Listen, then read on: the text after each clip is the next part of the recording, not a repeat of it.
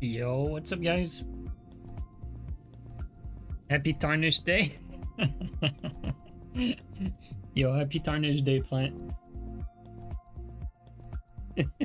So stupid. Yo, Gabri Souls, thank you so much for the 15 months, man. Thanks a lot. Yo, Pleve, how you doing, bro? What's up, Muzon? How you guys doing? Nice to see you guys. Happy Tarnished Day to you, Plant. It's fucking... Yo, Josh, how you doing, man? Shit, that's... Man, funny stuff. Oops. I did not press anything. I'm just... don't mind me.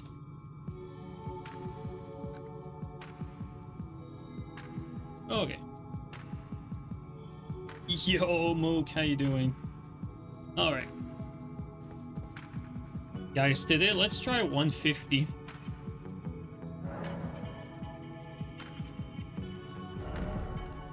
Let's try 150.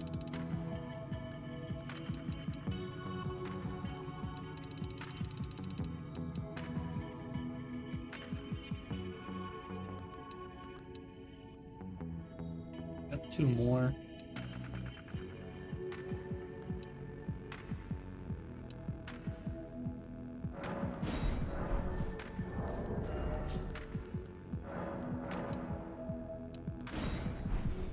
The steel meta?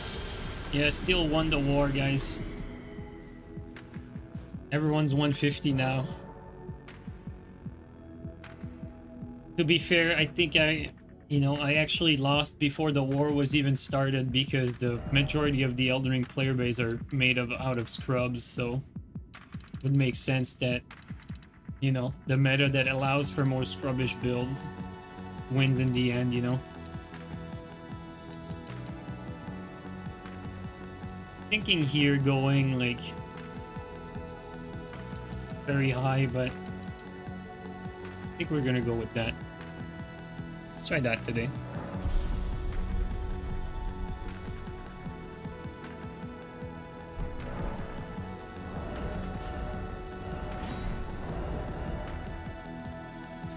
And I want to do the stupid again. I want to continue where we left off, guys.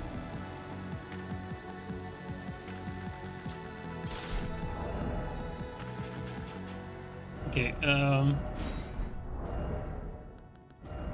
let's go with you know, the crazy tally, this one. Obviously this one for the max punish. This one, and we fat roll.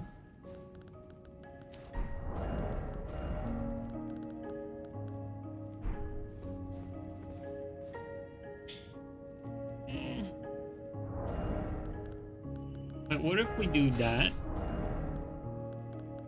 and do that? Can we have the 3 crossbows?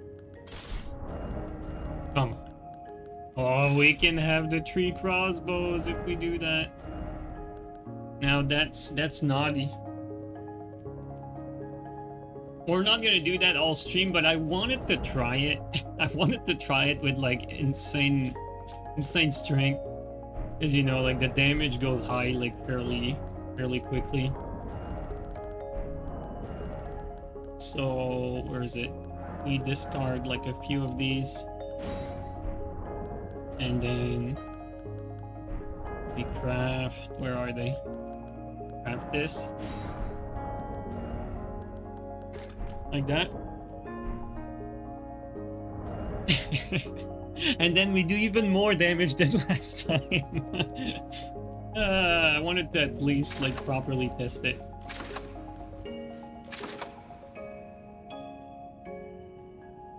You brought 6 spread crossbow to the arena and you got blocked by everyone. Honestly, I think this is better because as soon as you get the sleep, it's GG. Because the punish is just basically like guaranteed kill. It's pretty nasty, honestly.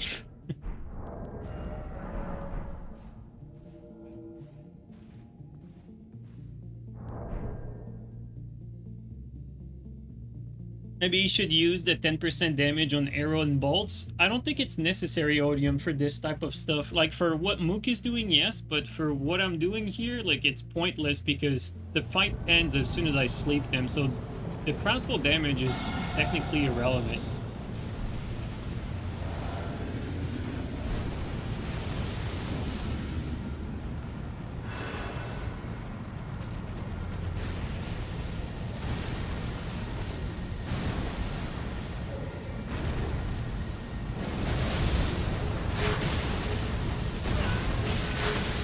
Like that. It's just silly.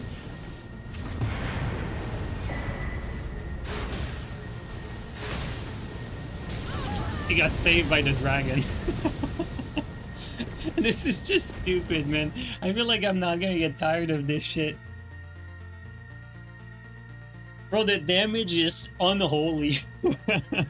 It is unholy, dude. It's completely nuts.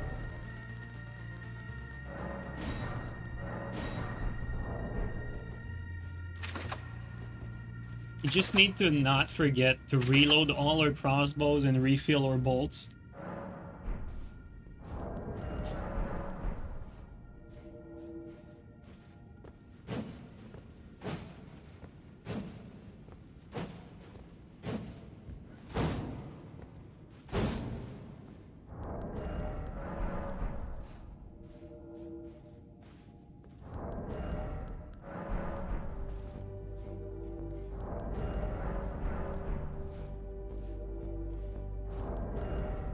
Chama or no chama? Chama today.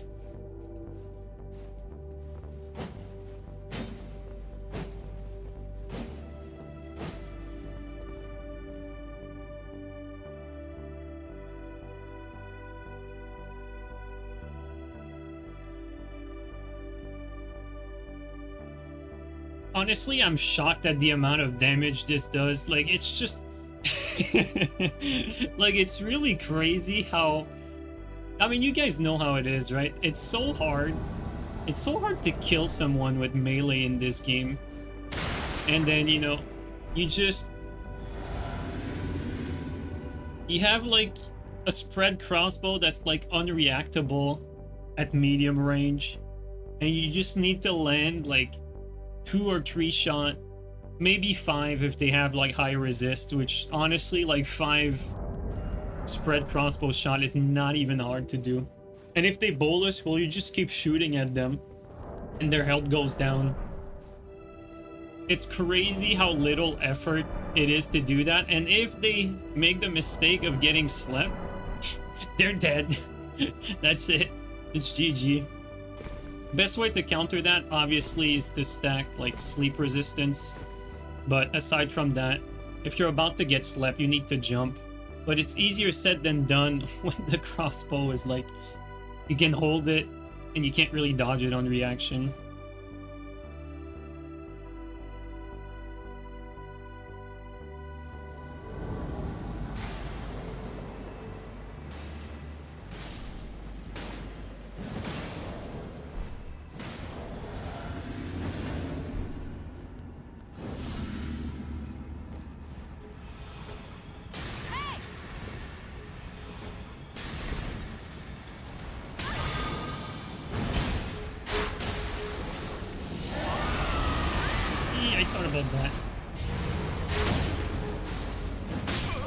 Charge it. Let's get the damage and get out of there.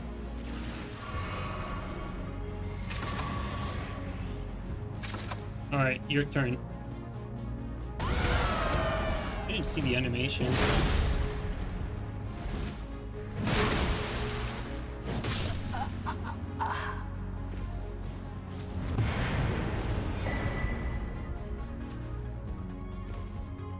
The part where I ran into the dragon was a really bad play. It could have cost me.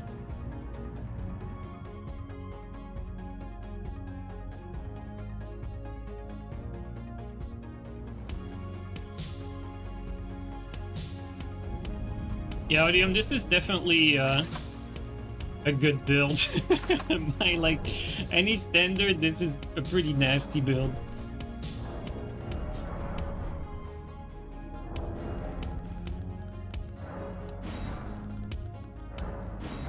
Definitely on the nastier side of things.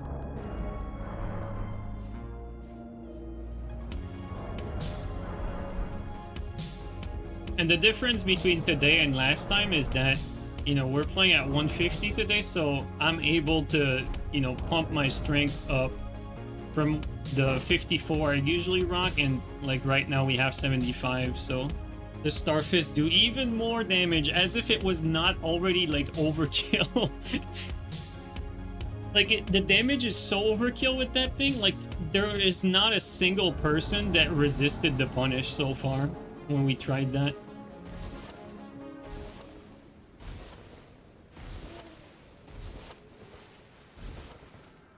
Should be interesting to test against these shitters.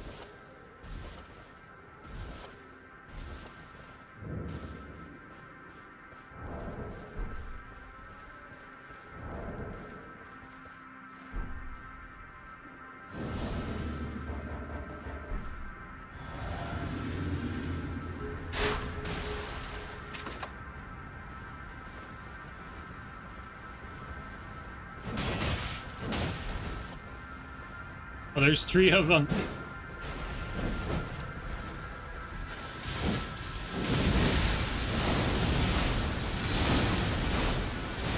I guess they didn't like their odds with 2v1, so they got 3 people to the max level gank this time.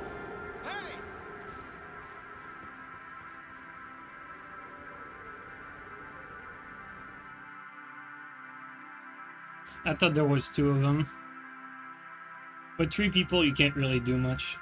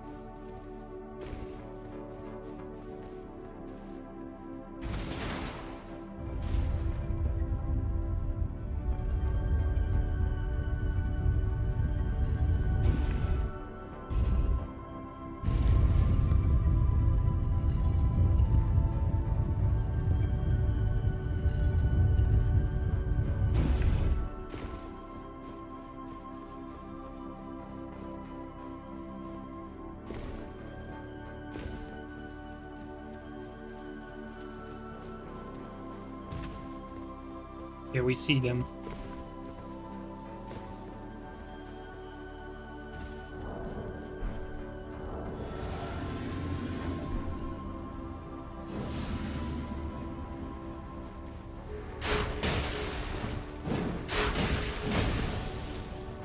don't have time for the big punish.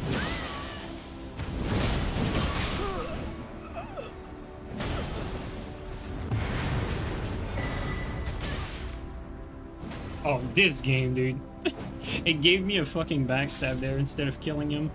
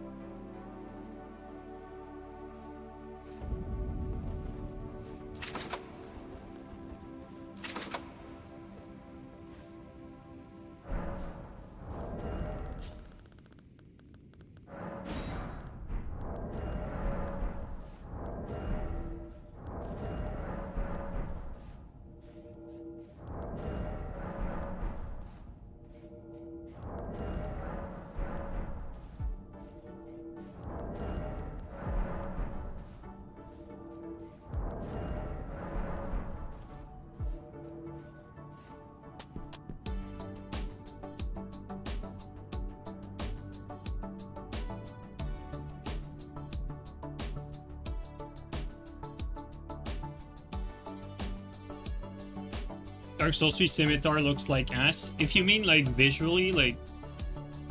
I mean, it doesn't look like the ugliest thing, but... If you mean like, is it a good weapon or not? It's a pretty good weapon.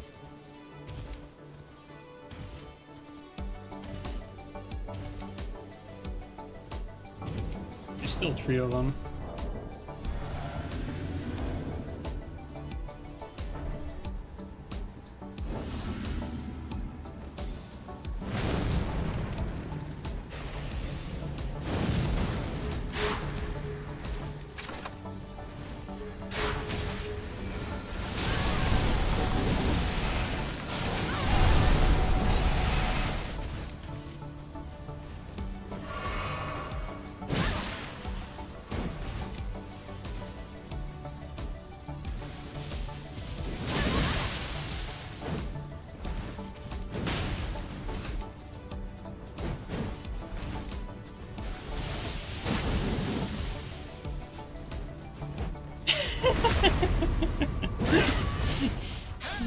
The undeserved fucking backstab.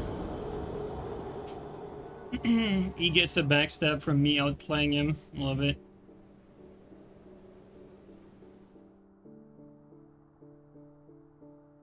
Unfortunately, there's not much plays we can do here against 3 people. Even with the sleep, we don't really have time to shoot at any of them in any like sustainable way.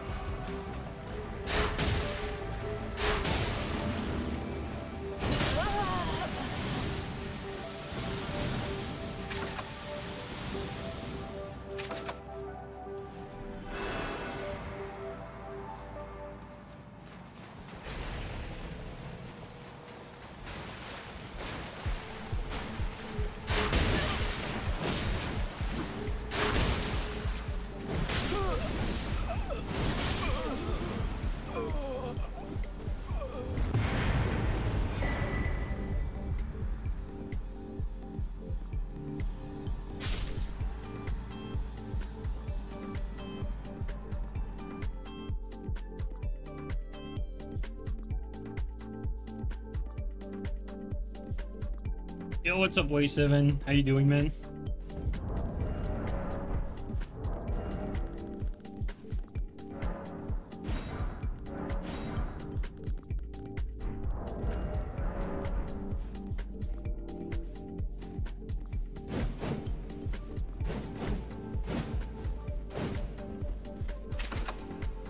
Forgot to get my bolts.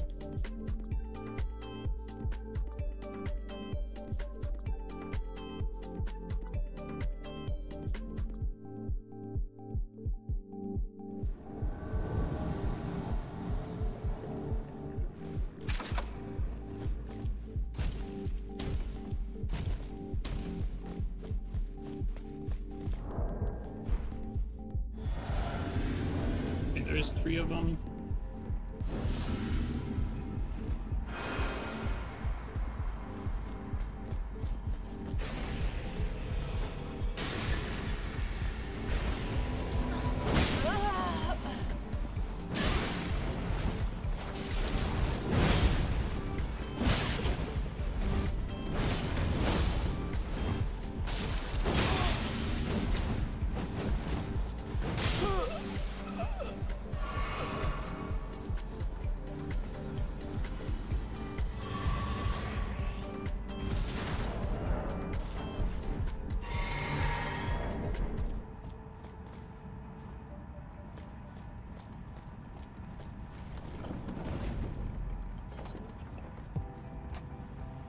Hell, that was weird.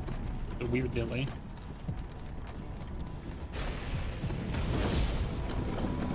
The blue already.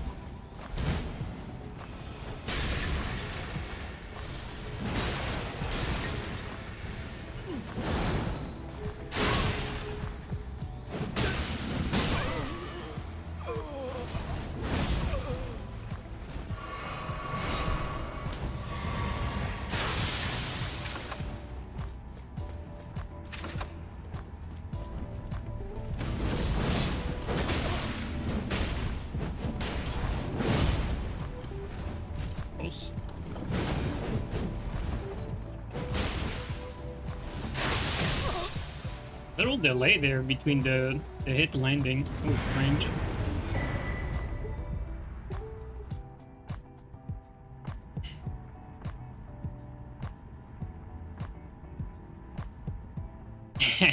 Yo, Castle. That's actually funny.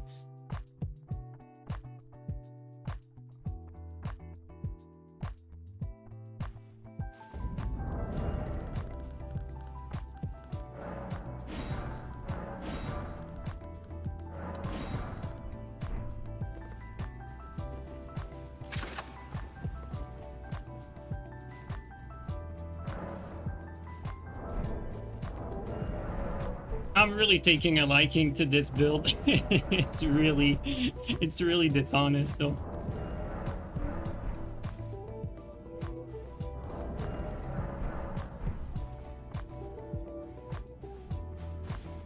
Hope you get your new one soon, Vale. That sounds pretty bad, honestly.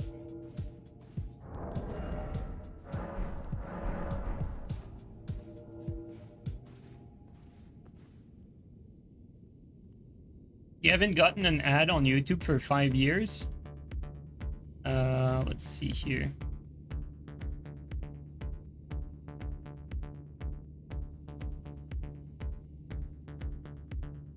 Oh, you use network ad block. Do you use like something like a pie hole?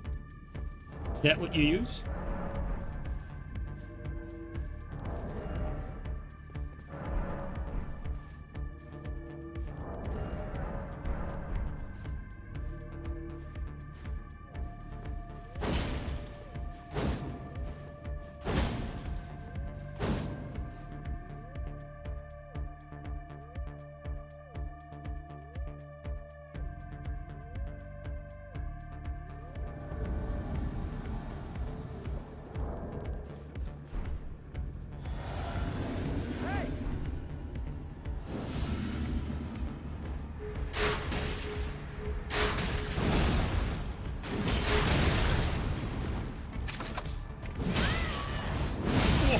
Oh, close.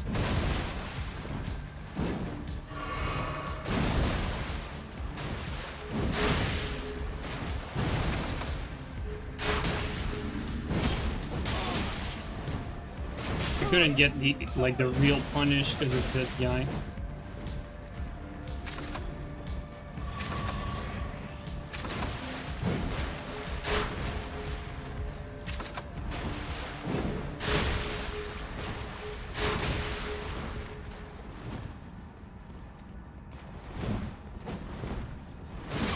Seems like he had the sleep effect on his character, but he did not get slept. Not really sure what happened there. Like, we technically slept him.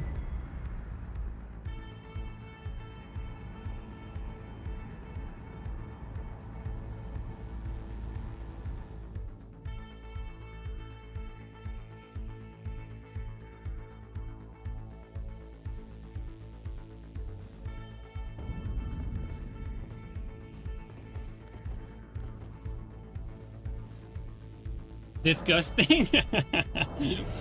Man, this is pretty fun though.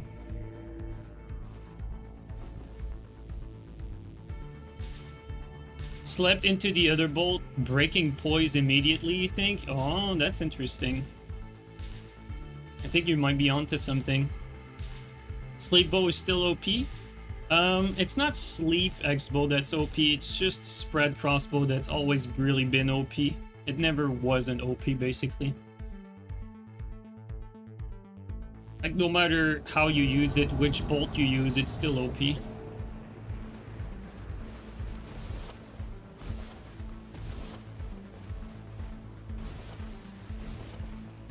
How many bolts you use per shot? I think it's 10. I think it's 10 per shot.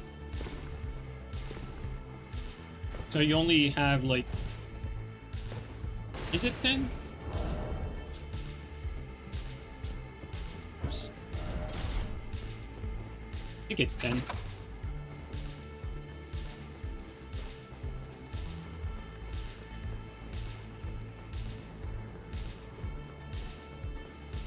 Alright, we're gonna figure out.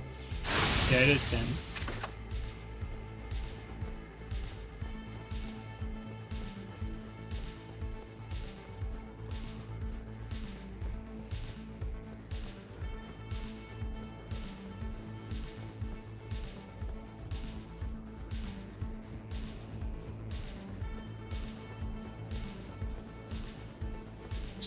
Sleep looks more obnoxious than the bolts. Well, when you're invading like that against people that are not prepared to face it, it's definitely stronger, but when you're fighting people that are prepared to face it, the other bolts are usually better.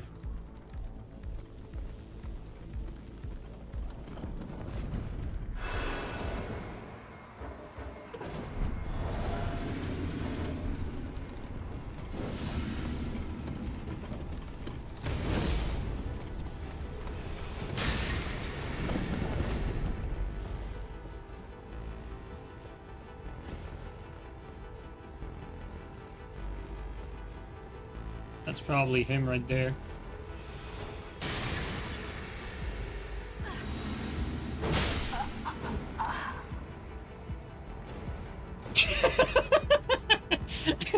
This is something.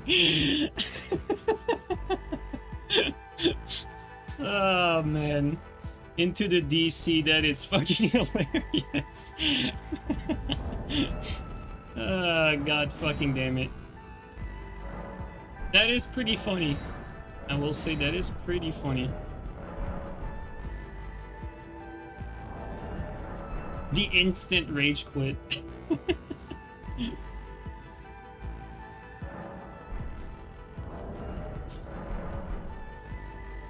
Yo, what's up, Omega? How you doing, man?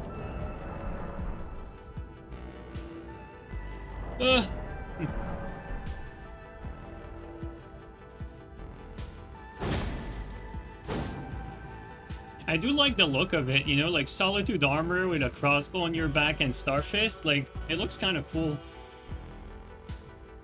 Like, Castle, I don't know if you remember, but like at the very start of Dark Souls 3, like my fashion was basically like a crossbow on the back with this Zweihander. So that's like a little similar to that.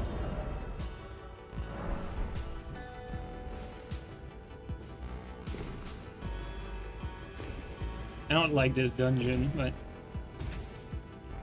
Yo, Steel, how you doing, man? Recovering from a wrist injury? Ah, yeah, that sucks. You know what? We don't even need the buffs. Let's just sleep him. Holy 1400, dude. That's without the blood boil too.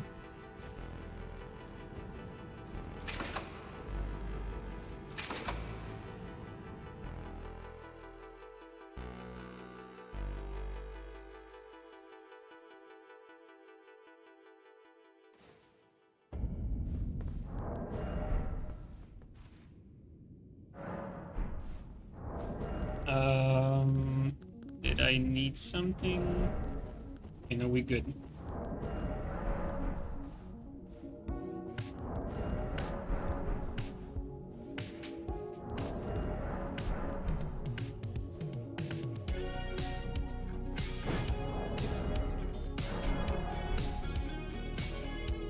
Yes, Uncle. Tarnished Edition is out. Out of today's title. More news coming up soon.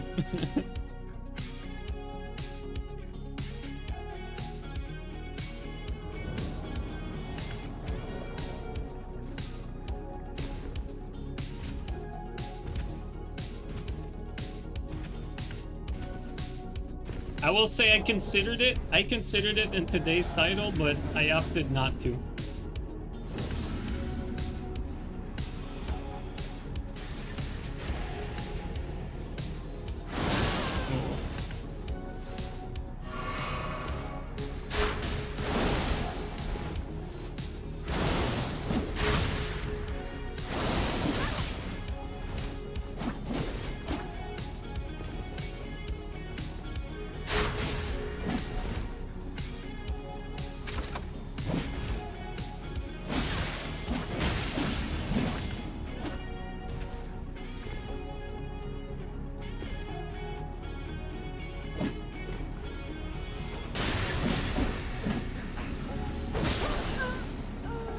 He missed.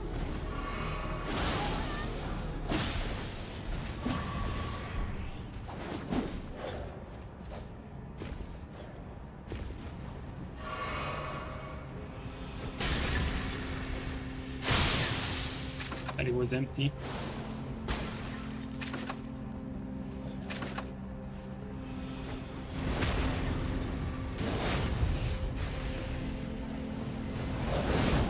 What? Come on, pot.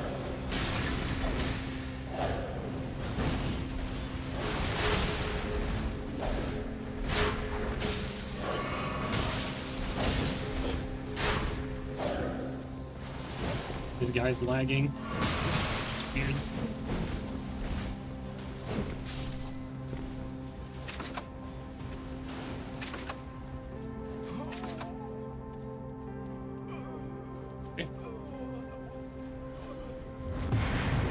They're both dead. Just one PvE enemy. Oh man.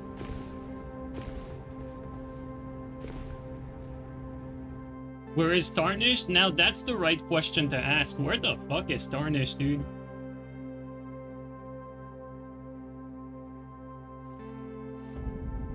Do you play on Claw on the left side? That's a very good question. I basically play normal, and then when I go to swap the menu, my right hand is clawing. And then when I go to maneuver the menu, both hands are clawing. So I have like a normal grip until I menu, and then I start claw gripping basically.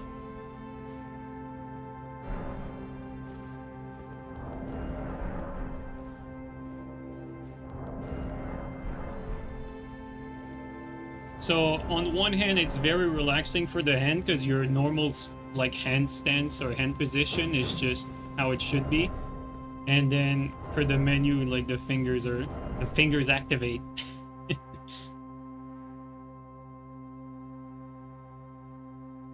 So I'm basically constantly like pressing buttons on the controller. Constantly moving the hands.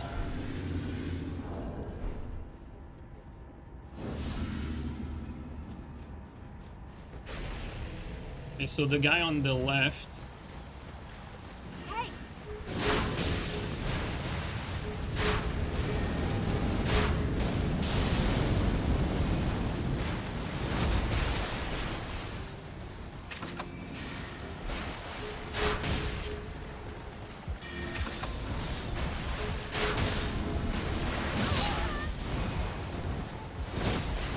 Did not get the punish.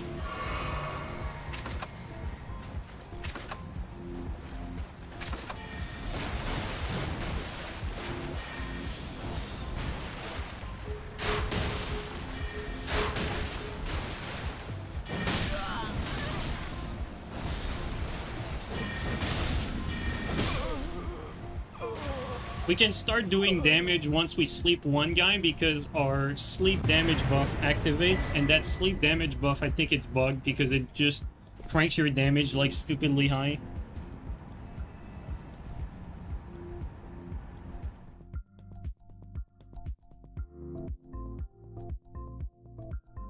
You tempted to change your Switch username to Tarnished Edition? Does blocking reduce status buildup? Yes, it does.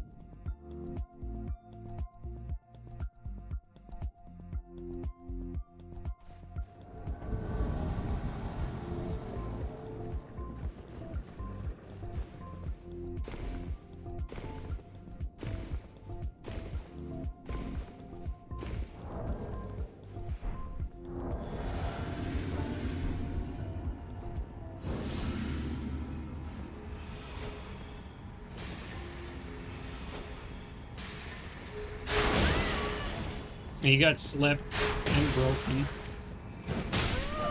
There you go, that's one down. I think that's the host. Bro, the DCs just... Bro, the DCs with this build is actually so funny. There's so many DCs when I use this thing. Dude, we just started streaming, that's already like 2 people.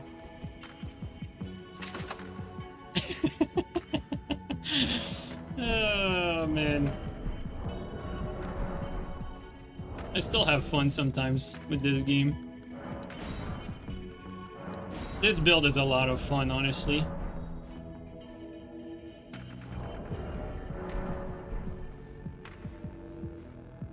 This and the last stream had a lot of give-ups and DCs. Yeah, absolutely.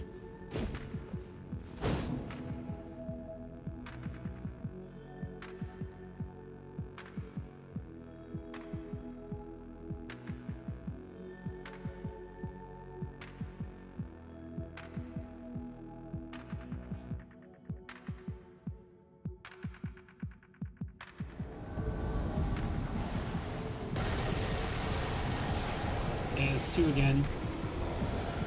Oh, and they're against the bear.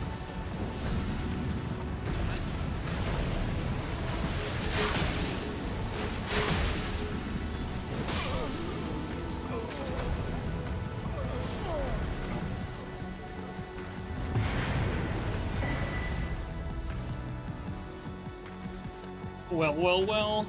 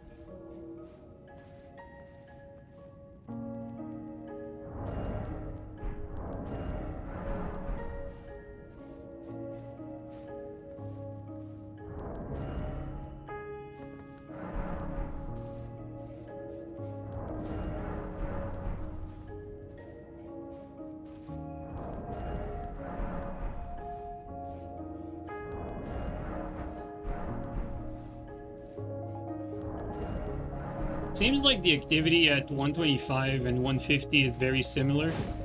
Maybe it's a little more active at 150, but, you know, could also be like time of day and, you know, stuff like that. Because it always varies a little bit depending on when you actually play.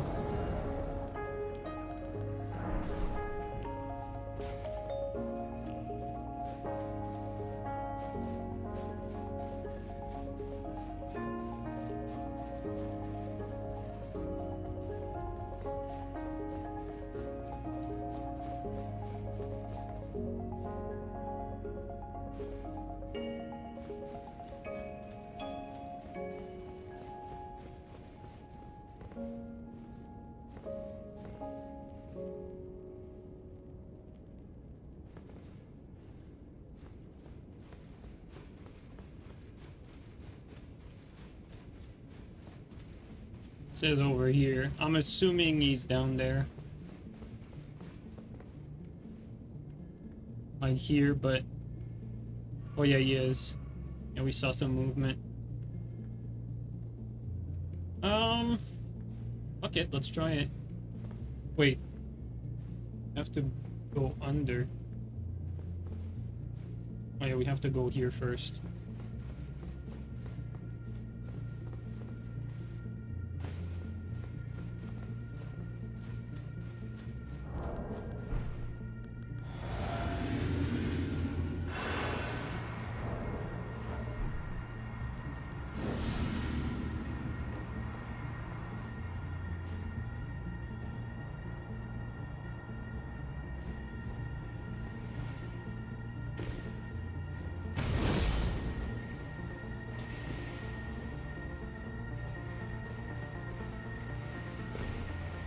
There's two of them.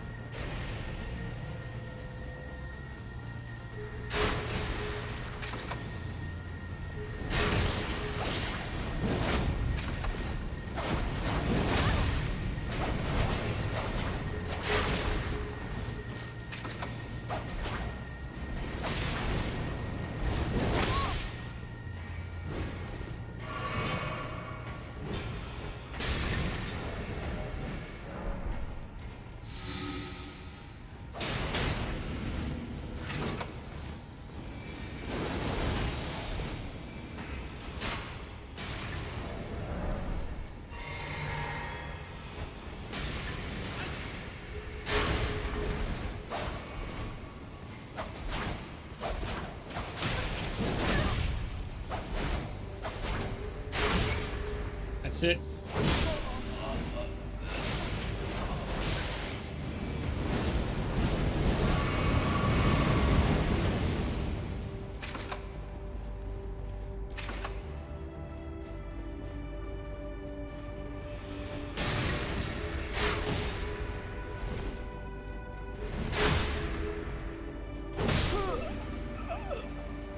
All you need is that one sleep, man.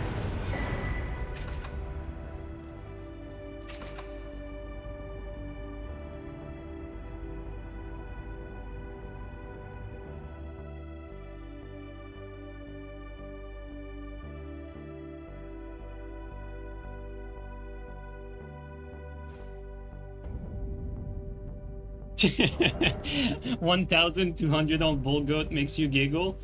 The crazy part, the crazy part is that when you actually sleep them, it doesn't just combo into a fully charged R2, it combos into a fully charged R2 with a second R2 follow-up.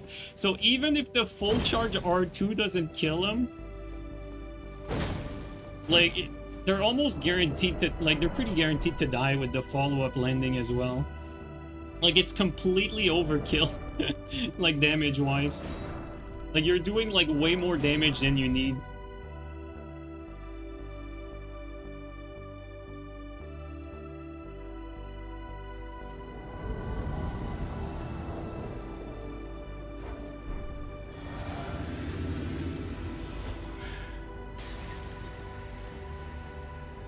Oh my god.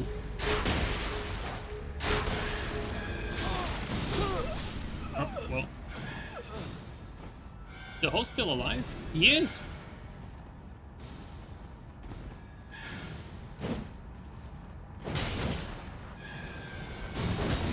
I kind of figured he would just give up. Had a hunch.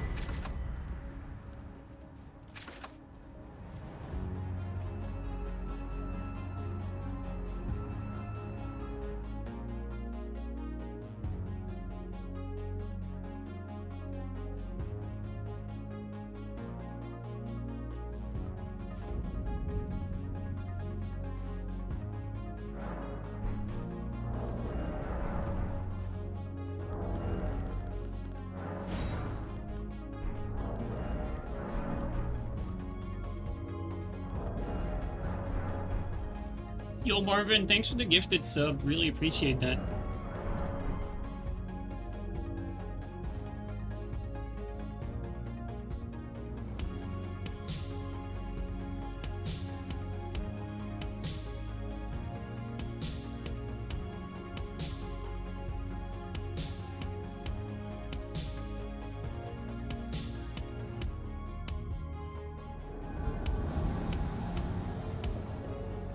There's only one guy.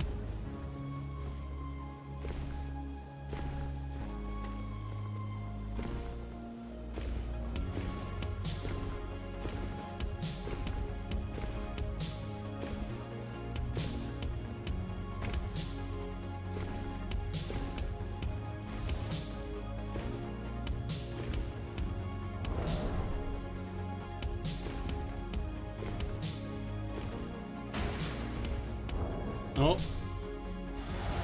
He has the circle. Has the circle, the shield.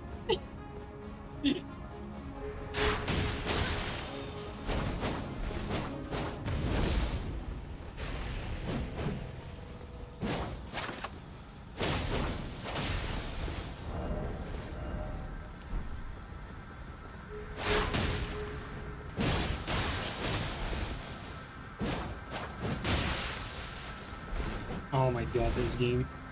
Got a blue to deal with though. Oh.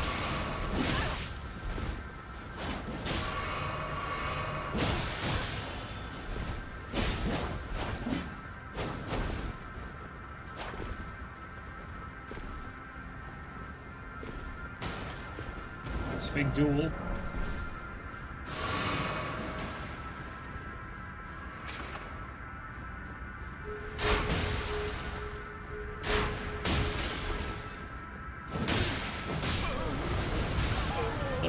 There. Oh, we got a teammate.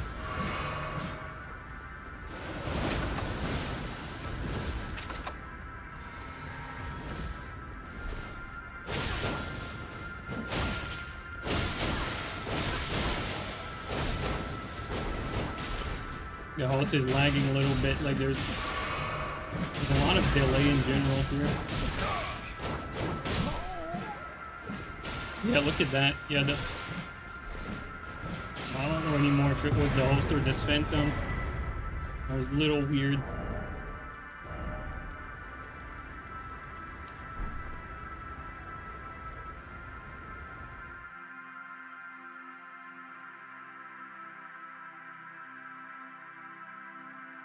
Yo, Goldmask, thanks for the gifted sub to Ungone. Really appreciate that.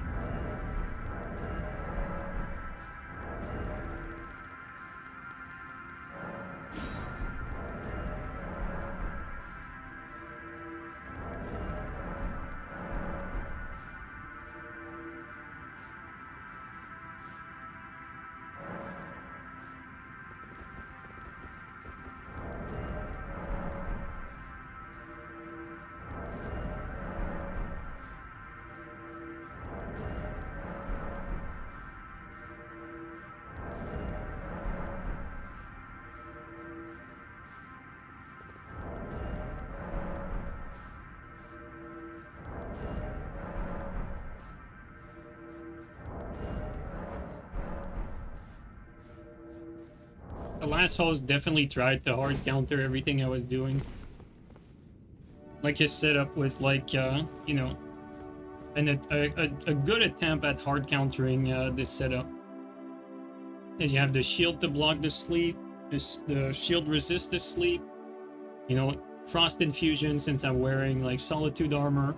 which is low robustness. You know.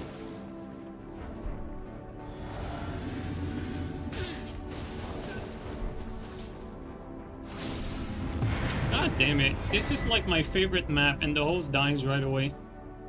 That's so unfortunate. I really was excited to fight here. Are Starfist better than Kestis? Right now, yes, Castle, they are. Problem with Kestis Castle is that they don't keep priority. Like every time you land an R2 with Kestis, like your opponent can just attack out of it, and you'll basically like force trades with your opponent. And Kestis R2 doesn't actually do like that much damage, whereas with Starfist, if you land the R2, you have priority for your follow-up R2. And obviously, Starfist does more damage than Kestis in general. Got a teammate here. Trying to help him out.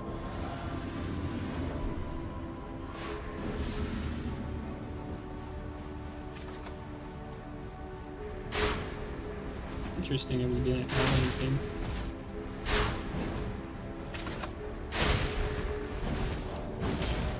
I think a lot of sleep.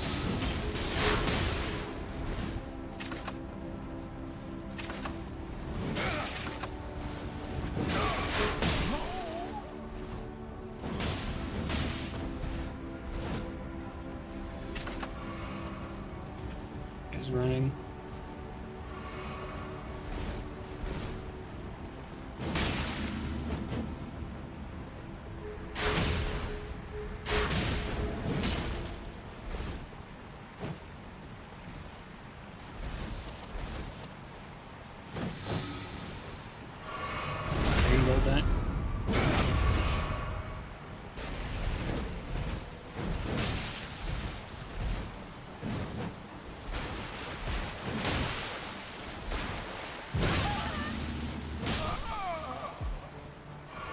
Thanks, teammate, for letting me work.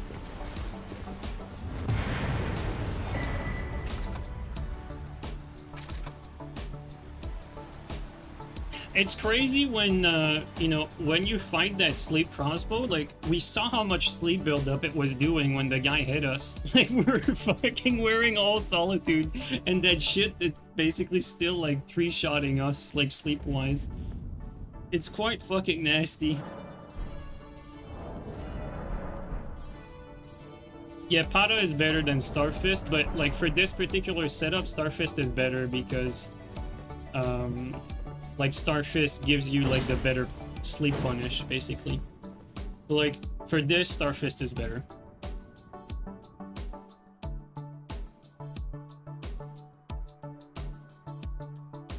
But like if you were to use it as just a like normally, like yes, Pada is better. Although like they're quite like different like setup wise, like you know the optimal like Starfist setup is like either Barbaric Roar or Storm Stomp, probably more like Storm Stomp. If you're gonna use Starfist, you'll likely be using Storm Stomp, whereas like with Pada it's like probably more Barbaric Roar, honestly. And I think between Barbaric Roar Starfist and Barbaric Roar Pada, I think Barbaric Roar Pada is stronger. I don't know which ladder this is. Interesting. Oh, yeah, I think I know where we are.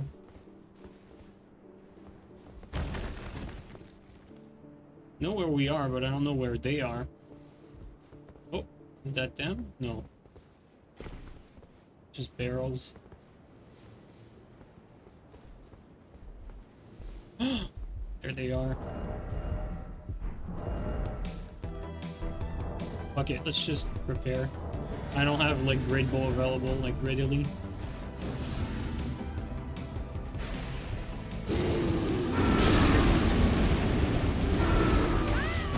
Oh, the range there.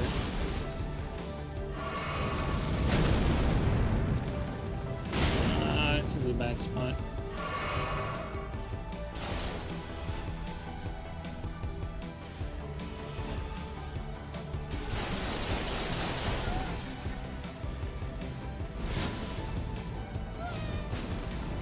This is quite difficult.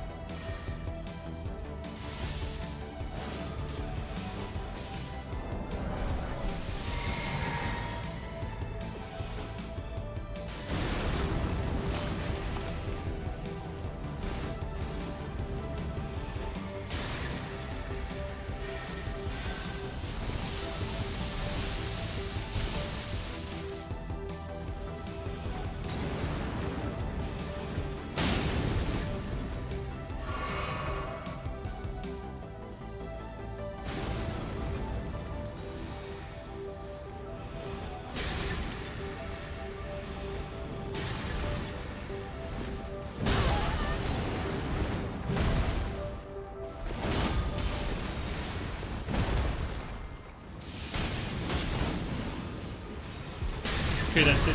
Come on, come on.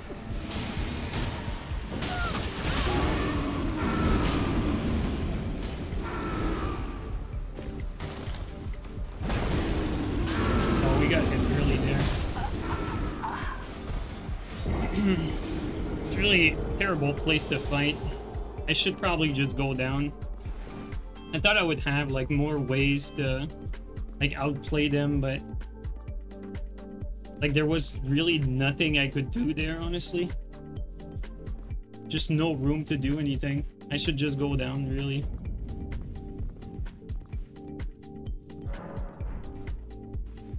Also, it seems like we're already out of sleep bolts.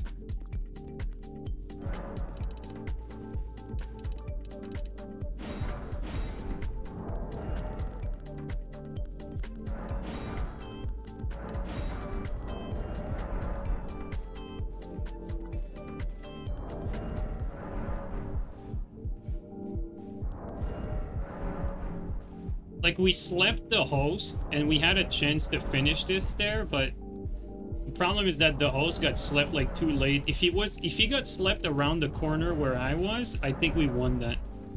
But he got slept, like, on the other side of the corner where there was already, like, a bunch of projectiles going to me. Sleep grease? It could work, but to be honest, I don't actually know if sleep grease is that useful. Because, like, I'm not going to be trying to sleep them with my attacks. Because, to be quite honest, like, sleep grease is very little sleep buildup. And it's unpredictable, like, when you're actually going to get the sleep. Whereas with the crossbow shots, it's like, you get a good chance at getting the sleep for each crossbow shot that you land.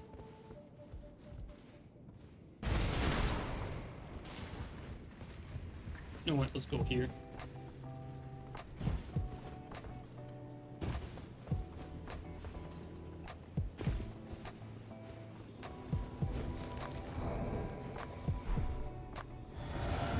I think I'll let them go up just because the blue just spawned like right around the door there.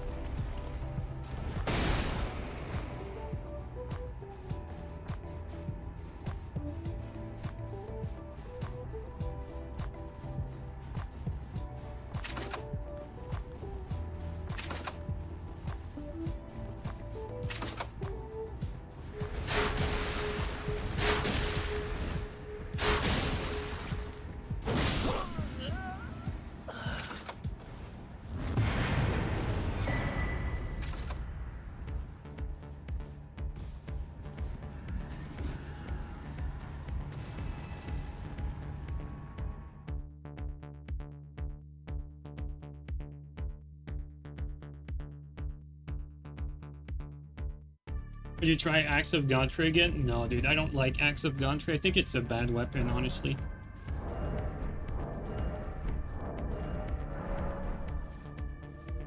Problem with Axe of Godfrey is that you constantly have to rebuff it, like, over and over again.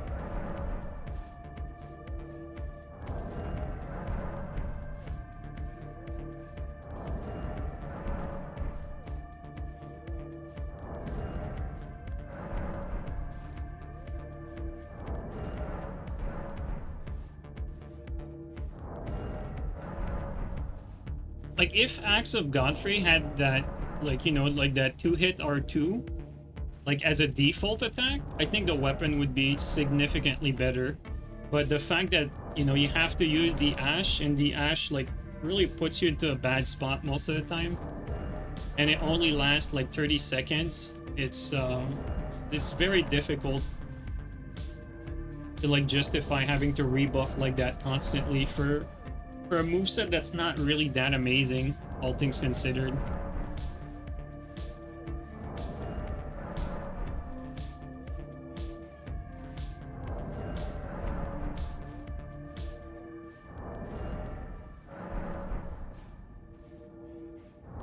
Ellie buffer duration, what, you want to make that 30 seconds 45 seconds? It's also like a waste of a valuable talisman slot, like especially in this game where you can get like so much use out of talisman slots, like it's pretty crazy.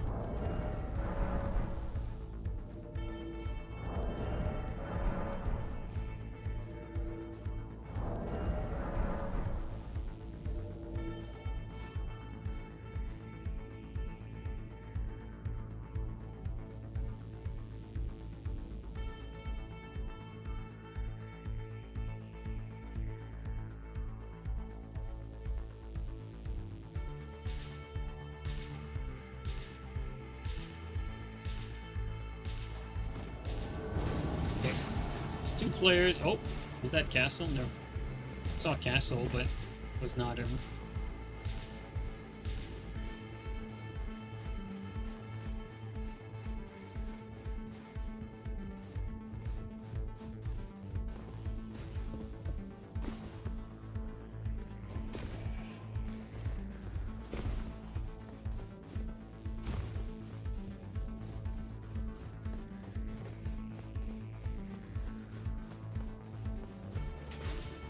It might just be like ignoring me and just going straight for the boss, honestly. I think that's what they're doing. I'm probably not gonna have time to catch up to them. Yeah, they're going straight to the boss. Oh, one of them's getting blocked though.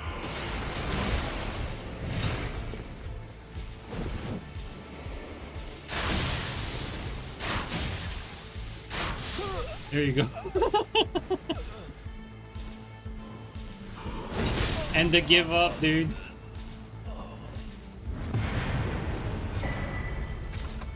That's why you have 3 crossbows, guys. We managed to kill the Phantom in time.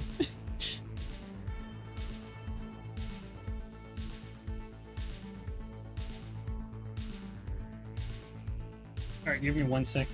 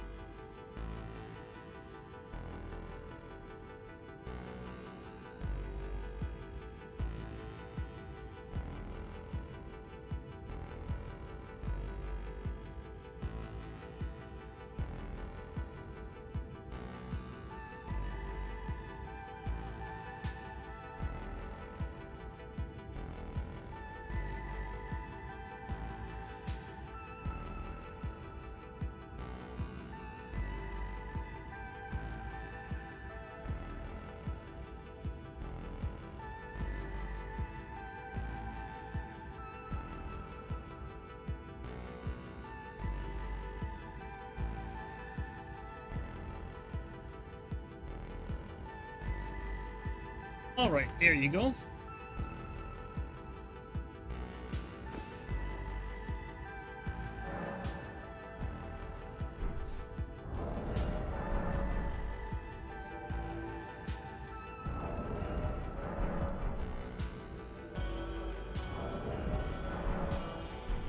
Opinions on Elden Ring Reforged? I don't know, dude. I don't I don't play mods for Souls games. I don't really care about them.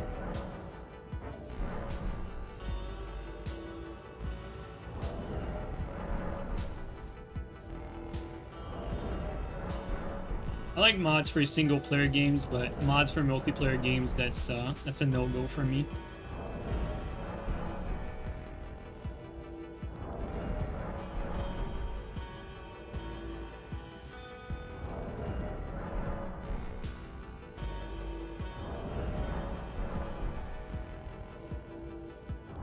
You fudge the PvE mod? Yeah, but it doesn't matter, it's a PvP game, and people are playing PvP in Reforge.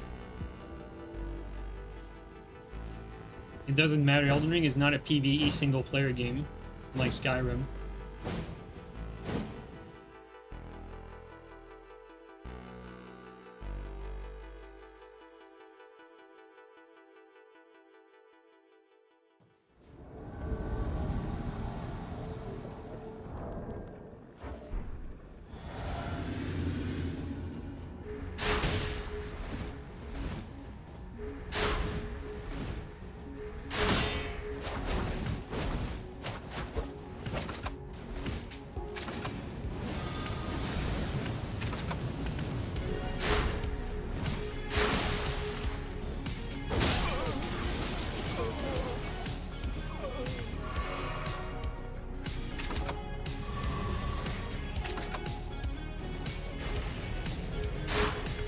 Hit there.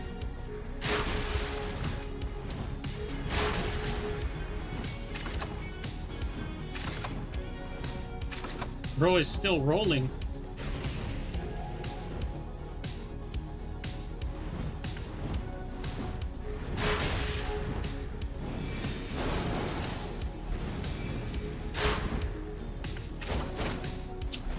Out of bolts.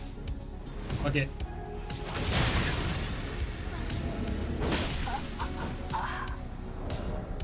No more bolts, let's throw the sleep pot.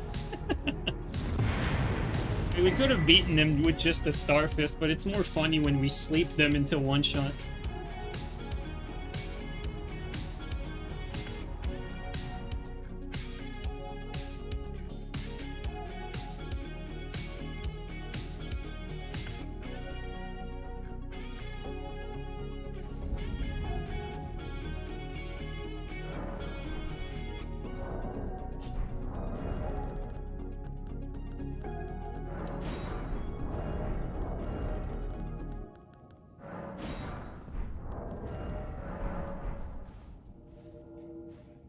Flash the stats?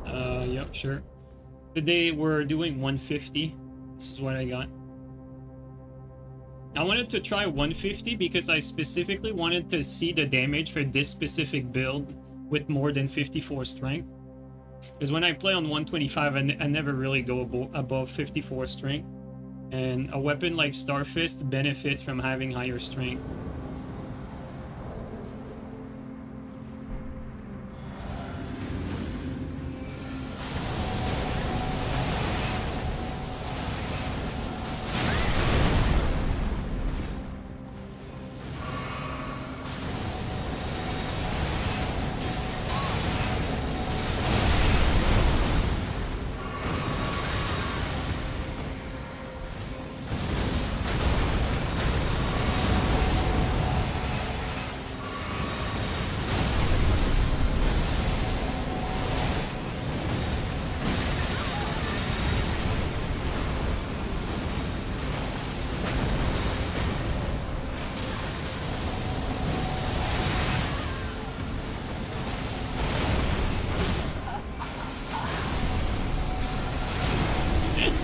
I mean, these guys really picked their ganking spot, right? I feel like gankers are being like extra cautious today because they realize that, you know, they're at a legit risk of losing even with multiple players. So, you know, they go all out to make sure I don't get a single chance of attacking back.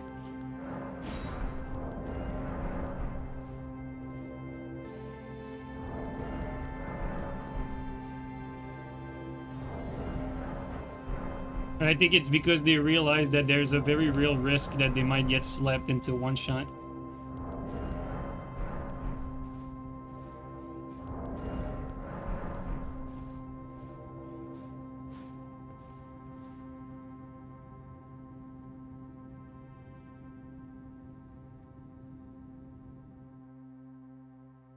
One thing that I do really like about 150 is, you know, when I play at 125, I really feel like it's like a significant uphill battle against like max level, like over-leveled players. Whereas here, at least, you know, at 150, you know, I'm 75 strength right now. Like, at 75 strength, I'm reaching like similar amount of AR than they have. So, like, on one hand, you know, obviously they still have the massive advantage, but I still have a chance to like do enough damage to kill one of them quickly, whereas with the 125 I'm a little starved for damage against an overleveled. Because the 125 is just a lot more balanced overall, you know what I mean?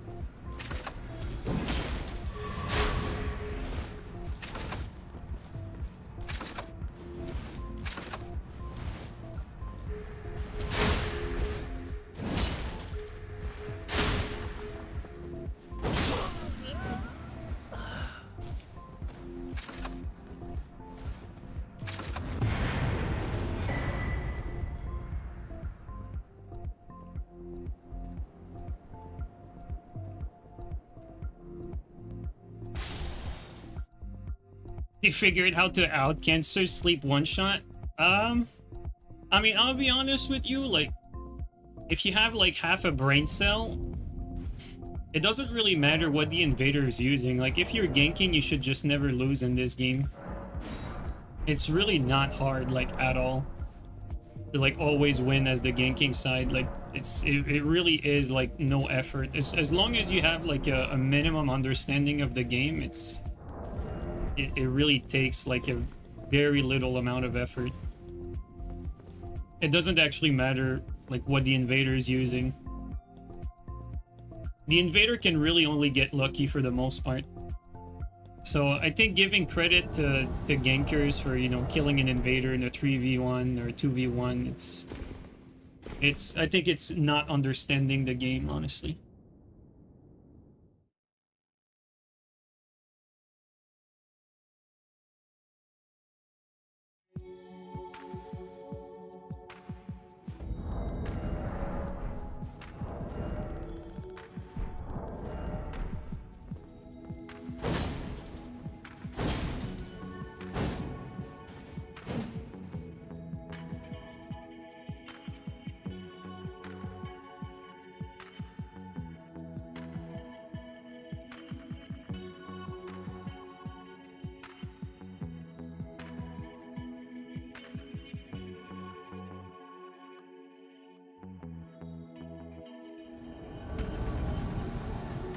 One guy.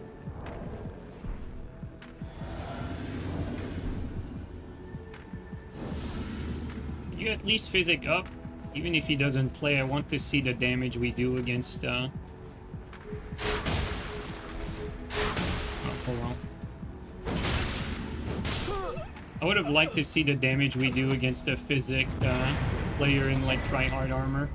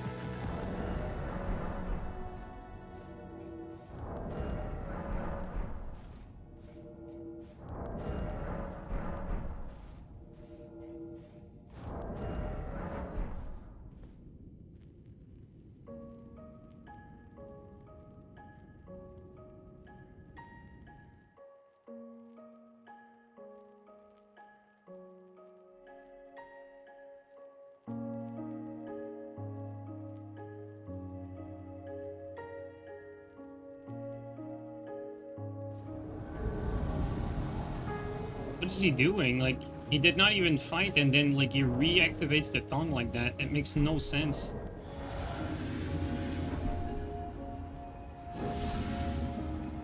The guy doesn't even want to play. You want to play now?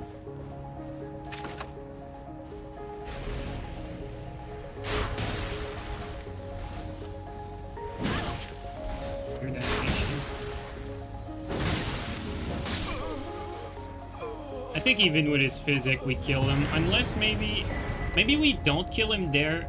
Like, if his physic activates, right? Because like we did like 1400, but we didn't kill him and we got him low HP. So his physic would kick in there, give him 600 HP. And so the non-charge R2 would need to do like 700 damage. I think it does. I think it might still kill him.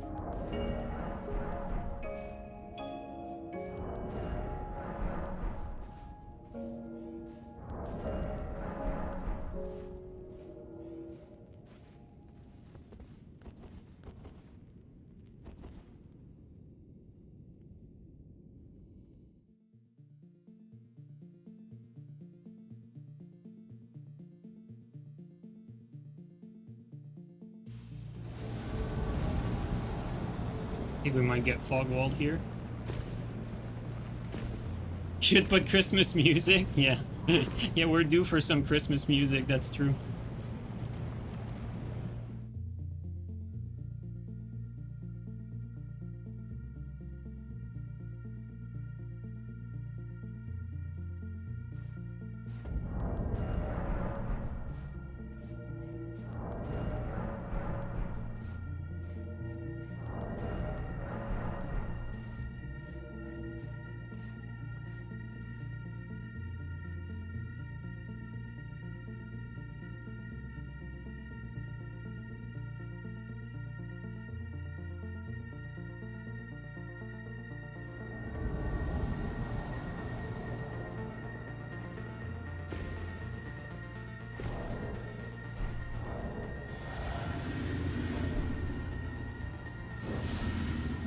It might be right under here.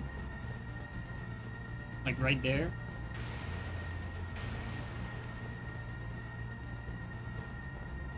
Look at him. You can like see him.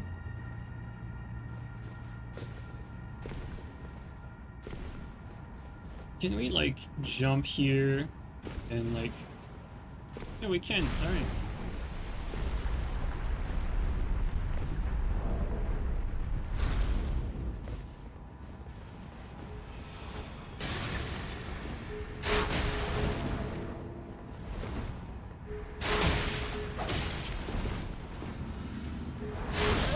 What? Yo, what the fuck? Hey! Bro, what was that? He just straight up one-shot. Well, that was unexpected.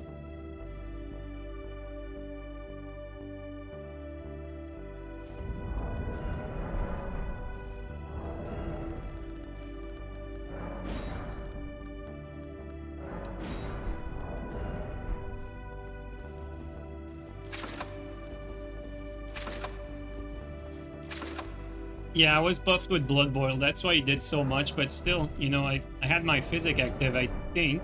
Yeah, I think I had my physic.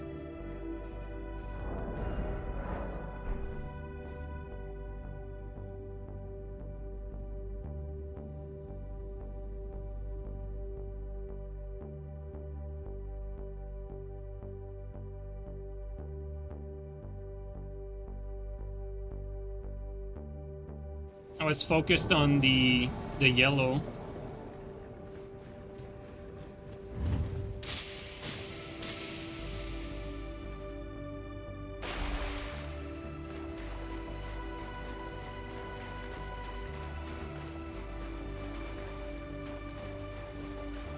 And this game, there's no way to reach them until they open that door.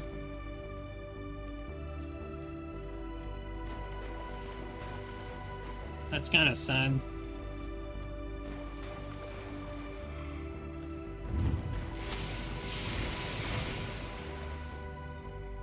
just respawn.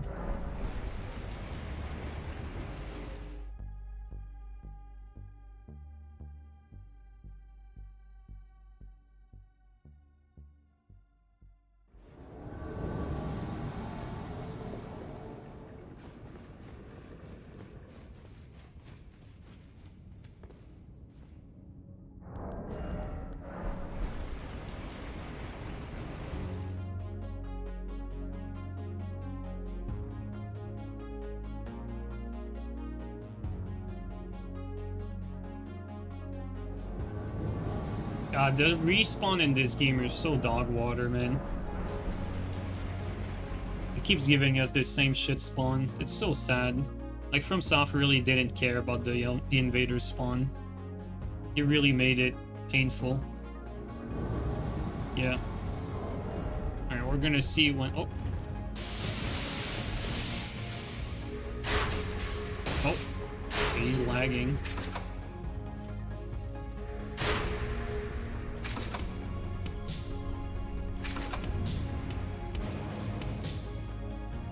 Well, I guess while he's up there, now we can reach them from here, I think.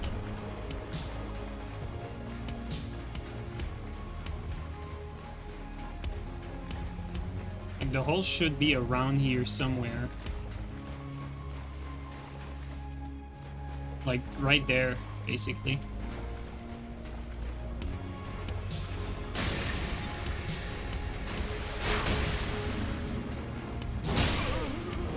Invisible agent, my ass. As the thing is, like, you cannot go down there as the invader because you can't activate the trap.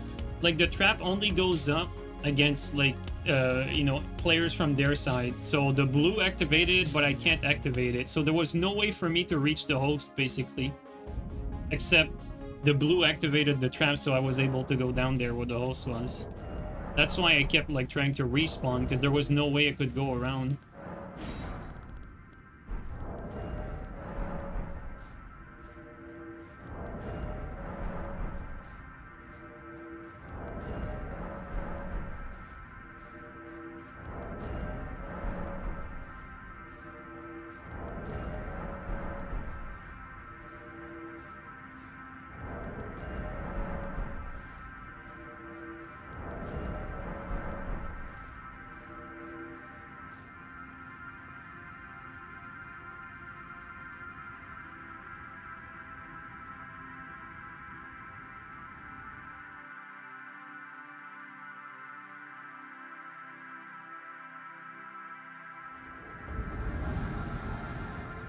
Could be really anywhere here.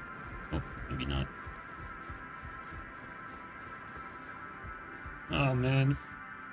We're really getting some bad spawns.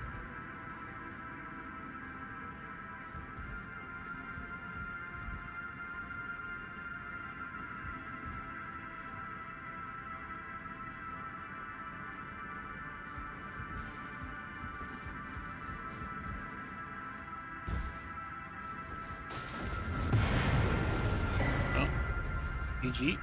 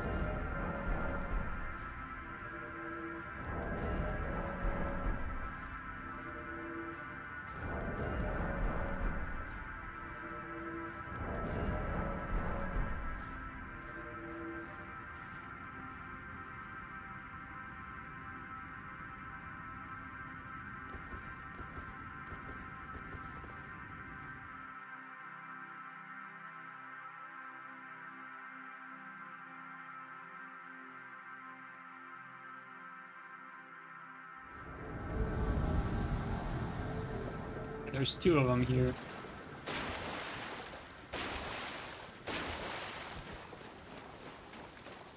Probably down there. I assume.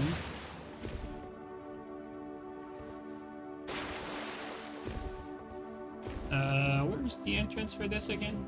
Oh yeah, right here. And it should be below here.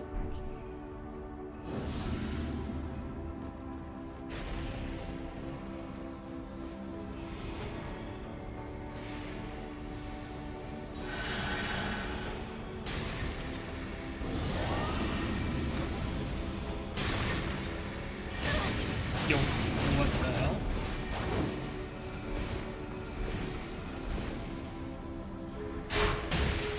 Okay, he's just...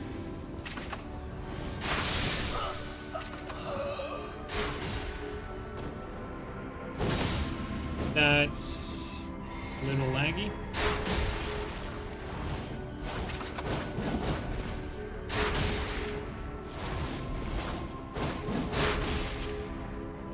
Yo, what the hell?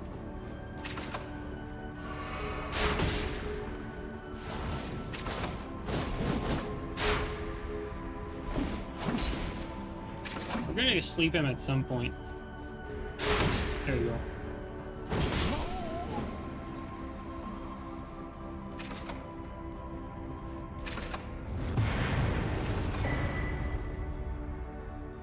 He lagged the sleep animation? Yeah, he did. He was not supposed to escape that the first time. Like, lagged while he was asleep.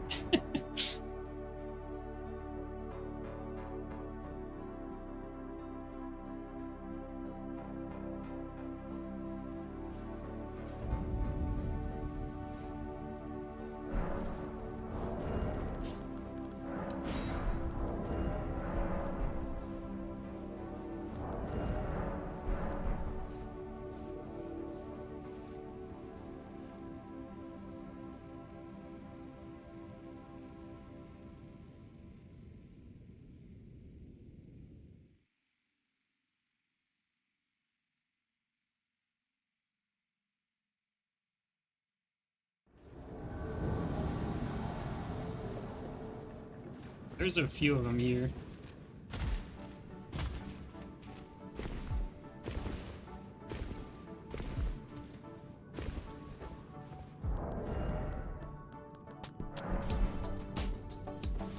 I'd rather have the lamp even if they see me coming, otherwise I can't really see much.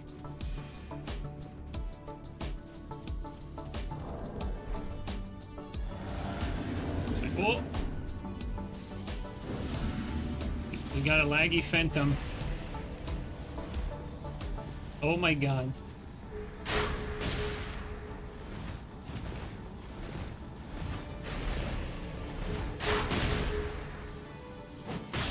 Okay, let's just get this over with.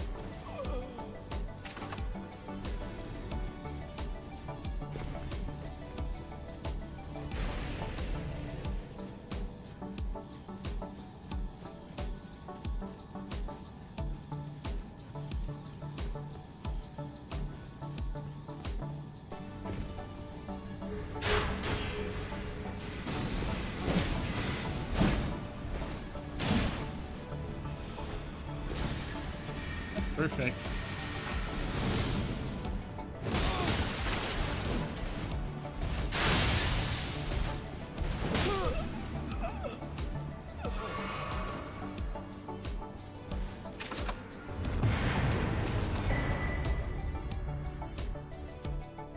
You're back.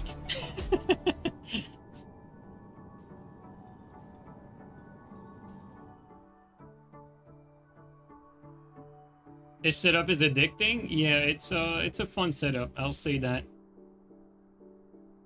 It's fun to get to sleep.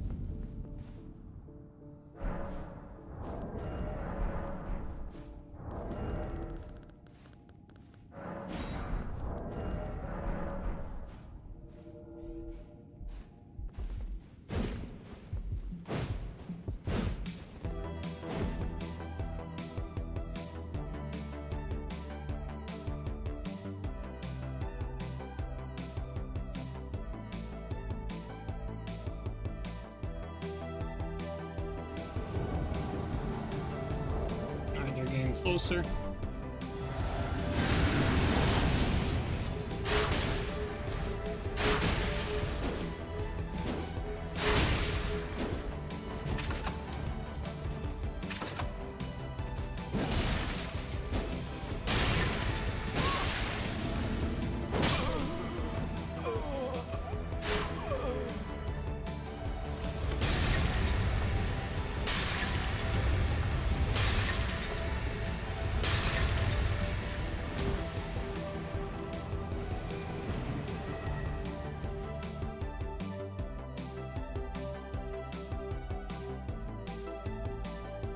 If only that worked. I wanted him to like get slept as soon as he exited the animation, but it starts the fight right away.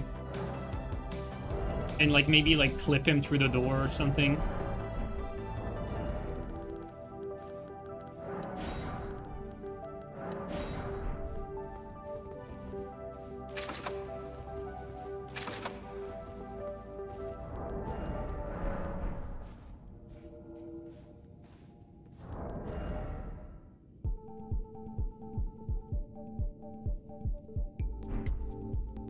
Because, you know, like sometimes they traverse the fog and they need to advance a little bit to activate the boss fight, but it was instant for this one.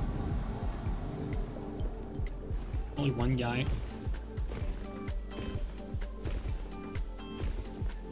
Gotta be careful because this guy has blues on, and we almost got killed by a blue from behind the last time.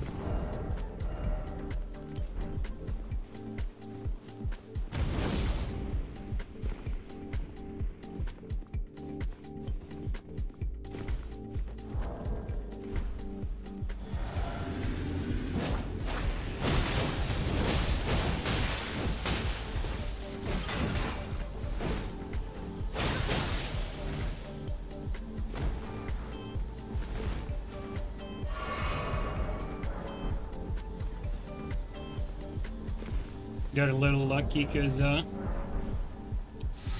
if it wasn't for that pushback, I think he was getting clipped right there.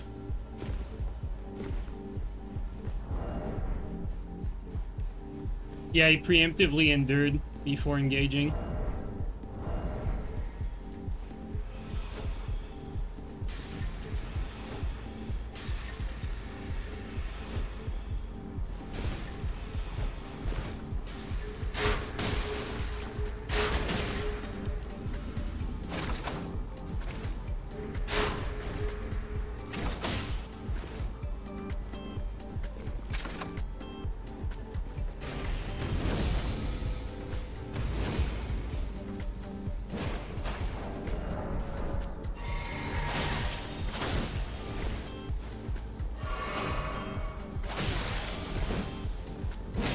Yeah, this guy's net is pretty fucking terrible, actually.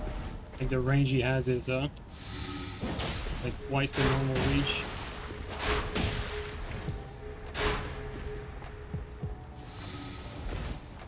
Yeah, it should do BS, even with his left.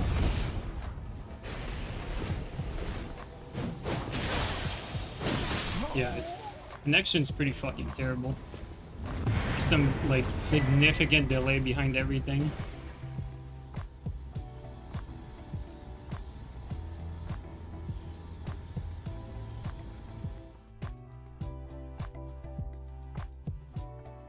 Maybe we found a new tech veil. Maybe jumping and landing on a mob, maybe it cancels out damage. It'd be crazy if that's the case.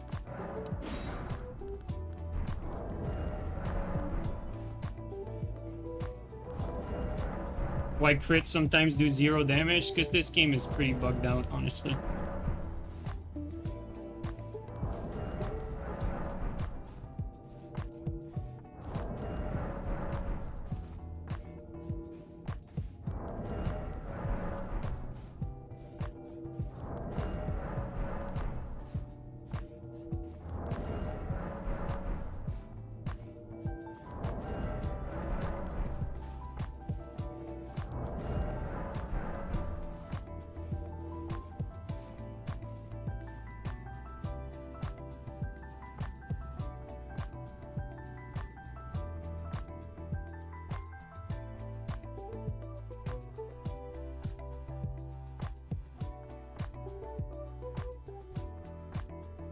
I think it was landing on the mob veil.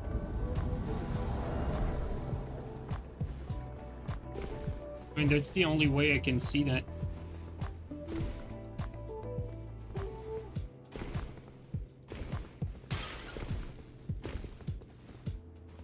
There's 2 of them.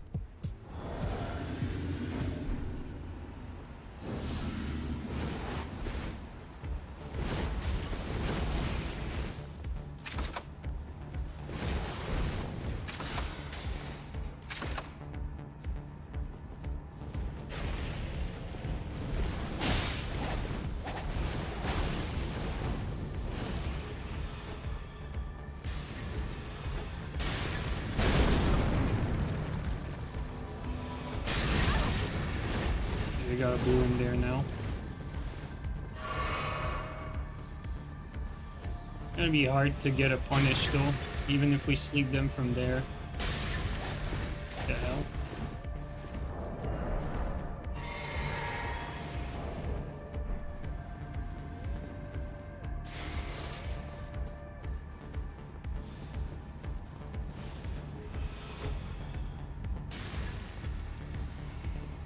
I see something up there. Crazy. And it's just sitting there. Okay, let's try to go through.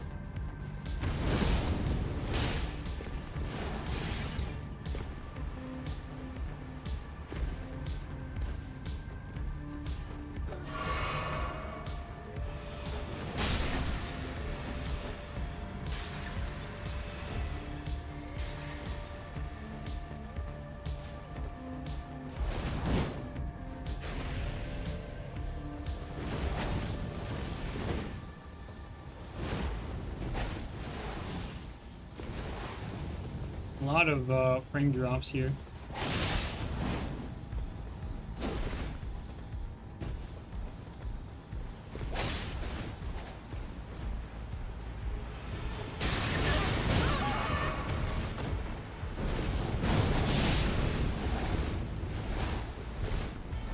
He might be dead.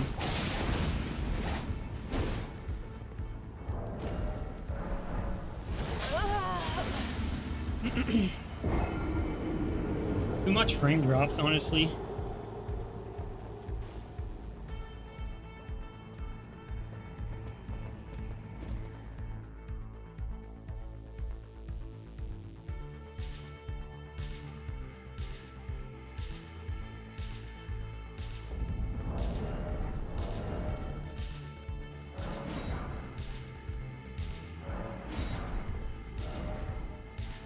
Man, these guys suck. We really should have won that one, honestly.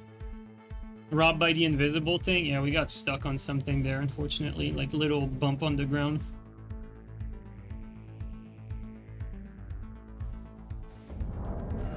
Like, we could have won that one, though.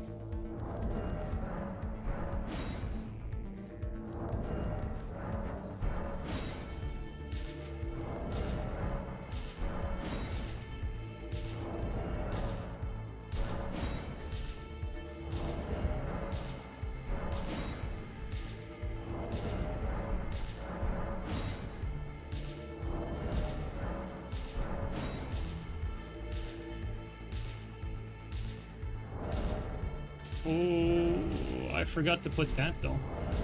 Not that it matters, but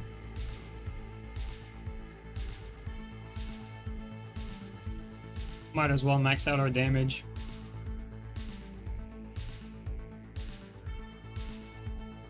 Right, how much toys do I have? Okay, 90, it's fine. Not sure if it's the same guys or not. Probably not, actually. Doesn't look like it.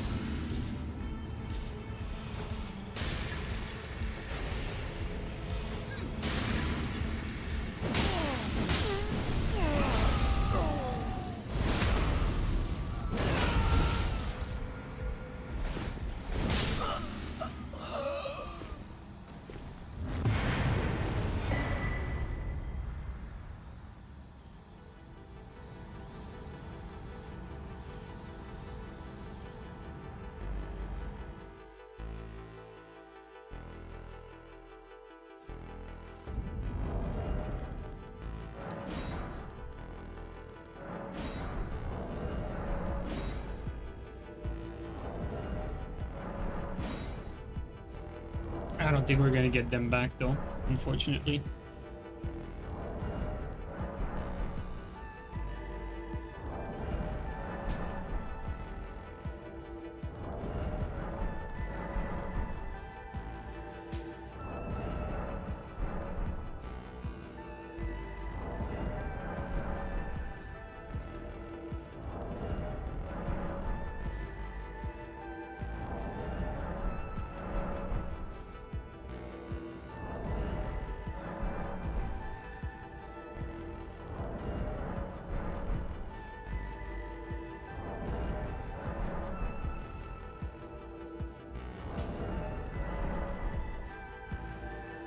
Seems like invading from here is a lot less active than invading from the other place we were at.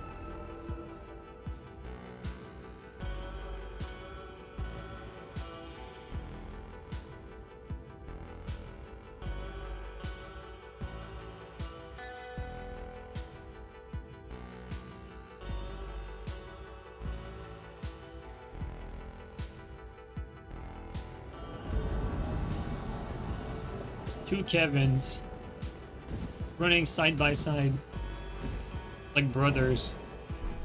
Look at them. They both look the same. That's crazy. All right, Kevins. We have to bow. Like, come on now. I'm starting to get a little suspicious.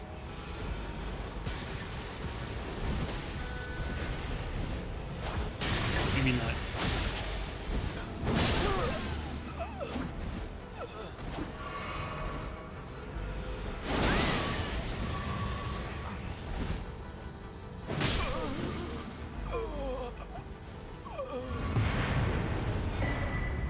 Brothers in L2? Yep, brothers in L2.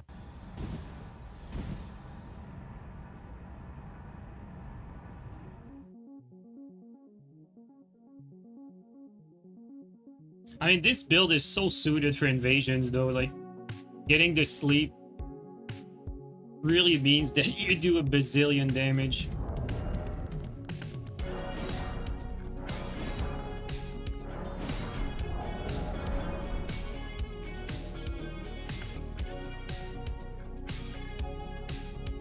Why are you doing so much damage with the R2? Well, the build is pretty much like set up to do as much damage as I can on a sleep punish. So like we have Blood Boil Aromatic, you know? We have Blood Boil Aromatic. I can't actually read the tally right now. We have Blood Boil Aromatic, the increased sleep damage, or sorry, increased damage after sleeping an opponent, and we have fully charge R2 do more damage on tallies and multi-hit. So like Blood Boil, more damage after sleep, more damage from charge R2s, and then Rotten Wing when we get multi-hits. So all of that equals a ton of damage. Yo, Zaton, thanks for the donation, dude. I really appreciate that. Thank you so much, man. Really appreciate. Yeah, that sleep damage tally is... I think it's bugged because it seems to be doing more damage than, like, let's say you poison buff yourself. It feels like you do more damage when you sleep someone than when you poison buff yourself. It really does. Like, it feels like a massive difference. Why no Barb Roar? Because you want that R2 punish. Because, like, the idea is that once you sleep someone, fully charge R2. R2 is a combo against a slept opponent. Okay, here we have a good opportunity.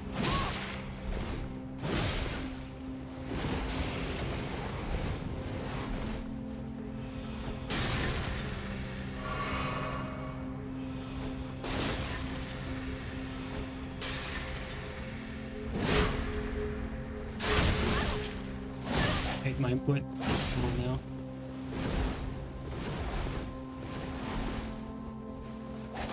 And we have the blue to deal with again.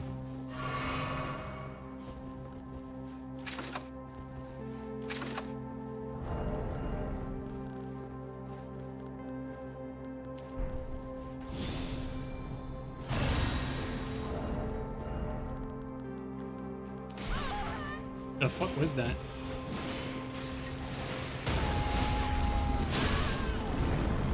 Not see anything, unfortunately. Kind of saved them.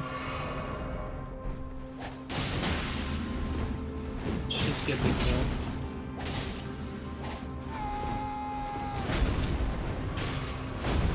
Got saved by his friend. Have to be careful. So I think the yellow might be... could be over leveled. I'm not quite sure, but...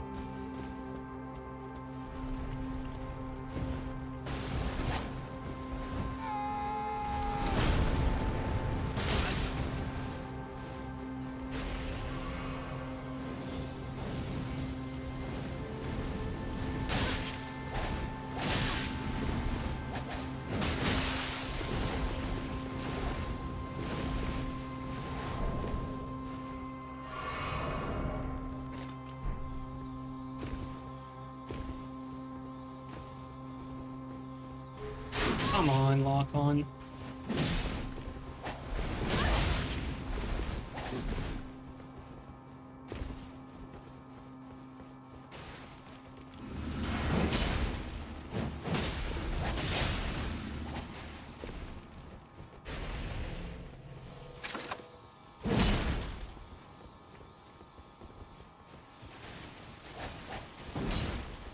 Let's move out of here. Too open.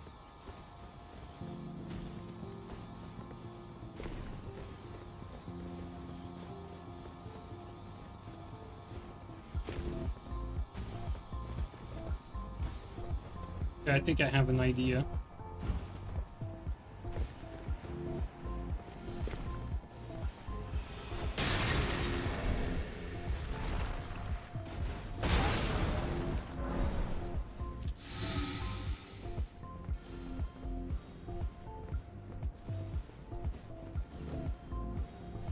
They're actually ganking here, like they're disregarding any spot that they don't deem where they have an advantage.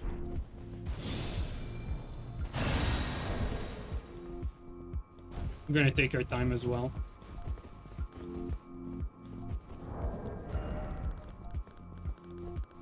I think we can win this one.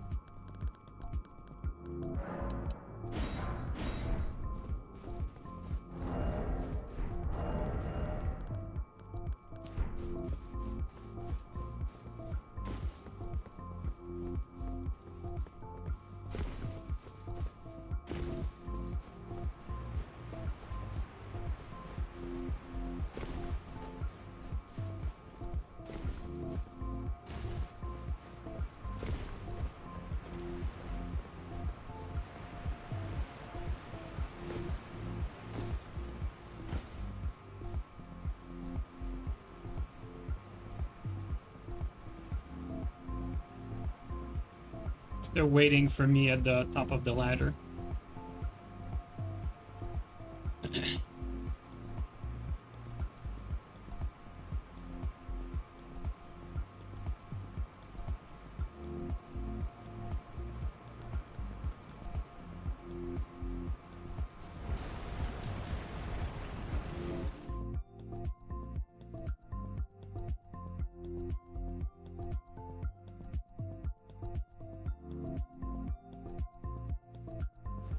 That's a good spawn. We won the spawn RNG here. It's a very useful spawn.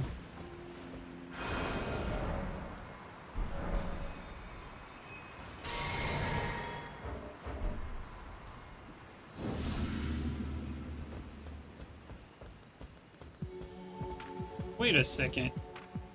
Where are they? They're gone, actually. It went the other way.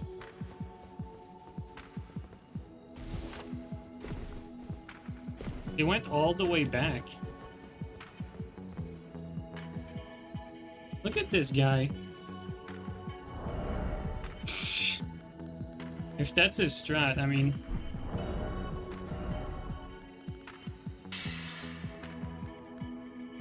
Where's Vi? There it is. Oh, come on, dude. Wrong fucking Ash. Like it... Oh, that's so sad, dude. Oh my god, that's so sad.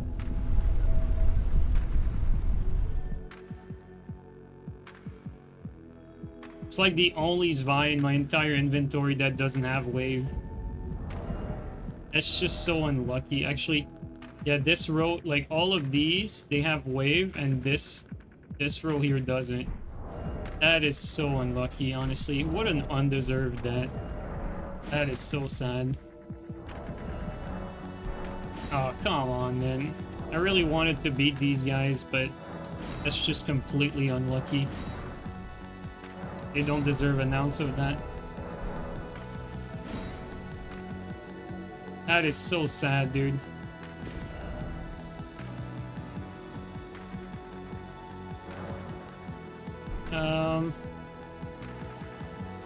Which Grace is actually the top here?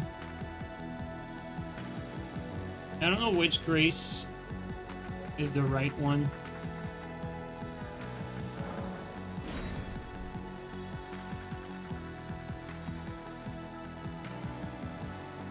That one felt bad. Like, just really unlucky, honestly.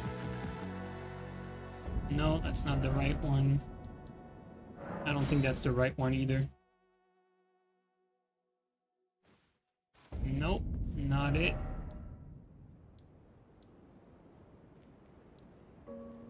Is it this one? No, it can't be. No, it's not.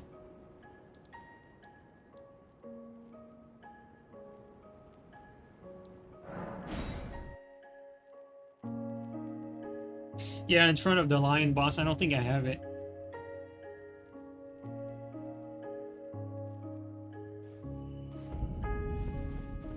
Yeah, I can try to invade from here, but I don't think it's gonna work.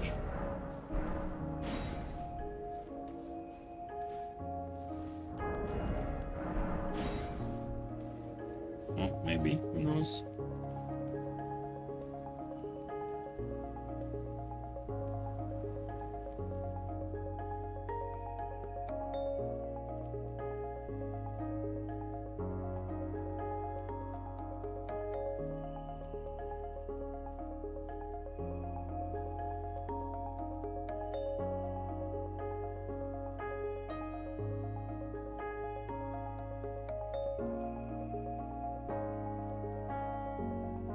Insane loading screen. Okay, there's 3 of them. 3 of them, and I think we really don't have a choice but to go here.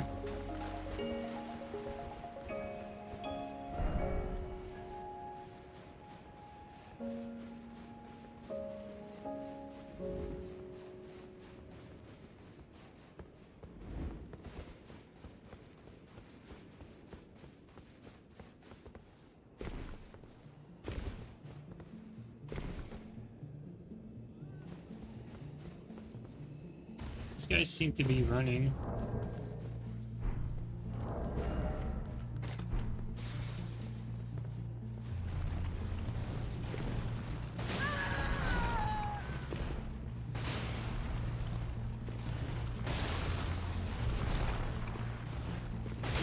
Oh, that's an invader?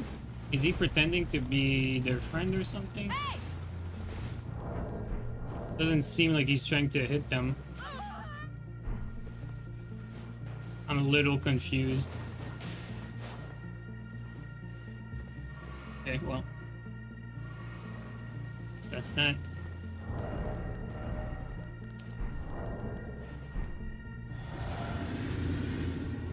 Man, the frame drop here are nasty.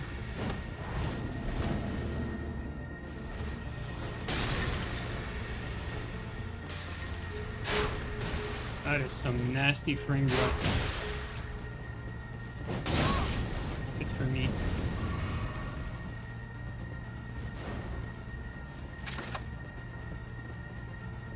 Man, why are the frames so fucking ass? Holy shit. Like 30 FPS.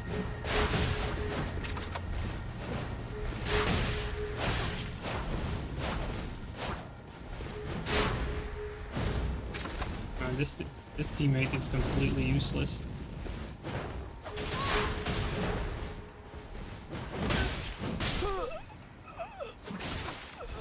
He does very little damage too.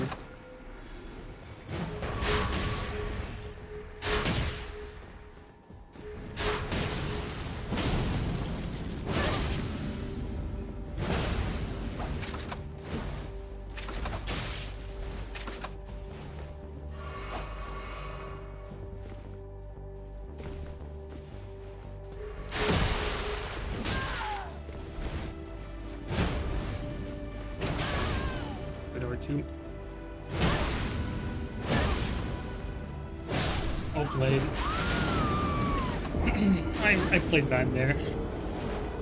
That's my fault. We can easily win that, honestly. That's completely my fault.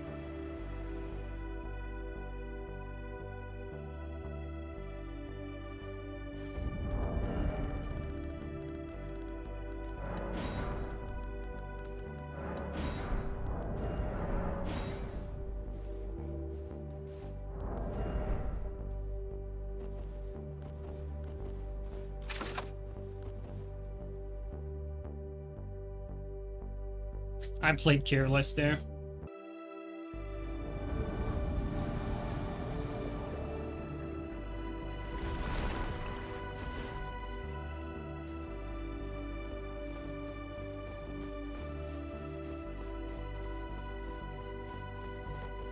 I'm actually curious.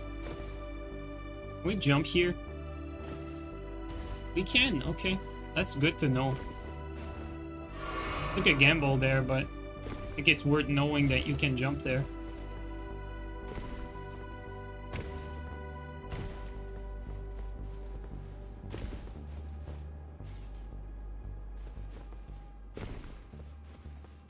I think they're under here, right? Like they went this way and then they went down. Yeah.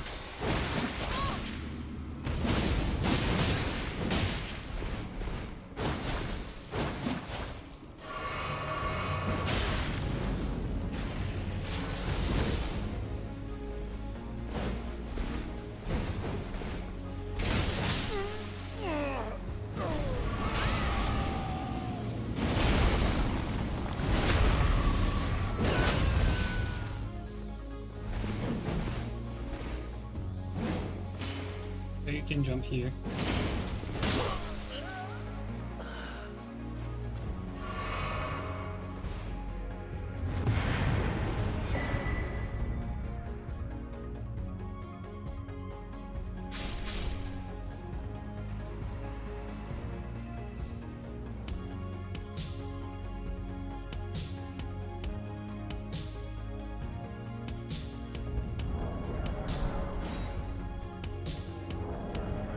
Unfortunately, I think the guys we initially tried to kill here, I think they're gone, unfortunately. Man, so many deaths that are just like, ugh. We could have avoided like all these deaths, like, to be quite honest. It's just a mix of unlucky and just plain careless. Feels bad, dude.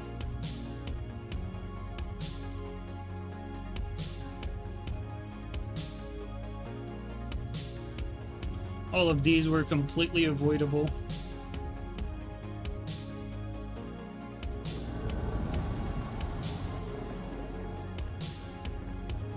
Only one guy. Oh, there's two guys. Oh. PvE.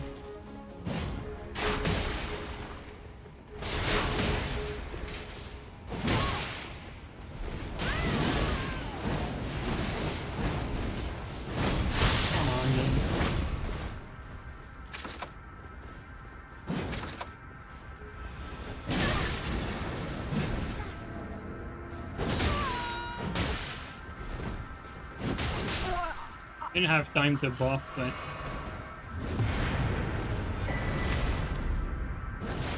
I'll take it anyway. So we would have needed Blood Boil to fully kill this guy with the punish, basically.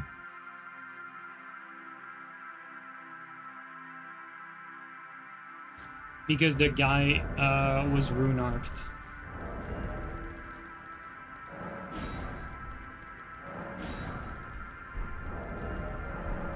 That's good to know, though.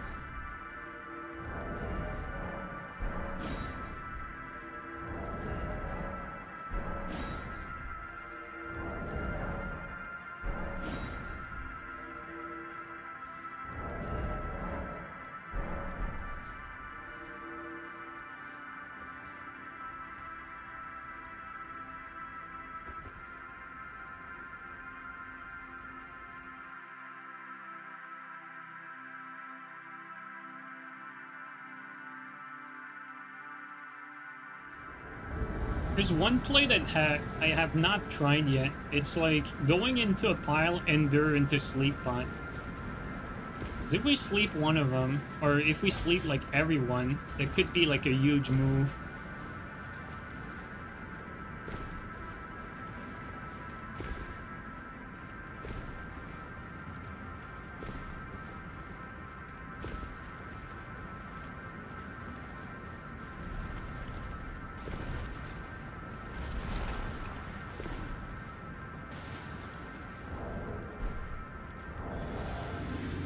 some time for the blue invulnerability to get off.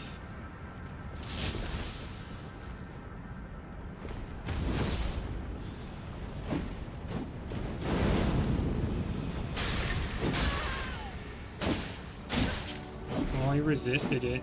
Lucky bastard. I was convinced he was going to sleep.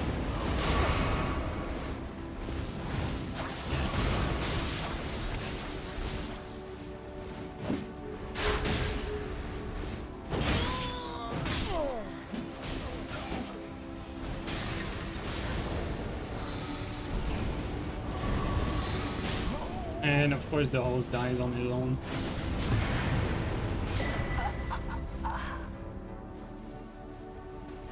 I was really surprised that the blue just stayed in that sleep pot the whole time and did not get slept.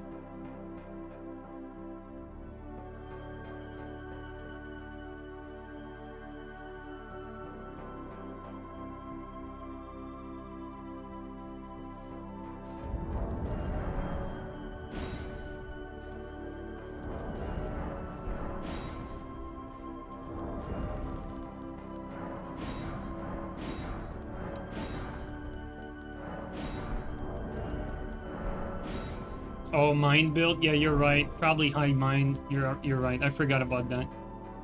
Yeah, you're right. You're right. I keep forgetting that good players don't have mind, and PvEers usually have a lot of it.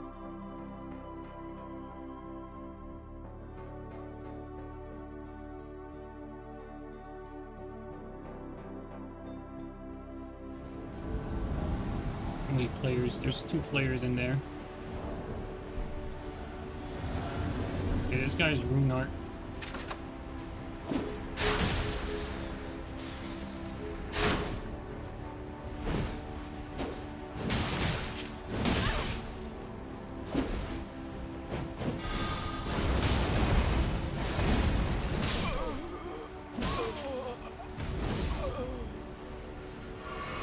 Behind me? Oh, that's behind me.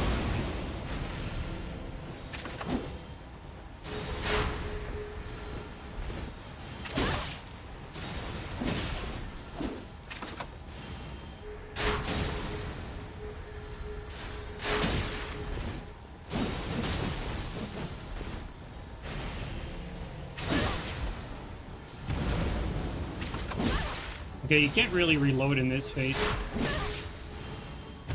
Yeah, trying to go for the sleep cheese is costing me. Need to reload like all the crossbows. Okay, aiding inputs.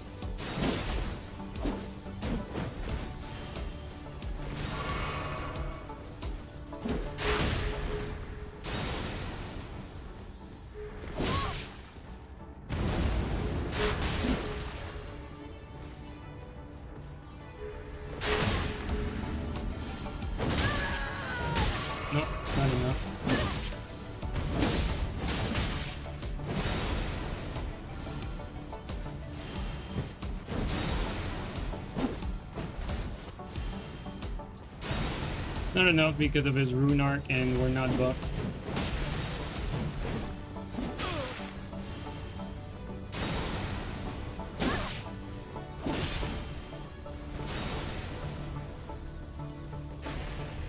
Alright, let's just play him normally and kill him normally. Let him heal up. I don't want him to think that, you know, he's actually like doing anything special. I'm just trying to go for the usual stuff. Let's just kill him normally.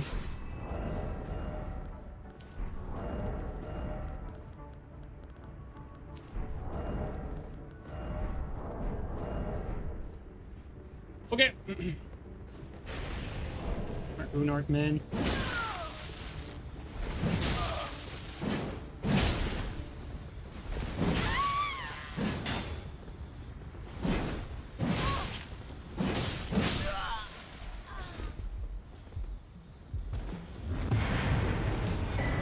Like, going for the sleep cheese actually doesn't seem to work if they're, like, slightly aggressive.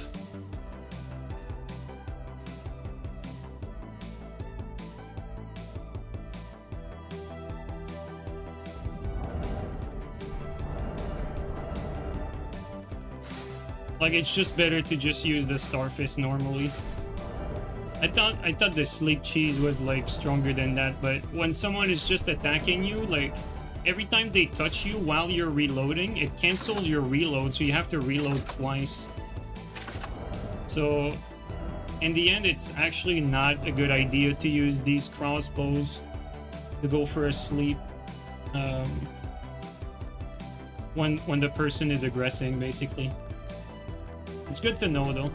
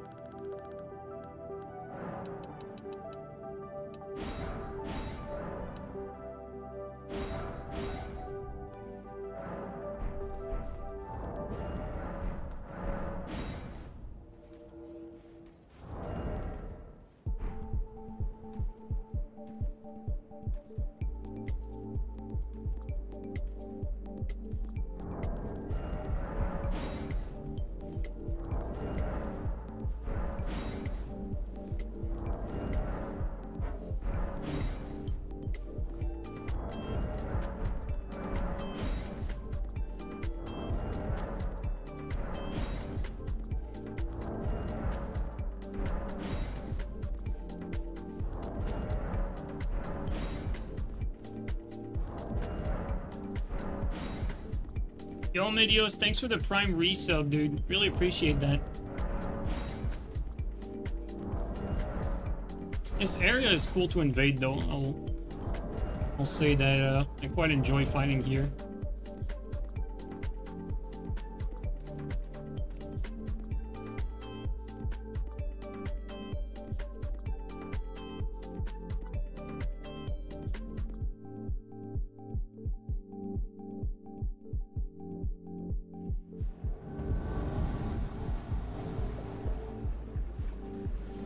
It's the same guy again. All right.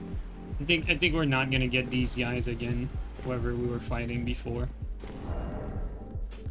Alright, let's forget about the cheese stuff. Let's just use our normal build from the get-go here.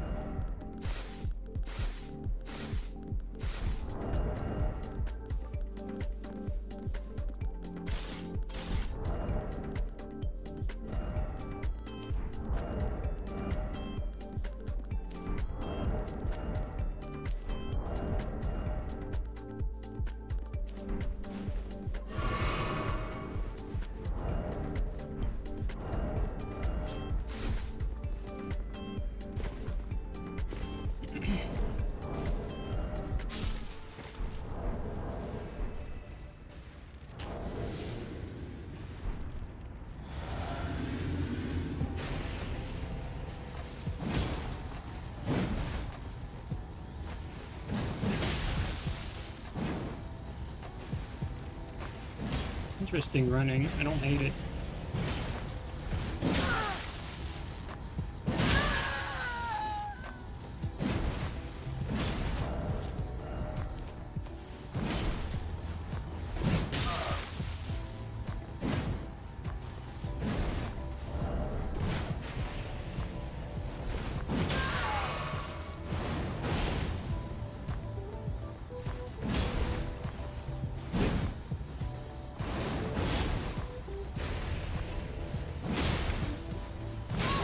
Good R2.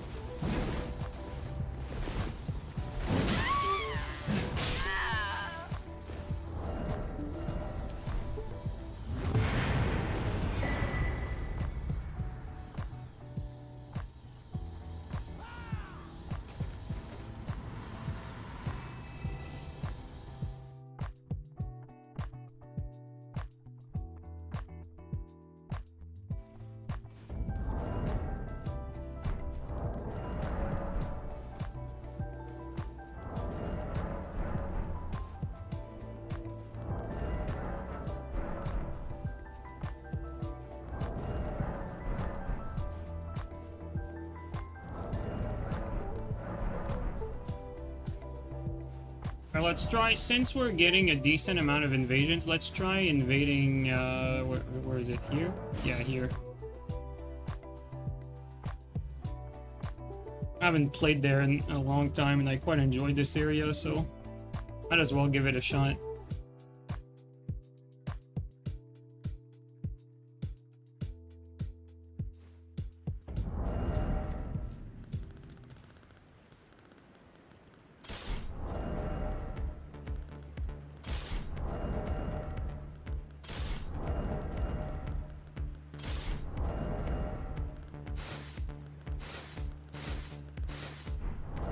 Okay, so we have this, where is it? This one, and perhaps this one, and this here. Okay, there you go. Let's try invading here.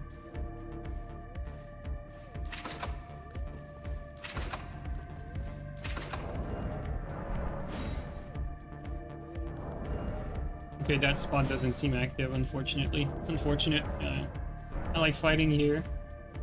Let's just invade everywhere.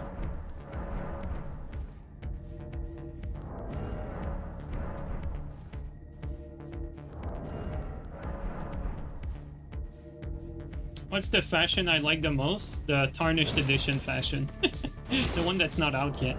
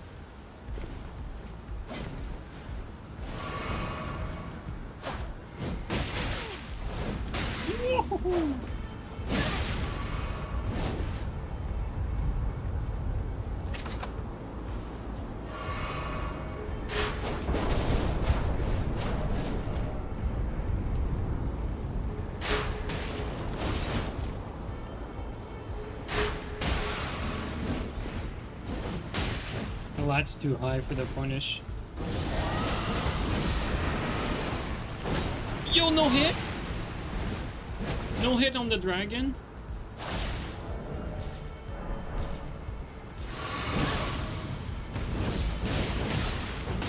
Fuck it.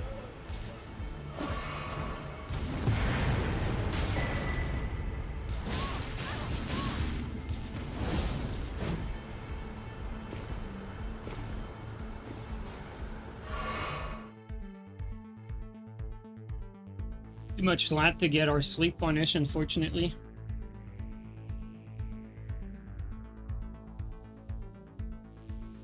Big fan from Italy? Hell yeah, dude. Thanks a lot. Always nice to hear where, you know, where people are watching. Like, there's always people from all around the planet.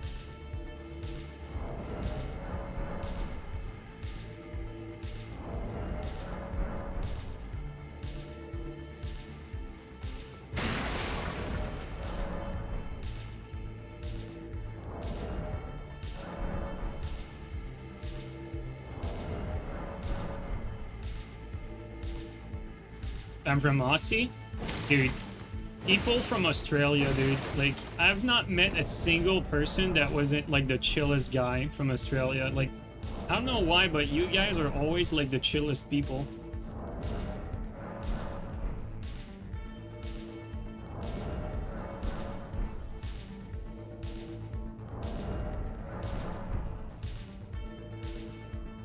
Maybe it's because of all the ways you guys can die in Australia. It gives you like another perspective on life.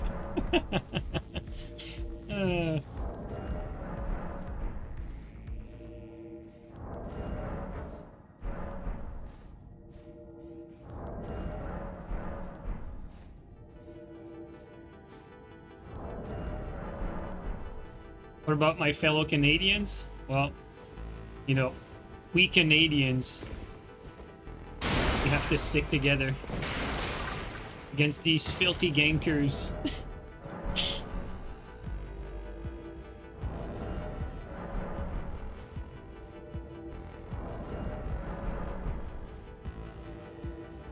Okay, this doesn't seem to be a good area to invade from because we're not getting anything here. Let's try Disgrace. Usually Disgrace pretty good.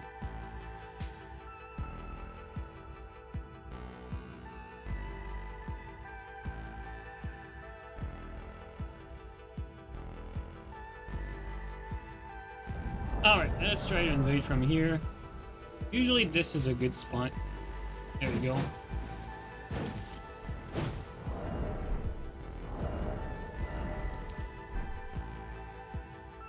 Now, Medios, today we're 150. I'm trying 150 today. Seems like there's a little bit more activity. Like, just a little bit. Oh! Let's see them.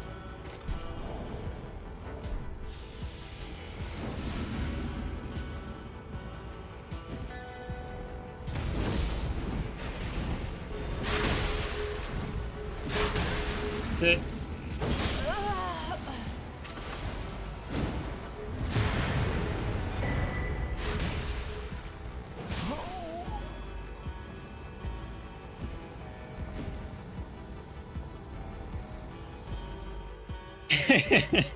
Yeah, it's funny. Still and I had a conversation yesterday, and it went something like this: like, I want to try 125, and I'm like, hey, I want to try like 150. It's always greener, you know. It's always greener, like on the neighbor's side. You know what I mean? That's kind of funny. I think in the end, both Steel and I will be playing at like 135 or like 139. You know? Meet in the middle. Yo, Memrock, how you doing, man?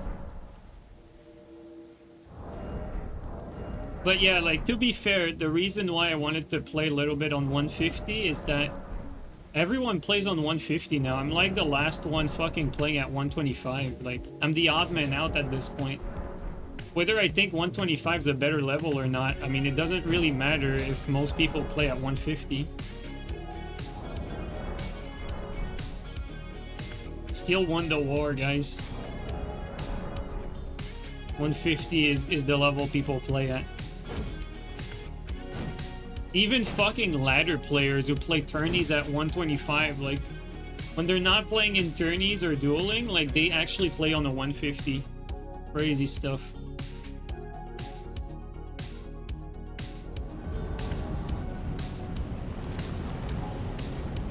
$60 strength, 42 end. Well, today, because I was going for that big sleep punish, I wanted to try to maximize my my punish damage with the crossbow.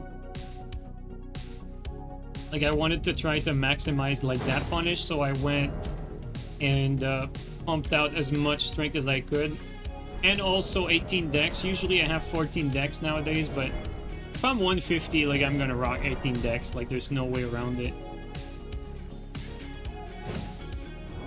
But what could I do with 5 more levels? I could have the same stats here with 80 strength instead. No, but for real though, like, a more balanced build would be like 50 endurance here and like 66 strength. That would be like the more balanced option.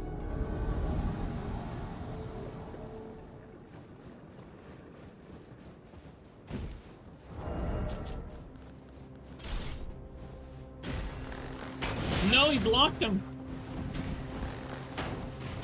There you go. Alright, buddy. Let's do this. Whoa! It went like above his head. Alright, let's try something.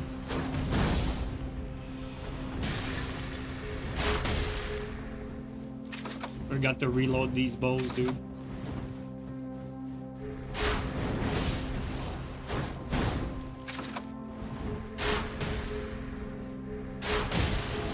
Oh, he lagged through it?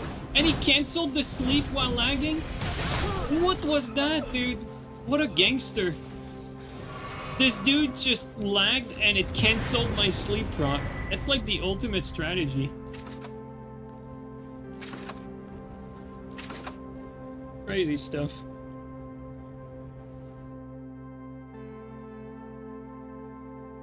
To be fair, Marvin, that's kind of the whole idea. Like, you never, like, ideally, you would never want a build to feel perfect. Like, technically, that's what build making should be. You should never have a build. All your build should always be starved for points. That's what makes build making fun. Because if you can, like, if your build feels complete, that means that you didn't sacrifice anything. Like, normally, like, if you feel starved for stats, this is when you should be, like, you know, scraping points into endurance, scraping a few points into health. Like, you should be scraping points in areas that you normally would not want to scrape points in. That's what build making should be. Like, 155 is just, or 150, it's just, you know, like, your build is perfect no matter how you make it. You don't even need to think about what you're doing. Like, that's why I don't like high level. Build making is just non-existent. Like 150, like, you can argue with me all you want. There's no build making at 150. It's just, you have so many points to spare. You can make like anything and it will be perfect. No sacrifice, nothing.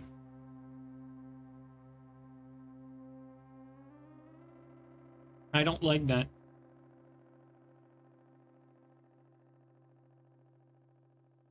Your filthy wizard build at 125 is 54 vigor, 80 int. Well, that's what I'm talking about. Like, you know, at 54, or sorry, yeah, at 54 vigor, you're making a sacrifice to reach your breakpoint.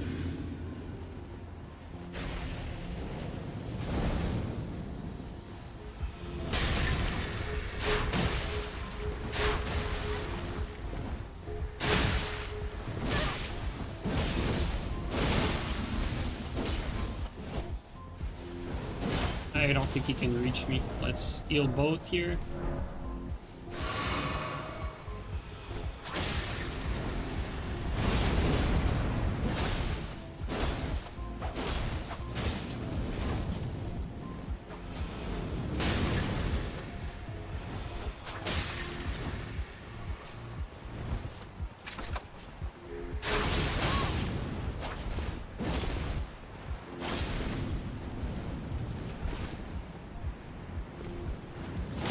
Ooh, questionable there.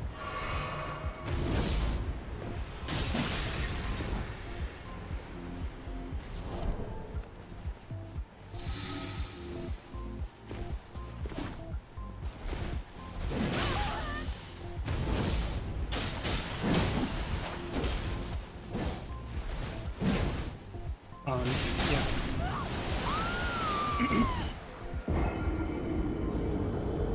The elevation here fucked me. One thing's for sure though, when I'm using something like that, I think what hurts me the most is not being able to swap. Like here, like BHS swap would allow me to survive a chase down like this, but without BHS, it's quite dangerous. Where was that? If they have the tongue on, which I don't think they do, we can definitely win invasions like that, but unfortunate.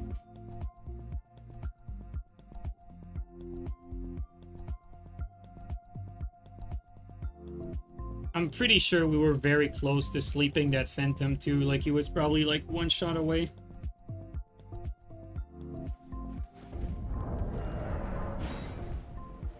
Like we let that one slip, I think.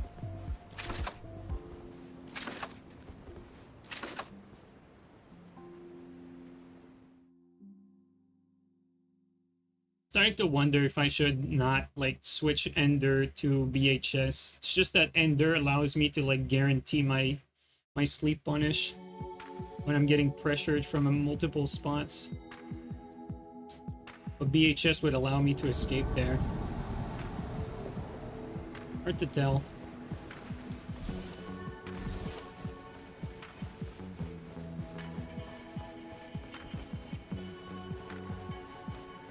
Yeah, we're not gonna make it. They're like They gave us like the shittiest spawn. Like they're actually in front of the boss and they spawned us like all the way back there. That's so lame.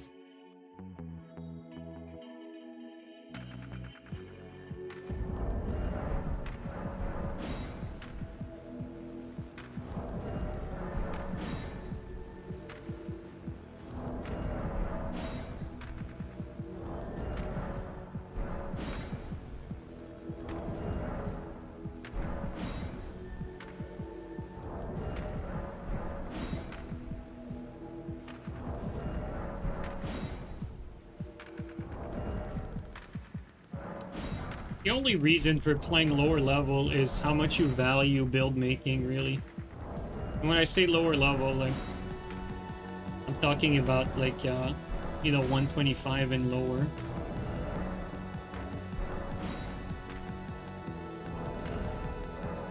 Just technically, you're probably going to find more activity at 150 plus.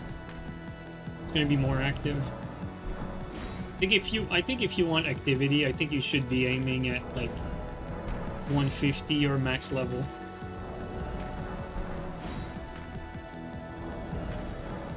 Which I think at the end of the day doesn't matter how you feel about the game and what's balanced and what's not balanced. I think activity should always be like what you aim for the most. Because if you don't have any activity, like the game is pointless. You're not going to be fighting anyone.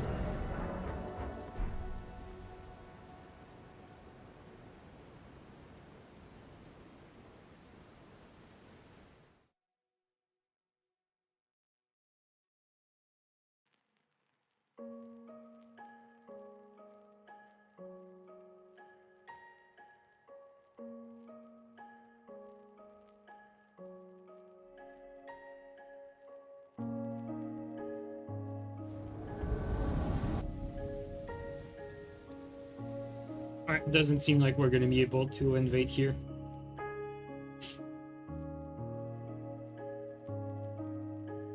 Okay, one thing is, okay, we do have a Starfist BHS handy if we need it. Now I need to remember to use it when I think it's the right choice.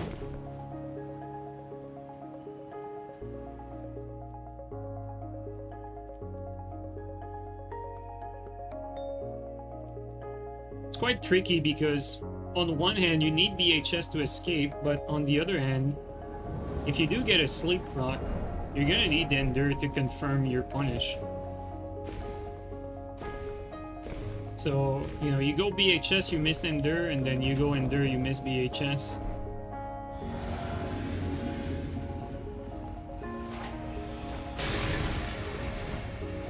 Like,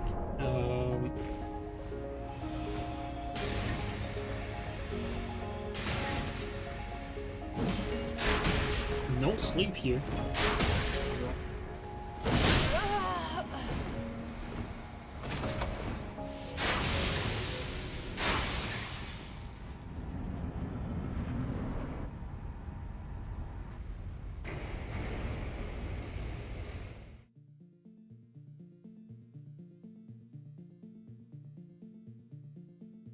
But yeah, when Tarnished Edition drops, we're gonna remake some builds, you know? It's gonna be more fun because I'm gonna have like a Fade build, a Strength build, a Dex build. So Brave. They always want to fight when it's 2v1, but as soon as it's 1v1, they don't want to fight anymore.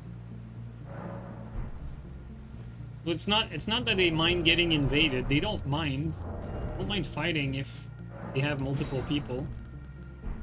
But if it's even, they don't like it anymore. They only like it when they have an advantage.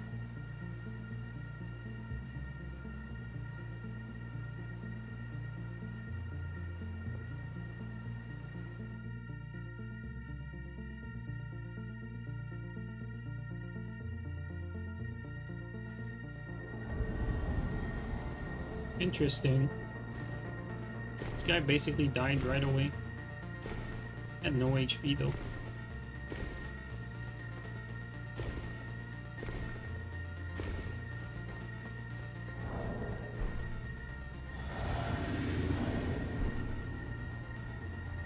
There's only one guy. The hell? Oh, it's an actor. You're right.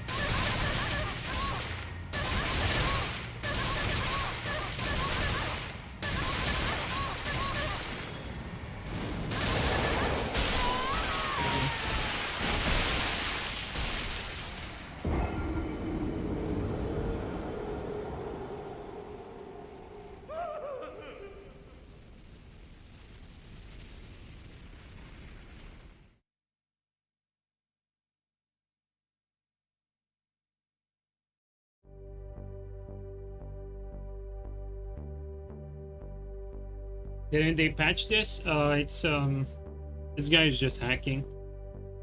It's you know, using a save editor to be immortal.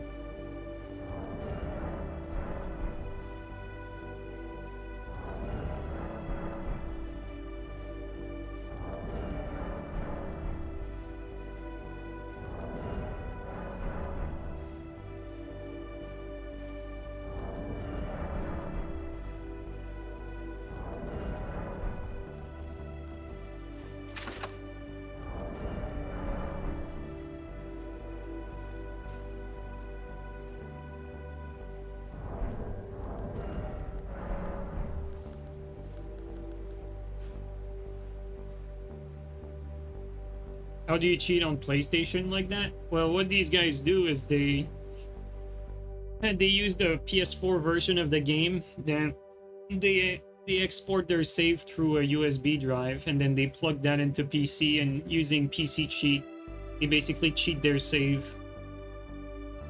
And then this is what it looks like, and they load their save in the PlayStation.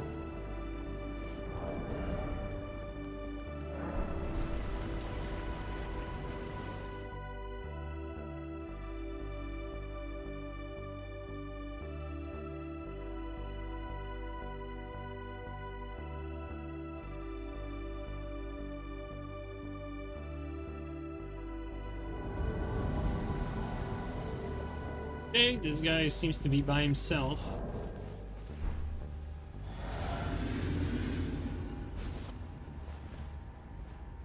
Okay. Well, bad for you, but let's do this. Oh my god, he has no HP. I thought he was dead for some reason. Something just died randomly.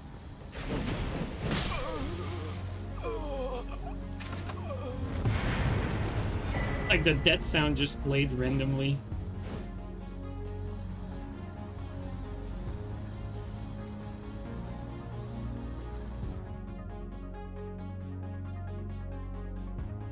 You can't really like bow glitch cheaters like what you're saying, because they're immortal, and people like that have like, you know, like they have an unholy amount of accounts, and they're always playing on a different account, so you like infinitely block them and they just keep making new accounts.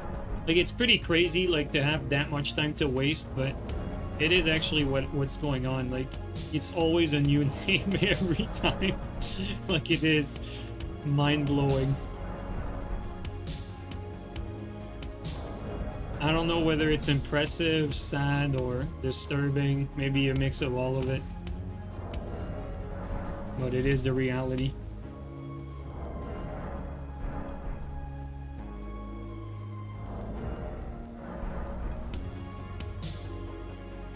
Now, there are some people that are legitimately, like, very weird.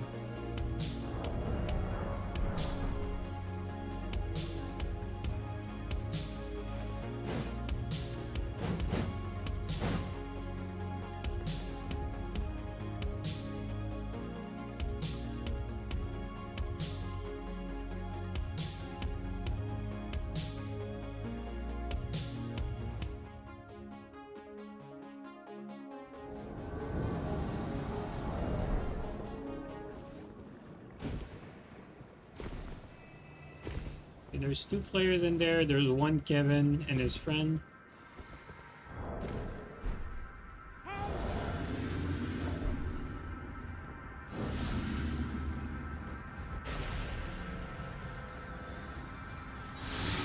great. Doesn't actually matter though.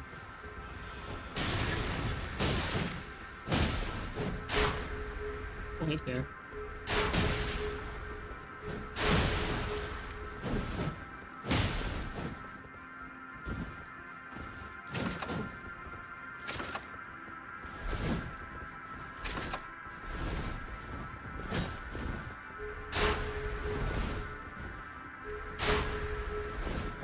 Lucky.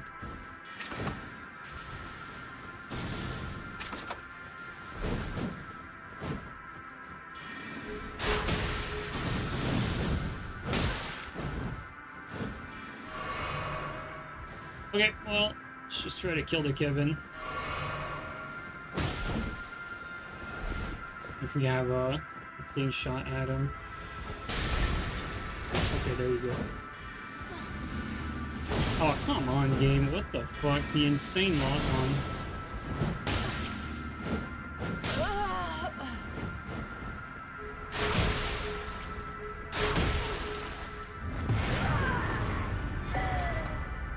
This game is genuinely, like, the lock-on mechanic, the guy who made it, that guy is genuinely clueless. It just does not work. Did a pretty terrible job with the lock-on. It doesn't serve its purpose. It never locks onto the target you actually want.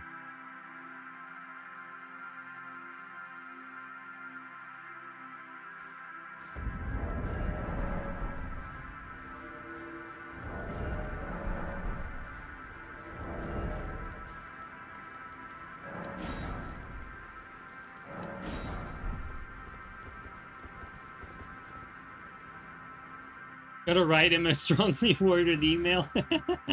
Yeah, maybe not. That's funny though.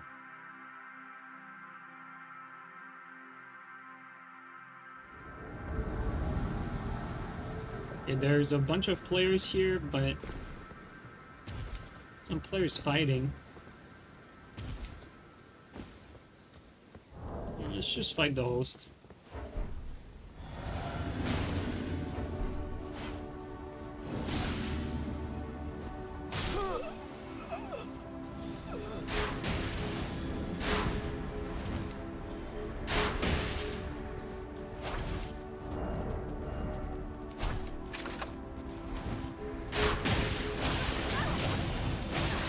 Okay.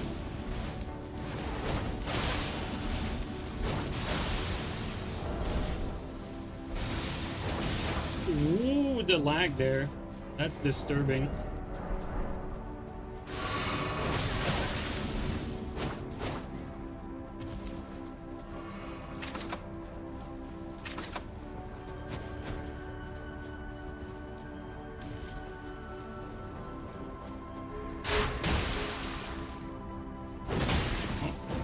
Same player.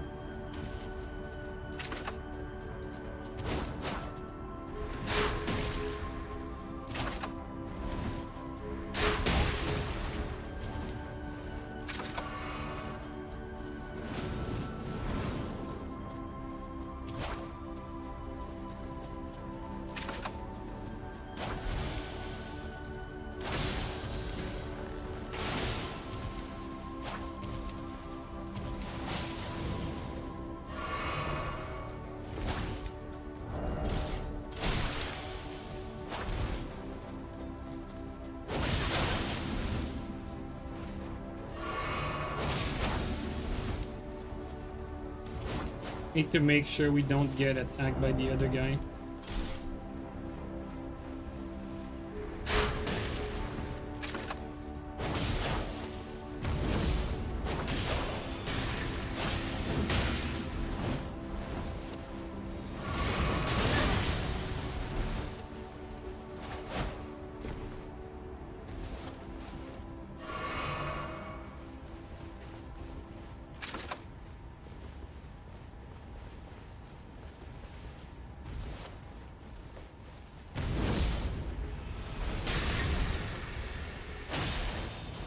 Close.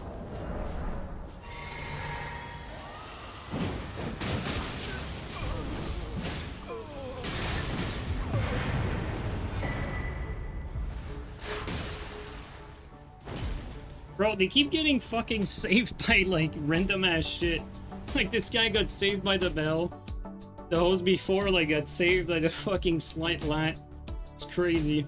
These guys are getting, like, these guys are genuinely, like, so lucky.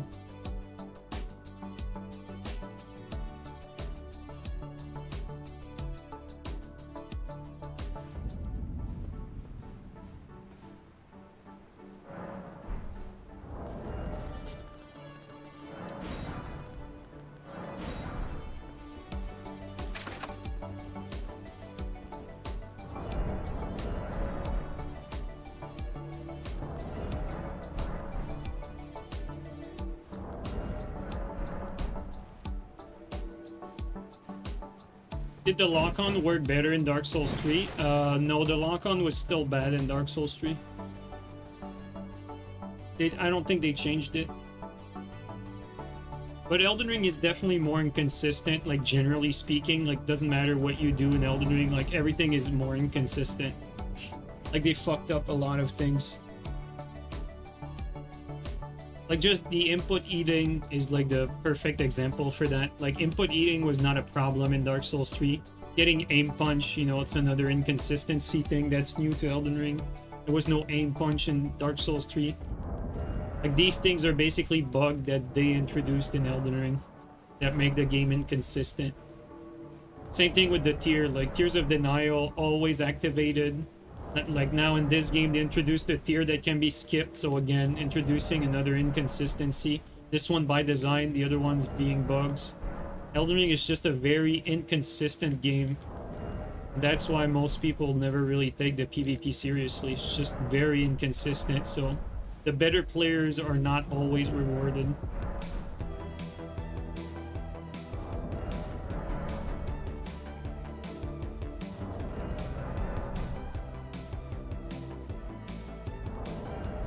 Even the, you know, even something like the spawn, you know, the spawn are inconsistent in Elden Ring. Some spawn, you cannot play the game if you spawn as the invader in some places. You're forced to respawn. And then respawning very often, like, you're basically rolling a dice. Very often you respawn in the same location. And sometimes you can get lucky, you can get a good respawn. Or sometimes you're not gonna get lucky and you're gonna waste all 3 of your respawns in the same location, and then you're basically going to be forced to leave the world. So inconsistent respawns, or inconsistent spawn location, we should say.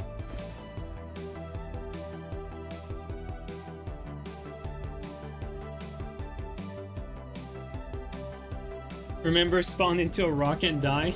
I don't know if it has been fixed or not. Boss seems to be lagging here, or Phantom, whatever that is. Seems to be the host. Try to kill the Phantom.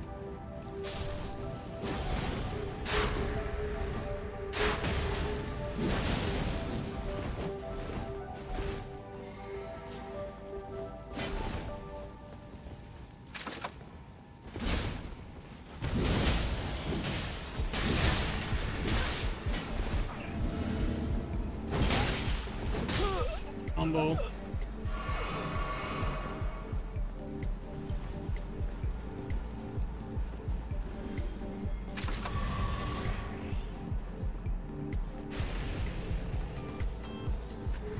This guy's gonna get slept fast.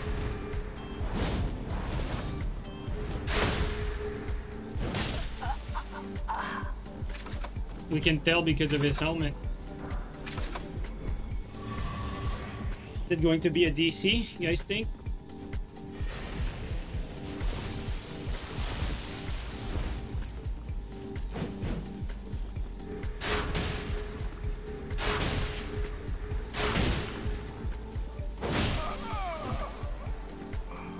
Nope. Pretty fun.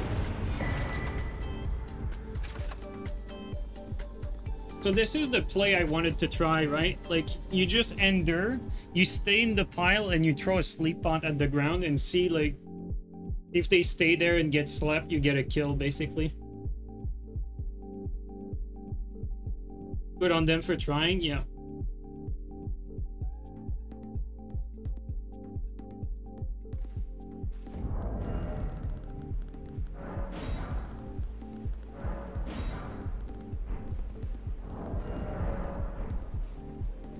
No bow? Yeah, I should have bowed to him, honestly. That guy deserved it. Yo, Darkborn, how you doing, man?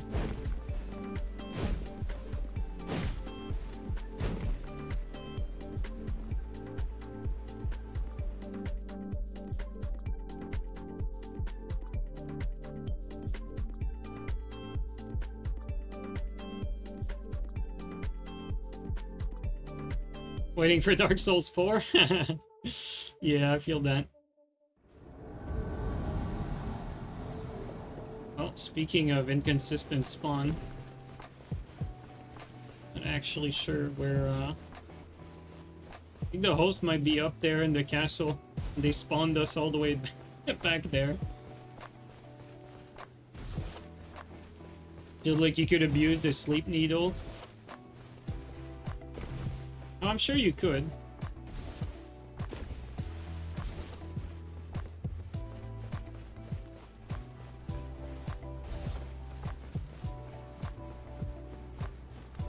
Look at this. If we were to use our spawn to reach them, look at how far they spawn us. We basically have to go through the entire level. Oops, this way.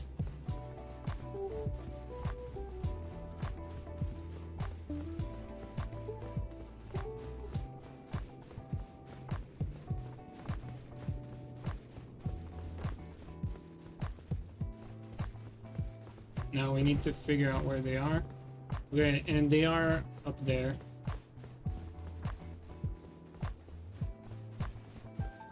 Like, this is pretty crazy when you think about it.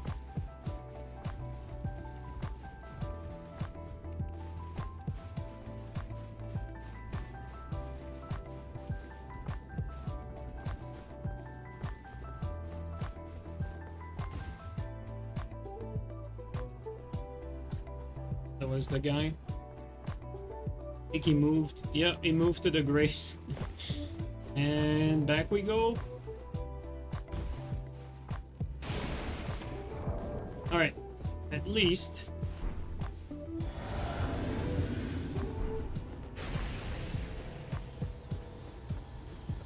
Bro, he moved again.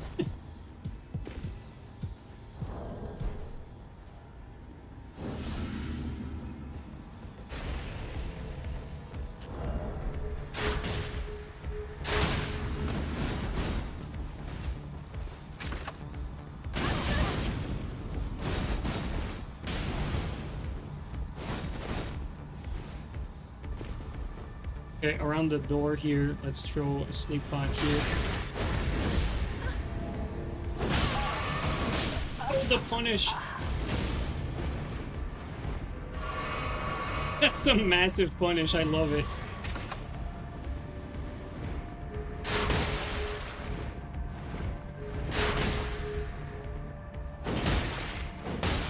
He's not dead.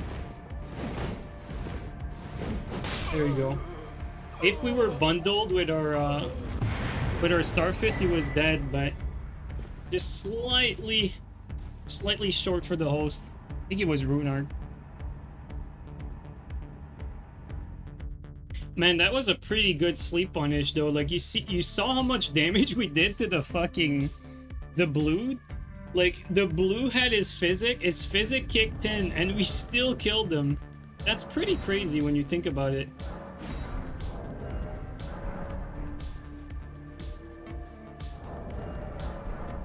I think this is where this build shines, right? Like an invasion like that where it's like very difficult to get like any like large amount of damage on them because they have a lot of HP and they have proper builds. How do you get so many items? You just have to reload your save for each invasion session. You really only need to go through the game once and you're gonna get like enough of everything you need, really. Even my inventory, which has like plenty of weapons, like to be quite honest, I don't really use it anymore. Wanted to try stuff, but it's pretty useless if I'm being completely honest. Like when Tarnished Edition comes out, I'm gonna go back to like one-page inventories.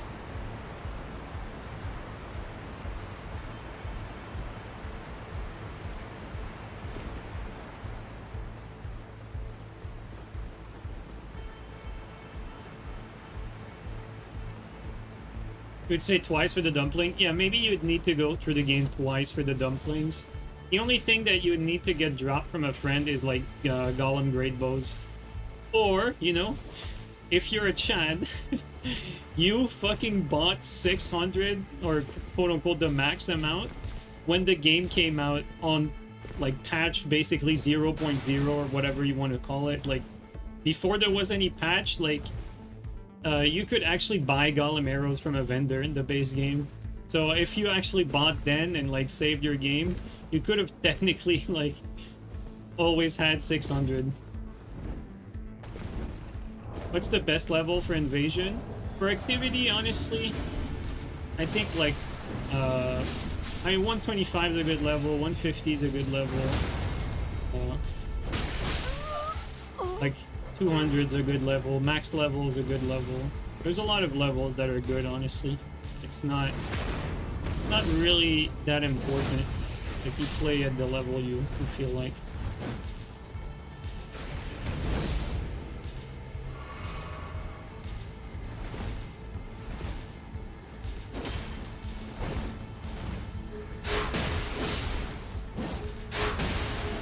Max punish. That shit is nasty. Nasty, dude. Nasty, nasty. That sleep punish is so disgusting.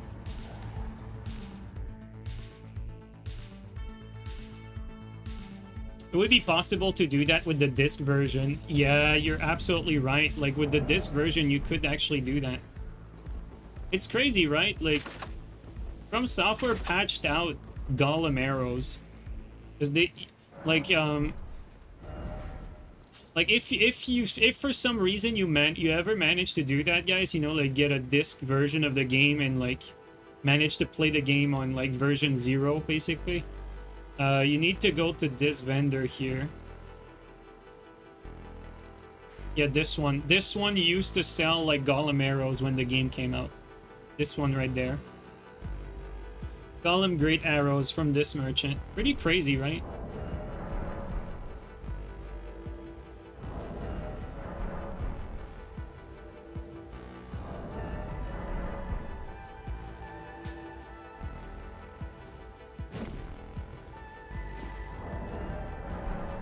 Wonder why they removed that?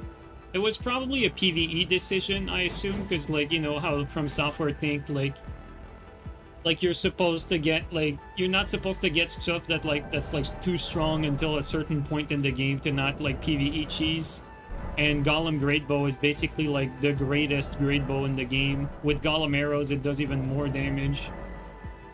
It's like if you were playing like Great Bow and using great arrows, there would be no use for any other great arrows in the game. And you'd just be like buying all Gollum great arrows. That's my logical line of thinking, because it does take fun out of the game, if you ask me. Like it's a thoughtless decision. At the end of the day, it's more like a decision that they made thinking that they were balancing things out, but in the end, it's more like removing the fun out of the game more than anything, I believe.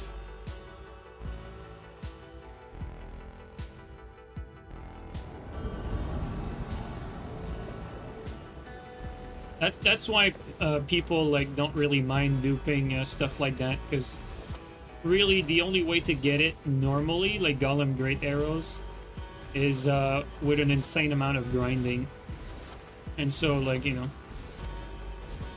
there's two school of thought there. Like some would say that, you know, if it takes that much grinding, you're probably not meant to be playing with them. You know, that's one point. I mean, then the other one is like well, you could technically like just waste like a week fucking grinding for it and like max it out, and then instead you just get it dropped from a friend, right?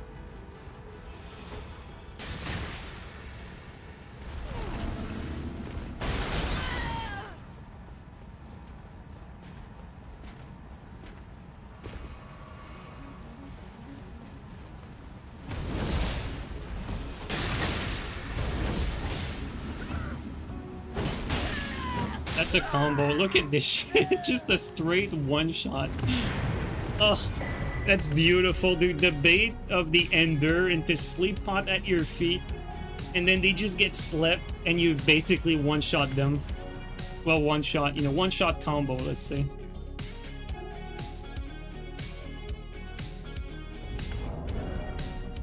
I don't know about you guys, like, I don't mind a little bit of farming in games. Like, I don't actually mind it, you know, like, farming for some stuff, but I'm not a big fan of, like, grinding for stuff, right? Like, when you spend, like hours just to get, like, one item. But I don't mind, like, you know, like, oh, this PvE enemy has, like, a 10% chance to drop, like, something, and then, you know, you can farm it. Kill it a few times, like, it's fun here and there. I'm not against that, but I think there's a fine line between grinding for something and just farming a little bit to get your item. I don't know what you guys think. I think some people actually like the grinding, but I'd argue these people are probably jobless.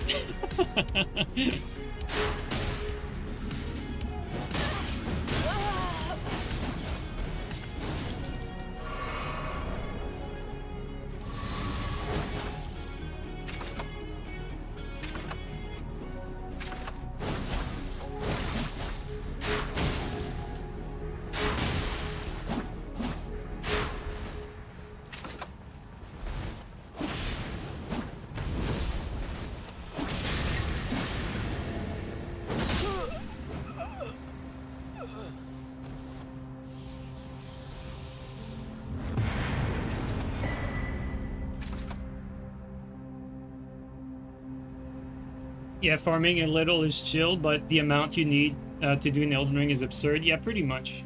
That's what I think. Like, I think the other option is safe scumming. Yeah, pretty much. And honestly, I think, like, you know, like, I never blame the players for doing stuff like that, because at the end of the day, the reason people safe scum is because it takes more effort to do it the right way in game, right? So, like, if, for instance, let's say you could actually buy Gollum great arrows, right? Let's just pretend like you could buy it in this game. Let's pretend like you could buy also, like, every material that you need to craft stuff. Would you actually, like, dupe items, like, use cheat engine and save scum? I don't know about you guys, but I think there would be, like, very little need to do that, and people would be incentivized to actually play the game to earn these items.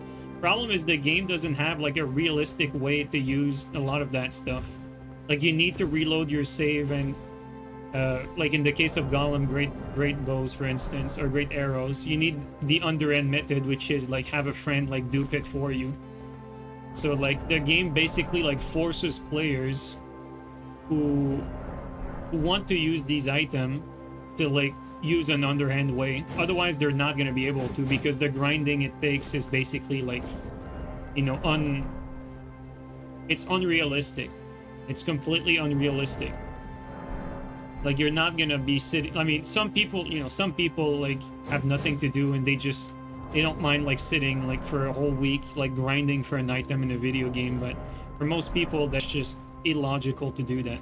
And honestly, I would fault the devs more than the players who go for dropped items and reload save and cheat engine, rather than, like, you know, I think I fault the devs more than the players for that. Because it's really simple. Like, if you give access to these items, first of all, even if the players decide to still use cheat engine or dupe, well, the players that decide to not do it are not going to be at a massive disadvantage, because they're going to have access to the same items. So I think in the end, like, it's the dev's responsibility to make sure that, you know, all the items that the people want to play with are available to the players.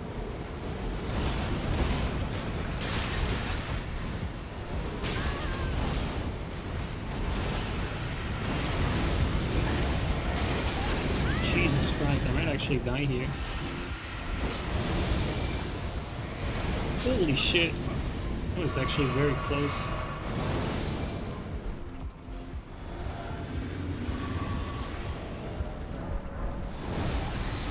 Yeah. This enemy is brutal.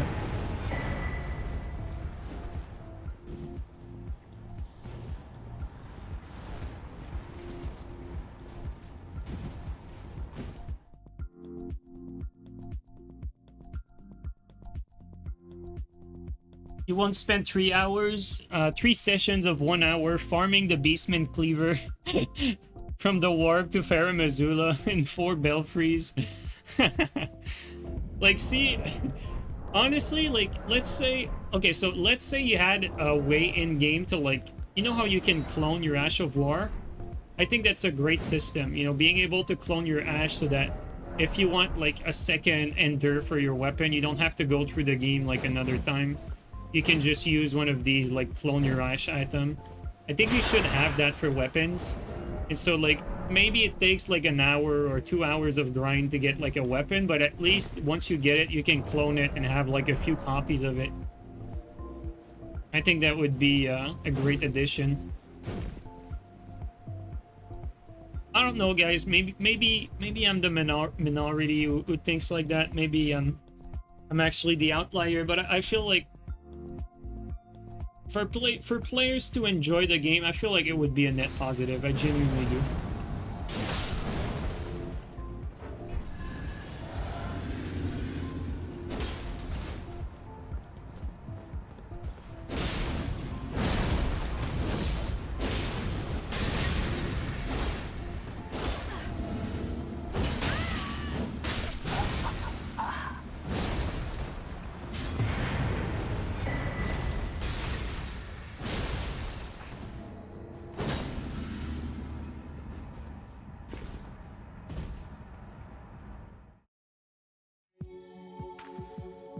Honestly, Ashes of War should be infinite too.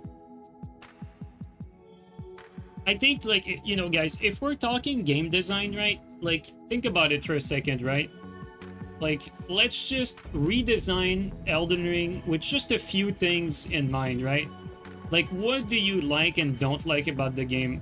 Like, I can only really speak for myself, but for me, like, I really enjoy the legacy areas, you know, like the areas that are, like, handcrafted. You know, like this one, you know, like Stormvale. You guys know what I mean, right? All the handcrafted dungeons and castle. Like, those places are my favorite. I think they're the most fun places to play. And one of the reasons why I dislike the open world is that it feels empty, and, you know, it doesn't matter, like, where you're playing. Like, you know, when the DLC came out, I did the mistake of exploring this area here. There was nothing. I wasted 45 minutes in this place, looking around every corner, and there was not anything. But there was, like, a few, like, rocks on the ground that you could salvage. But think about it for a second.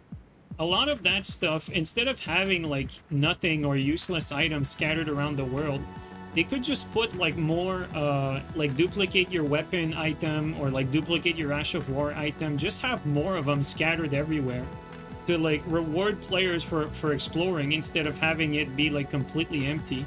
Like, it would feel rewarding to find this stuff, like, here and there, because you would actually use it. So having a little more, like, reward in that sense, I think would help the game a lot. But yeah, that's what I believe. Like, there's different, you know, it's not the only way to go about it, but, you know, like, you basically, like, kill 2 birds in 1 stone. Like, the game in general feels a little empty, like, open world side. Might as well, like, give players, like, more reward, and then the question is, what do you give them for reward? Well, give them something that they want or that they need that does not necessarily, like, break the flow of the game in any way, shape, or form. I think that would do it. That's what I think.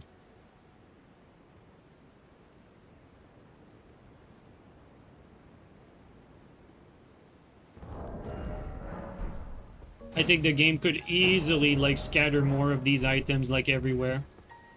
And, you know, like, if you are a developer tasked to do that, it really doesn't take long. It's like, you know, you have, like, your game window open, and you just place item, like, as you go along. It's like, it would take, like, a day at most, really, for an endeavor like that. Maybe 2 days going through the entire game, like, dropping stuff here and there. It would not really take a long time to do, and a lot of effort on the developer's part.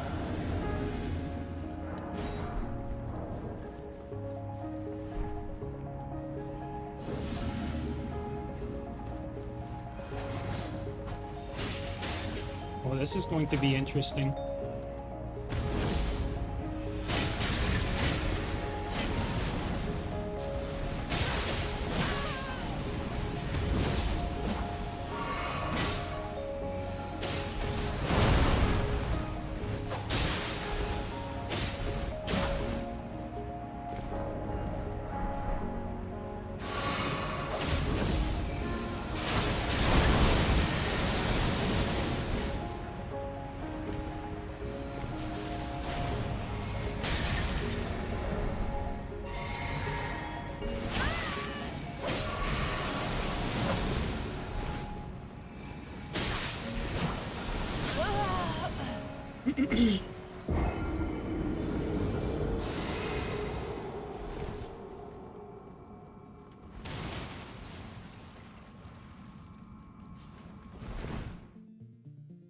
And the game feels so lame, honestly. Like, when stuff like that happens, like, the game feels so fucking lame.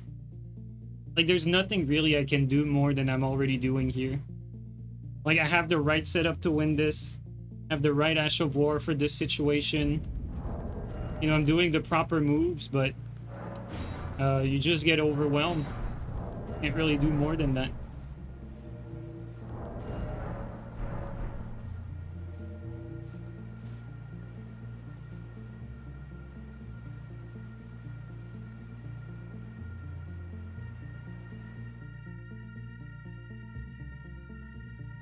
Maybe I could have gone for the punish against the guy that was sleeping, the one I slept, but I'm not really sure I actually don't get killed there if I go for the punish.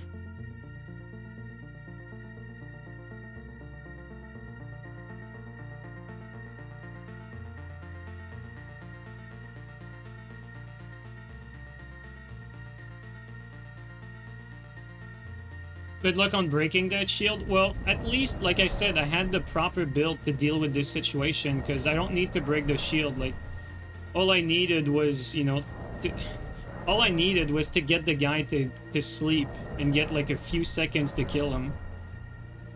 But, you know, they were just constantly on me. I had no opportunity to ever reset. I thought I did for a second when I came across the corner, but they just kept chasing me like brain deadly. Like I said, like, I played well, you know, had the right setup, everything, but it didn't matter.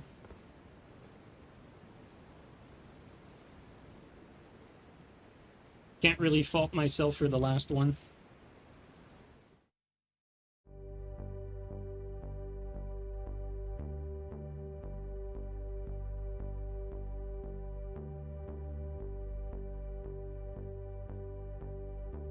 No Rob sleep pot exist? No, they don't exist.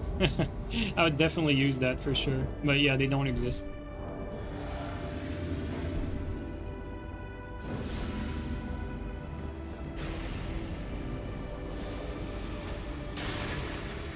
Well, that is a sight. Alright.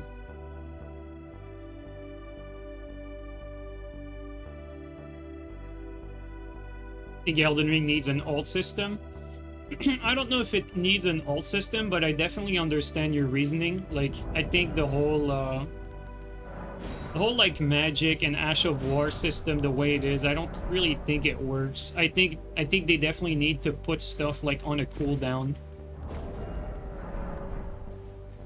Because like, there's too much that's spammable in this game that's way too strong, even for PvE. Like, I mean, you guys know, like, a lot of fights, PvE-wise, like, the optimal play is to spam the exact same attack over and over.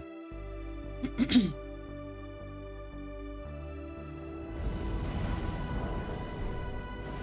think this guy fell off. Yeah, I mean...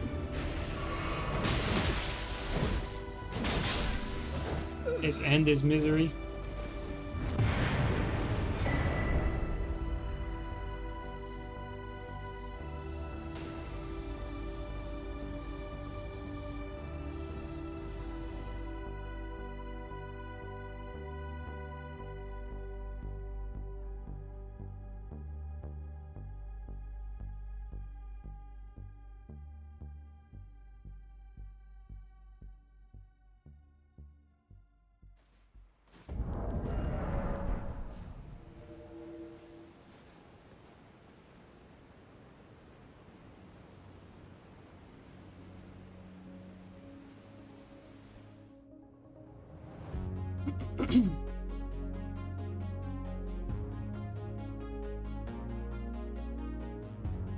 Only with Ash of War and spells, but you can spam jump attacks, spam heavy attacks, etc.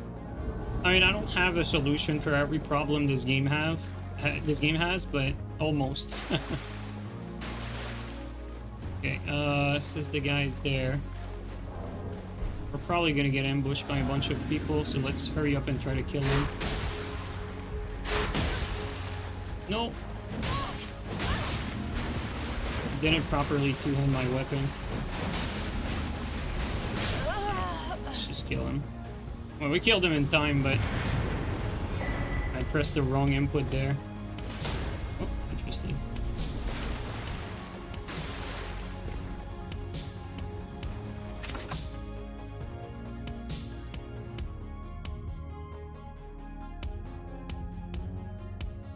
Can you add YouTube chat?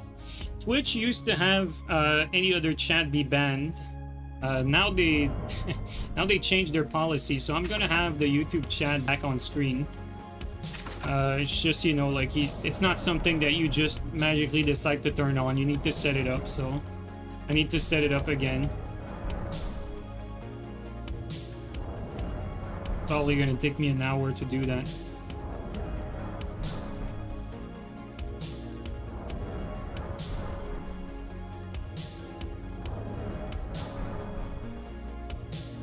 I forgot how to do it.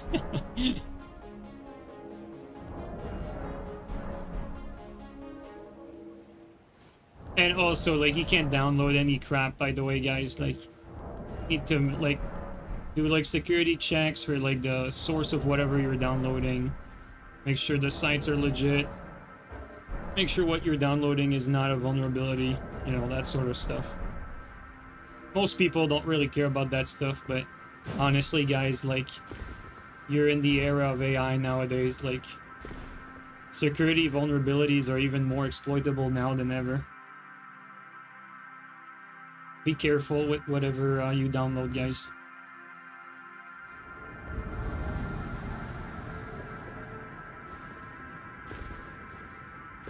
Like, your PC is not bulletproof.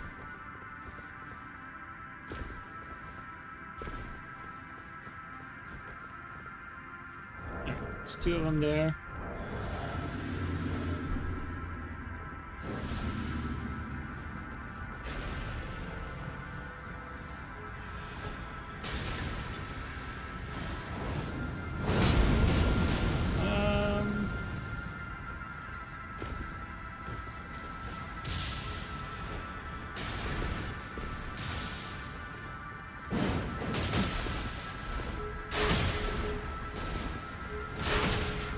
Wait. I swear to God he had the sleep animation and then he didn't get slept. Yeah, that was very strange.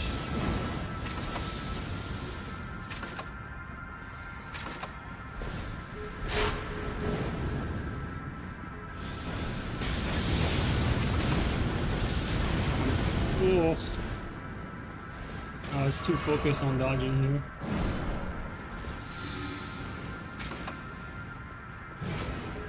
Insane lock on, dude.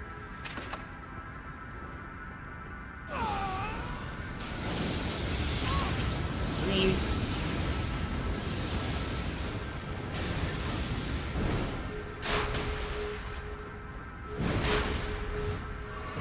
I feel like he got slept again and it just... Okay, there you go.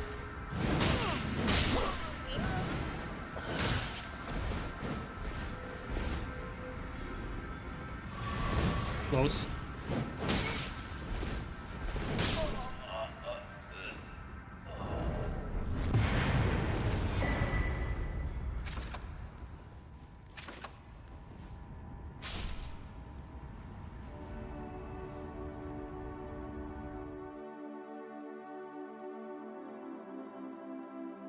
Guy was probably high level. I didn't check the rune count we got.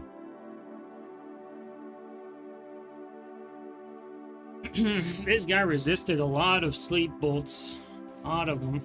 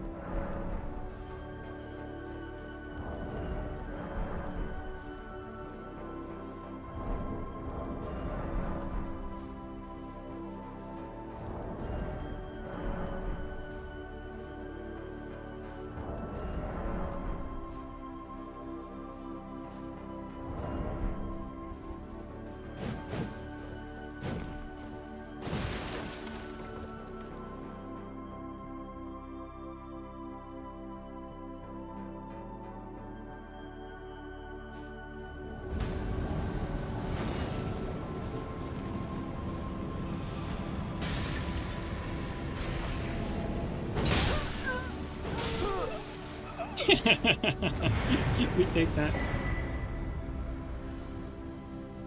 Make sure I free aim to get both of them.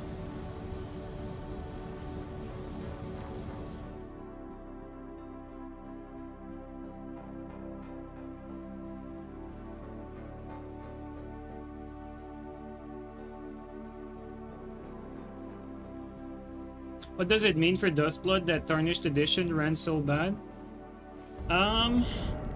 Honestly, there's some good news that came out of that. Well, at least rumors, let's say. There's rumors that in order to fix, or to, let's say, to make Elden Ring Tarnished Edition run on Switch 2, rumors have it that FromSoft had to implement DLSS, you know, for it to run like at 30 FPS steady. So, I mean, it bodes well if From Software starts to use DLSS for their games in the future. That's a big positive, you know?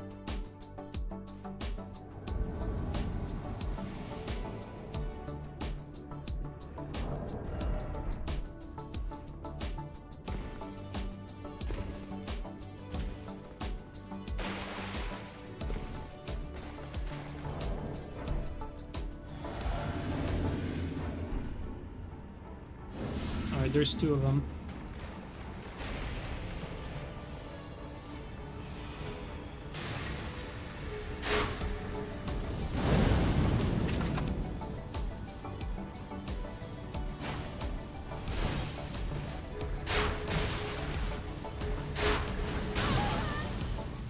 No sound came out of that.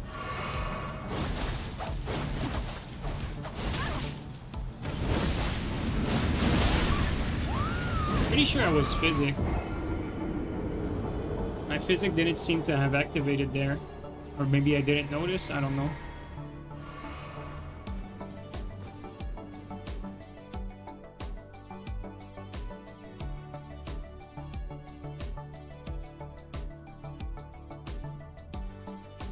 Guys, did my Physic activate? What happened there?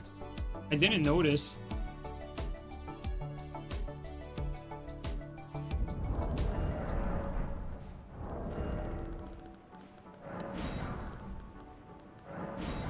Maybe Blood Boil is not a good idea.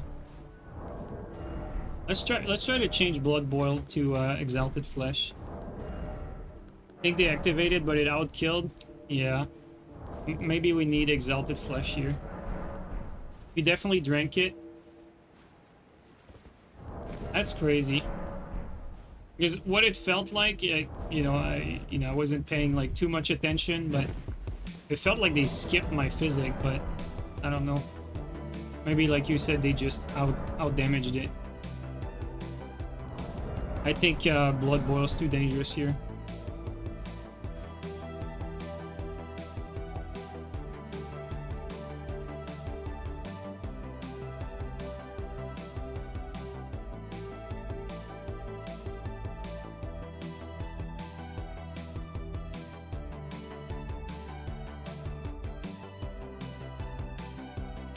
No, we already have Sleep Tally, Medios. We already have that.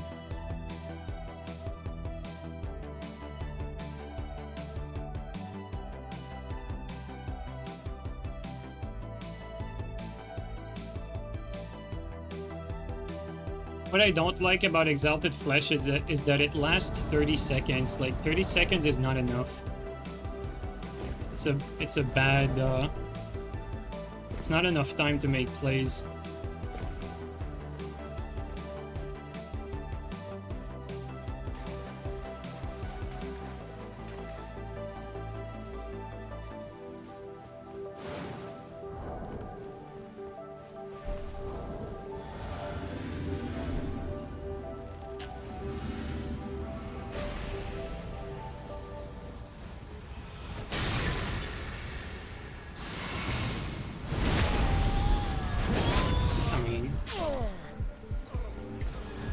It for you.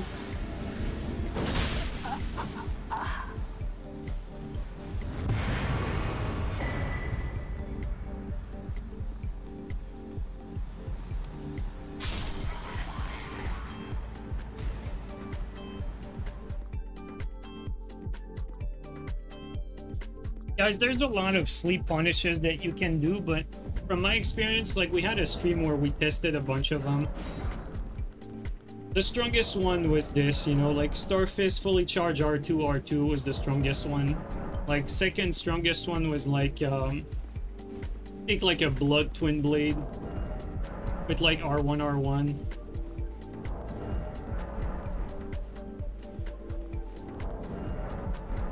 Or like I forgot if it was like better to get a Blood Twin Blade or just a damage oriented Twin Blade.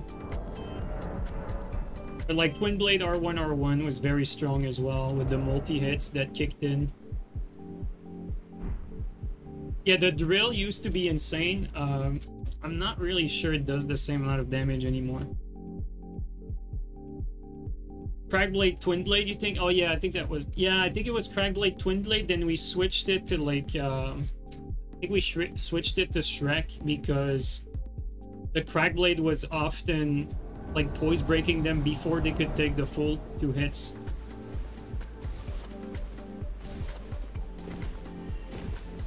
Another one we used to use was just Slicer, you know, Carrion Slicer, because that thing does no poise damage. So people who had like lots of poise were basically like taking 4 Slicers as a sleep punish. 4 Slicers can do a lot of damage. Although I will say, all the things we're mentioning, nothing beats like Starfist fully charge R2 though.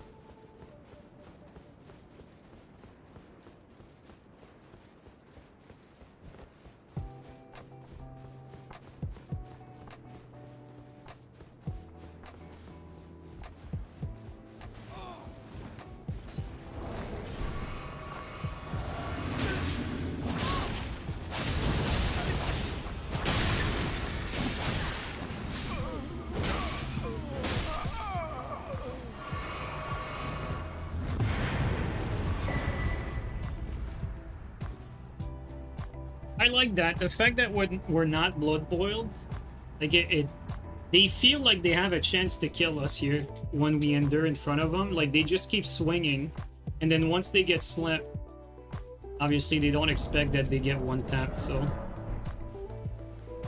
I think it might be better to not use blood boil for this, unless I'm against someone that has like very optimal armor, maybe. But even then, I think I should just use Exalted Flesh for this, honestly. I don't really think Blood Boil is that worth it here. Not if we endure into Sleep Pot. If we don't do that, I think it might be worth it. But if we endure into Sleep Pots, we don't want to take 25% extra damage when we endure. It's definitely not good to do that. Because we're going to get out damaged by people if we do that.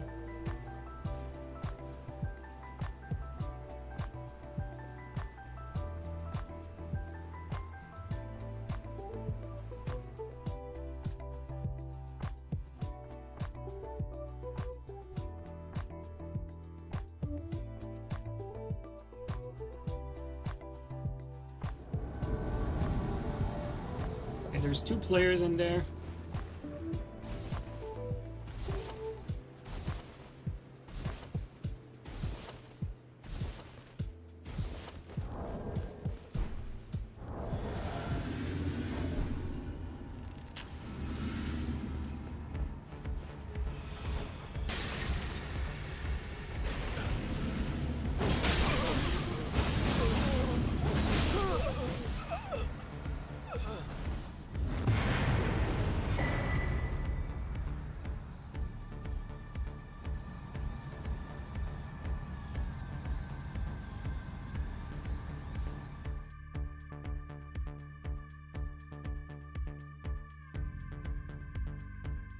That sleep tally has to be bugged. I think so, Vale. Like I've been saying this for the longest. It definitely does more. Like in PvP, like I don't think it's like okay, so I think like every damage tally are like nerfed for PvP, but I don't think the sleep one is. That's what I think.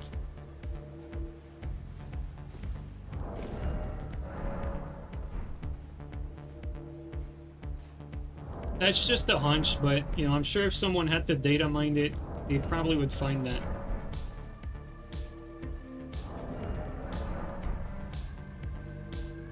I haven't heard anyone like talk about it, but at least from an anecdotal point of view, like it feels like it boosts my damage way more than other stuff that I've used. It's supposed to be 12% in PvP. Bro, there is no way it's 12%. It's definitely way more than 12%. It has to be like 20. It feels more like 20, honestly.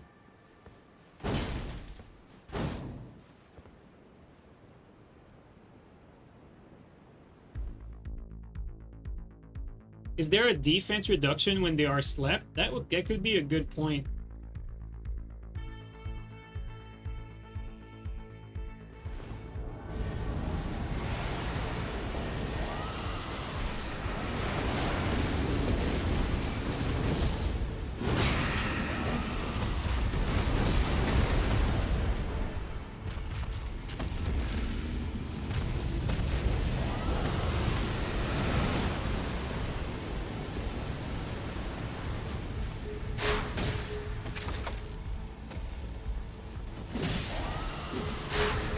Insane hitting the rock there.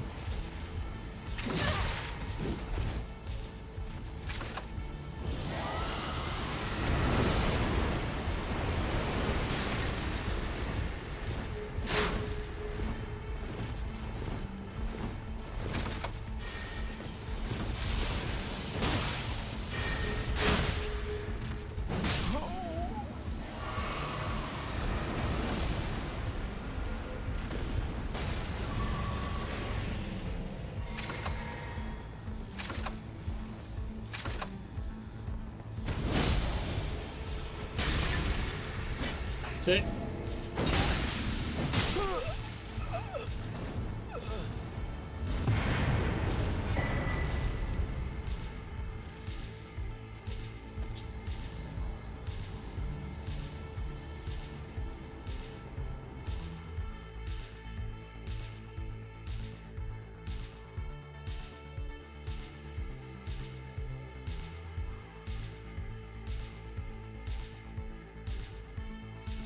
Also, you guys have to consider that we're also using, we're also using the Axe Talisman, right? Like, the Axe Talisman should be boosting our fully charged R2 damage as well. I don't know by how much it boosts it, but...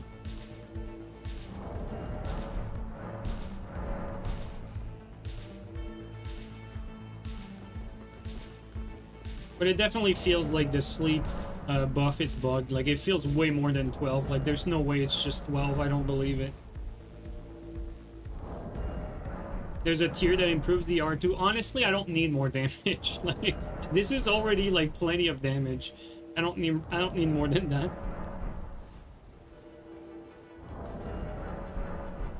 Like, if I need more damage, I'll just pop, like, Blood Boil. That will be, like, plenty to kill anyone.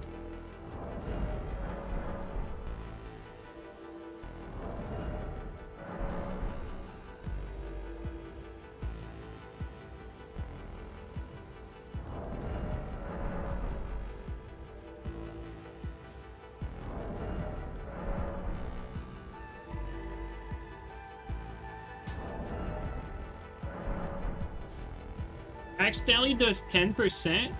Bro, that's not a lot. Dude, there's no way. Like, that's... 10% is actually so small. What the hell? I feel like that's underpowered for Axe Tally. Like, it should do way more in PvP. It should definitely do 20. Blood Boil cannot stack with Red Meat. It's one or the other. I think Red Meat would be better than Blood Boil if it lasted 1 minute, but Red Meat only lasts 30 seconds, so... You know, you'll buff and then you'll get your punish and your meat will be off by that time.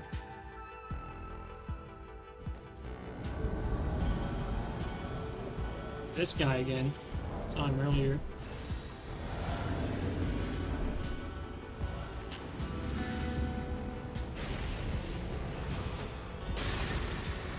He probably knows that he should not get slept.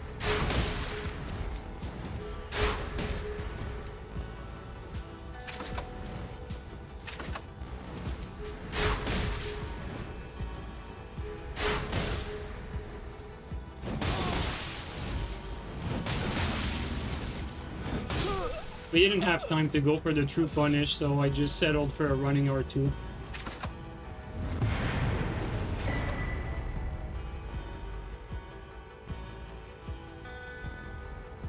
This isn't just cheese, this is aged cheddar.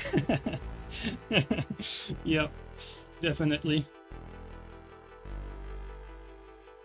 It is extremely cheesy to the highest point, but it's fun, you know, like at this point in the game's life cycle, like I've already tried like everything.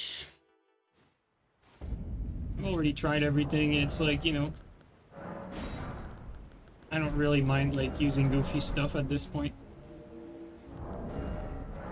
This is fun to use though, like it is pretty fun to get like a one-shot punish on people, especially I think it's more satisfying when you've been playing this game for years and you know the struggle of like trying to kill people with just like using melee weapons and how little damage you do and how like hard it is to just get planned hits.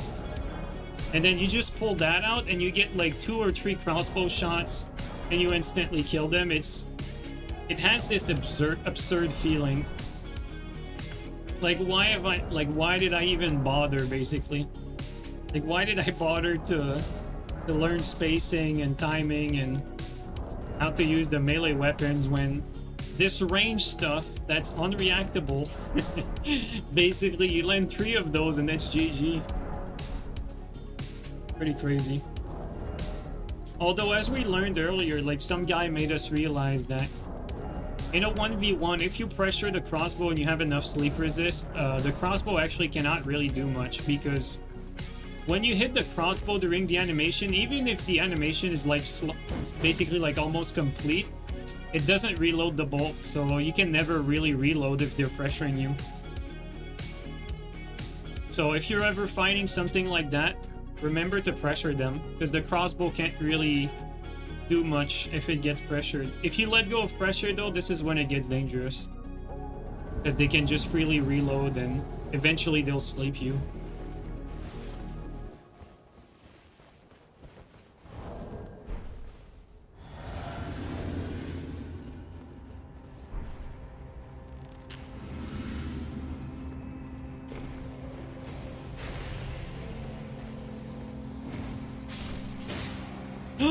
Are we gonna get our fucking rematch against this guy?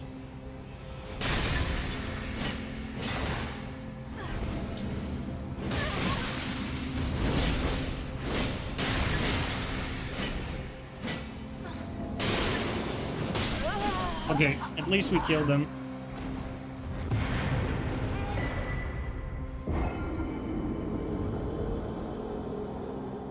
What's crazy is I could have avoided that death because I did 2 R2s queued for the punish at the end. If I just did 1 and rolled out, would have been fine, I think.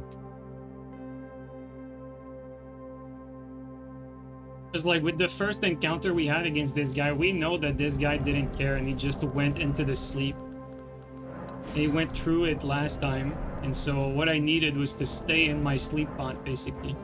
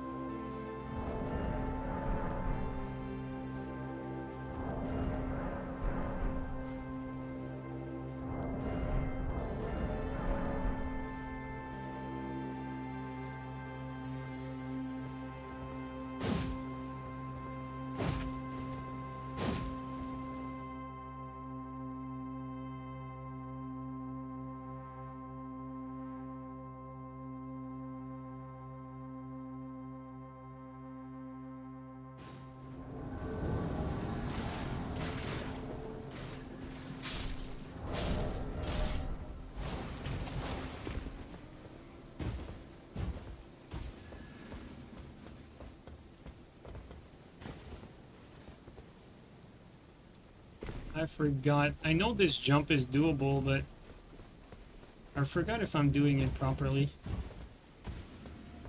Do I need to jump on something else first?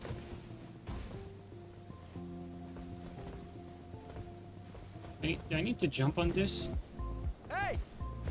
No, that can't be right. No, there's no way. I think it's doable straight up. Let's try it.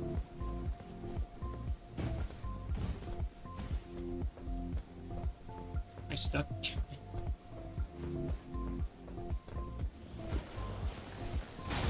Come on.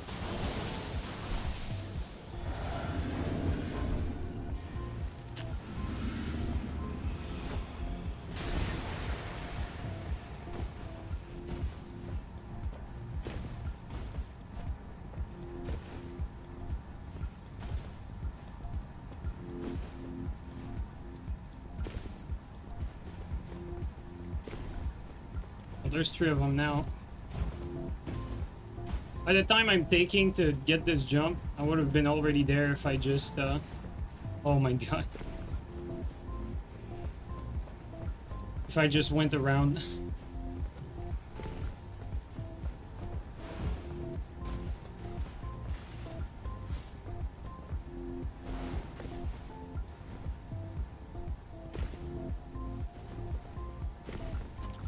Alright, I'm wasting too much physic time, but... One last, guys.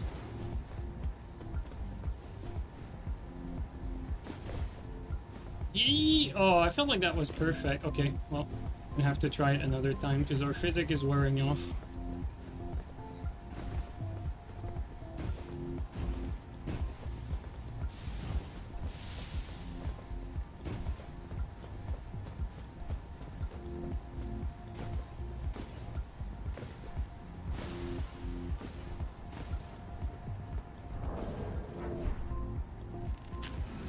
There's the blue down there.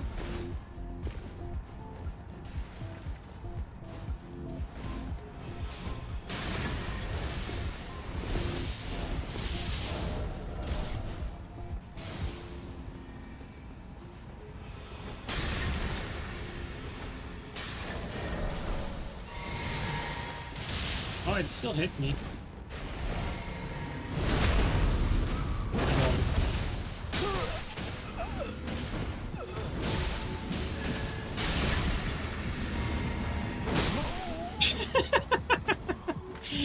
It's so funny when they keep attacking you like that, and then you just deny it with the sleep, and then they just get one tap.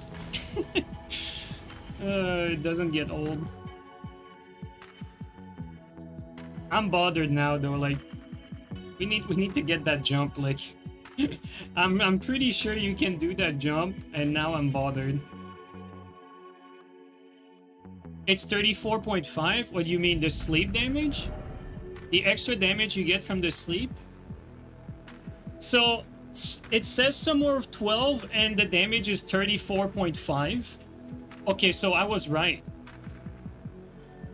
That's crazy damage. What the hell? 34.5 is insane damage, man. It makes it like... It probably makes it like the best talisman in the game for damage.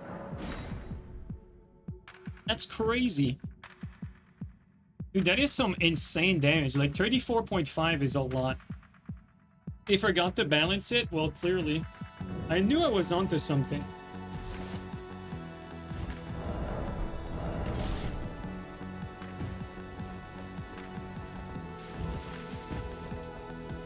Alright, guys. Okay, I missed that, clearly.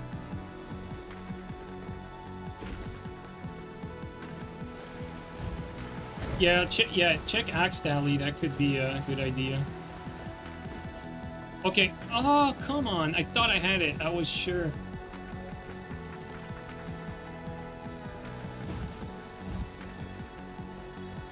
What am I doing different here? I'm pretty sure, like, this is a jump that I used to do.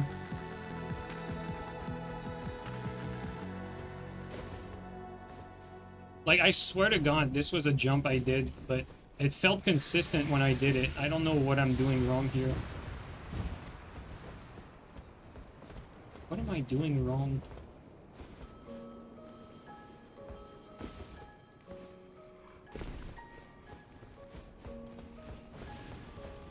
In PvE, it should only be like 20%.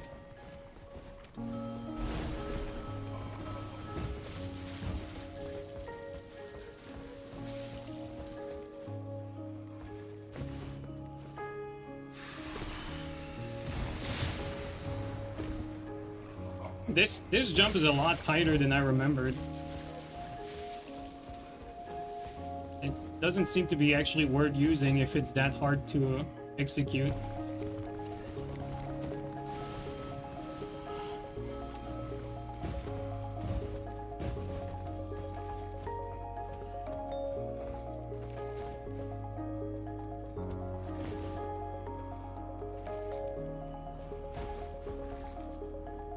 You definitely need to be on that thing to reach it.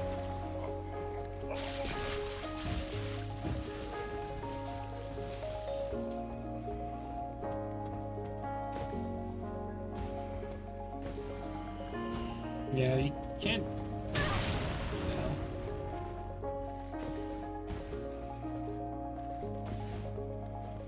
Bro, like. Other side of the building? I think I was doing it from here? No, there's no way. No way to reach it.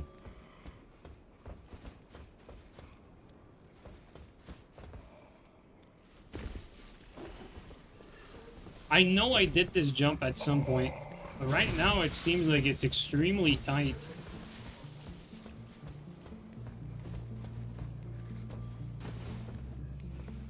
Like, it doesn't seem like I can make it.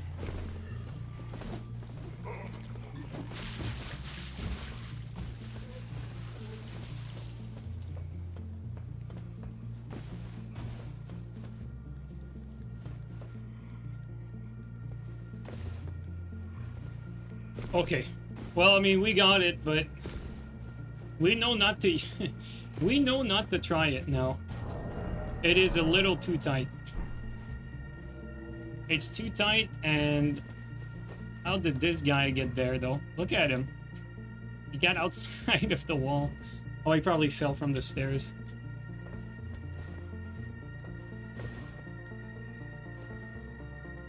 Maybe the camera angle has something to do with it.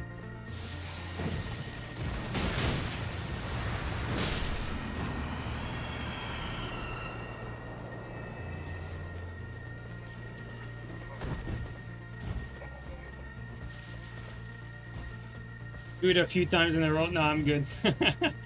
I just wanted to make sure it was doable. It's just very, very tight. It's just a jump that's very difficult to make consistently. I think that's how you lined up. Yeah, probably too.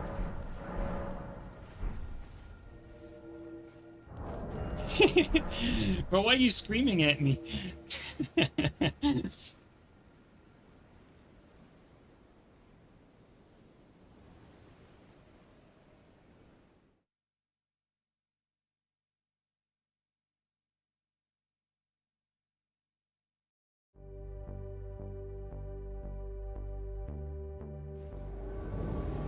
Probably worth learning. It's worth learning jumps like that are consistent, but the ones that are not consistent, I think it will hurt you more than help you.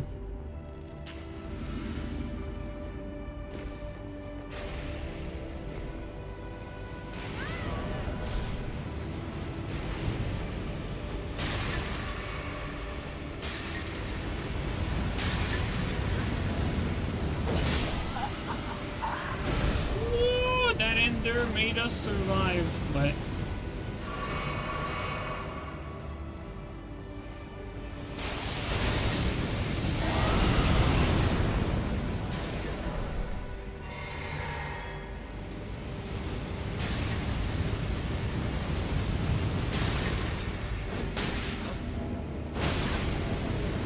oh my god.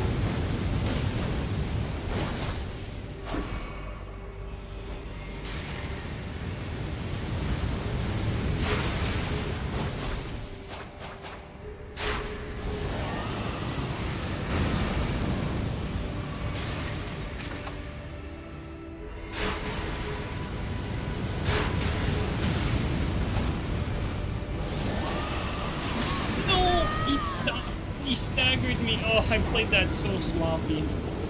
Oh, god damn it. I played that so sloppy and impatient. It was, like, very easy to win that.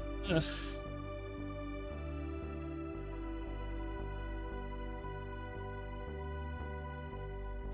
I thought the dragon would die with just, like, 2 one-handed R2s, but it was not nearly enough.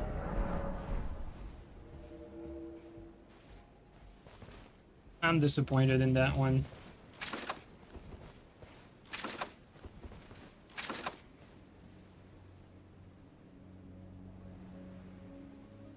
No, I didn't think I would stun him. I thought I could kill him with 2 charge R2s because it's a dragon, you know, like he's naked. I thought I could just 2-tap him with the one-handed because the other guy was hitting me, so I didn't have time to go like 2-hand my weapon and full punish. But I mean, that's just my fault because technically the play is, you know, stop being impatient, back up, recraft some sleep pots, and then box them out to guarantee you sleep both of them. And then you can get like a guaranteed kill from there. Like that was the proper play. The proper play is to be patient, but this game this game doesn't like when you actually play it. This game likes it when you just run away and refill stuff and you have to wait constantly for them to stop spamming. It's just a waiting game, really.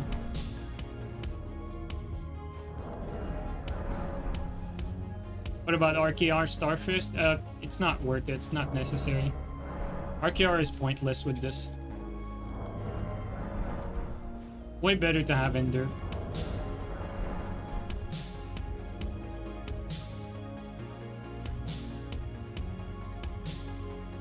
Ender's the better choice, but it doesn't save you from bad... Like this, even though this is very strong, it does not save you from bad plays. Like, bad plays are bad plays. And also, at the end of the day, you know, you're still fighting, like, multiple people. Like, they shouldn't lose in the first place.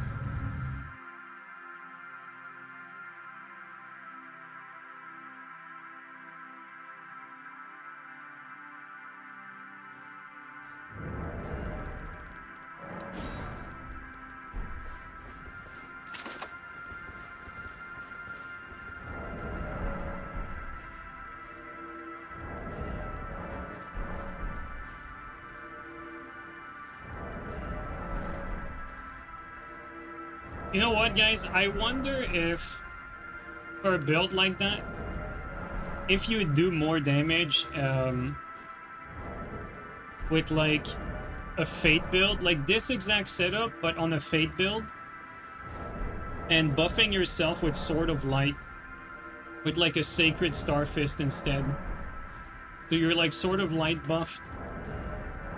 I wonder if the sleep, if the sleep tally would affect the holy damage, because you know holy damage is bugged in PvP, so it might not. I don't know. Now we're talking? Yeah.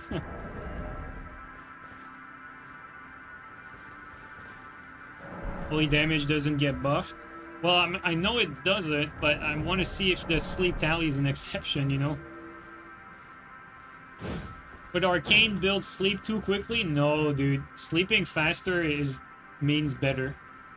Like, Arcane would be good for the sleep, but I don't think Arcane would have a higher damage punish. Because you'd be losing damage on your Starfist, because you'd have it, what's it called? Occult infused?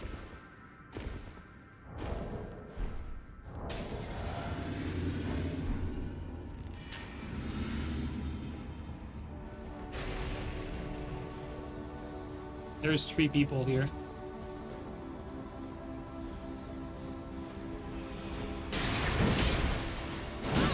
Questionable range. God damn it, he just skipped my tier, dude. See, like, that's bullshit. I was on Endure and he tier skipped me. Like, we basically were about to win this. We were about to punish the guy sleeping. All of them were falling asleep.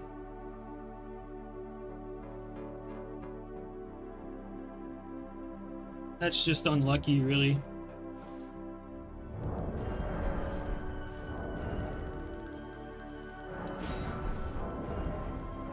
Like, we need the physic to be able to heal us there. Like, if they just skip it, like, we had... The guy did 1/3 of our HP with 1 attack. And we don't have any debuff active. Like, we were on physic with a 10% damage reduction. And he just, like, killed us with 1 jumping attack. Did 1/3 of our health.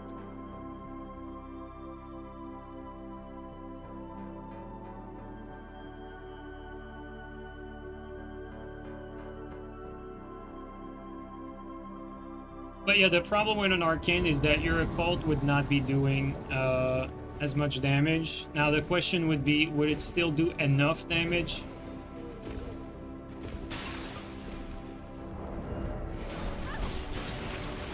Thank you, Elden Ring, for the great spawn. Because you're not going to be bleeding someone.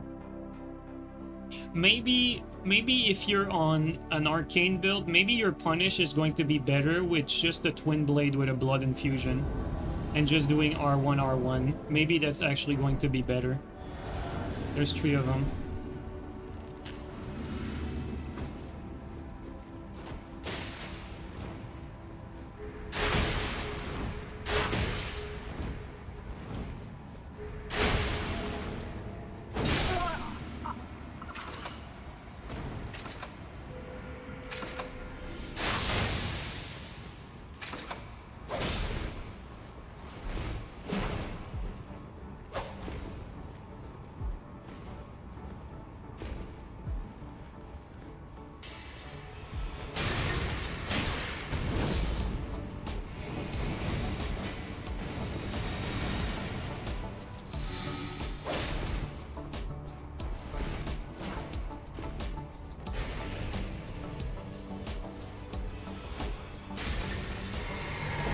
Come on.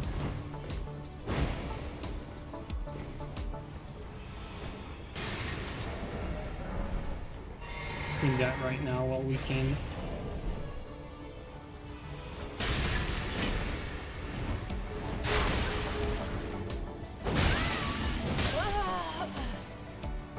I think this guy was clueless.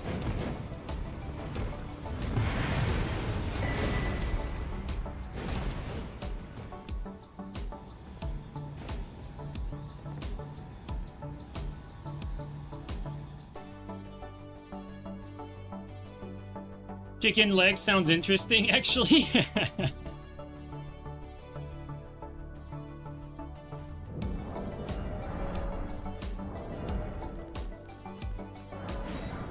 We tried the Fingerprint Ash of War as a punish when they get slept, and it's inconsistent. So, like, I think, like, if you're on an Arcane, you'd probably be better off. Just use Twin Blade R1, R1 instead for your punish, and I think you're gonna have better results that way. They're probably gonna get bled with, like, R1, R1.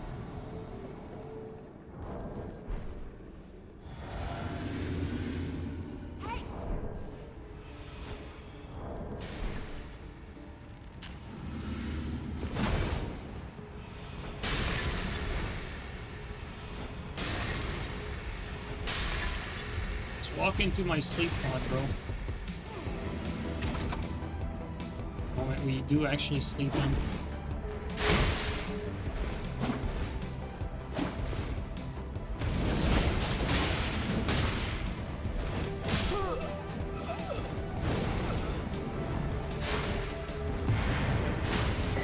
Smart, he jumped it.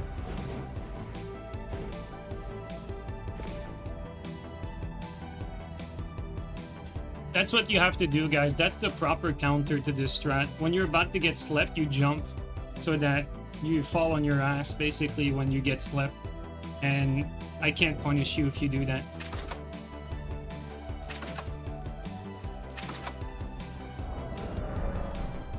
Oh, you know what would work on Arcane, though? If you're on Arcane, you could do, actually, you could do the original build. Like, the original build, like for what I'm using right now, the original build came from Spades. And Spades was using the Meteoric Greatsword on an Arcane build. So the reason why Meteoric or Greatsword works for this is you get the insane forward momentum and the both parts of the Ash of War combo here. So you get the sleep bonus, you'd want to have Shard of Alexander for your damage, and you basically get both parts, and you get the Ice Armor while you're doing the punish, and you get range with it. So that could be something that works. I mean, it's the original build, really. Starfist probably does a little more damage, but I think the Meteoric Ore probably has more ease of use. Because you have the Ice Armor, you have the range, like it's much easier to pull it off, like during an invasion. Yeah, and you get Shard of Alexander for another like 15%. So all in all, like it's just a good overall strat. It's just that, you know, like with 3 crossbow and the fucking Meteoric sword, like you're gonna be heavy as fuck. Starfist is a lot lighter than that great sword.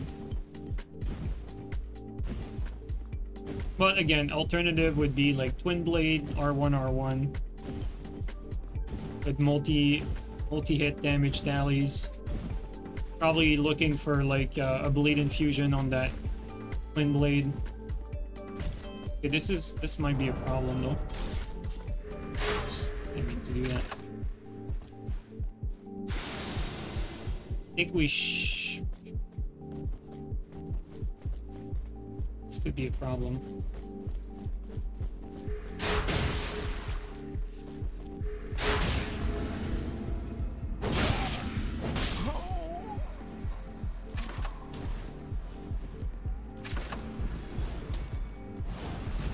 Whoa.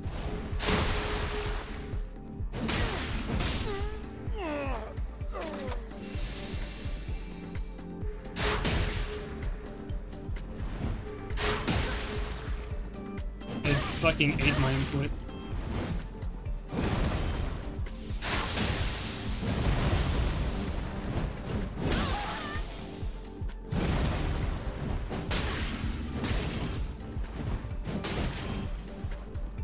Alright, let's reset that.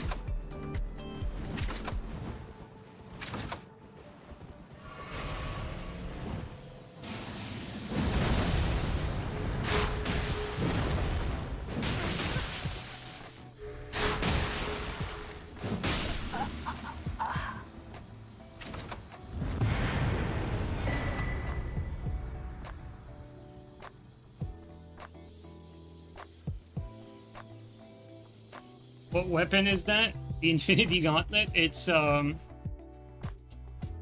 what's the name for this? Fucking, I mean, it's the new like DLC gauntlet. Like, guys, what's the name for that fucking gauntlet again? Not gargoyle. Like, there's a spear for that. There's an axe. Like, you know, like all the throwable ones. Like Gollum Fist? Yeah, I think it's Gollum Fist, yeah.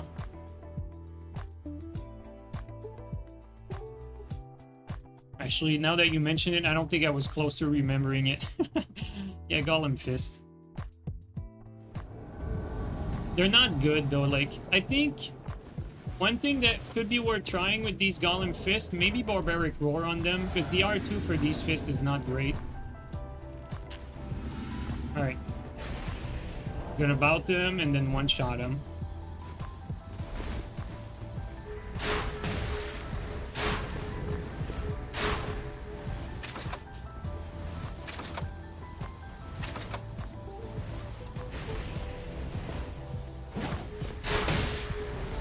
Let's just kill him.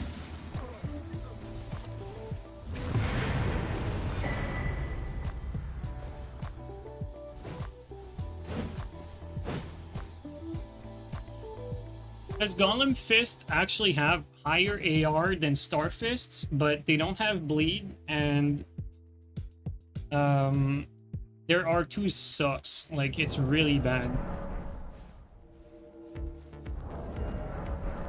But maybe if you have Barbaric Roar on it, I forget, dude. Okay, one sec. Now I'm curious. Let's cancel that real quick. Let's equip then. I want to see if you can put an Ash on it because I don't remember.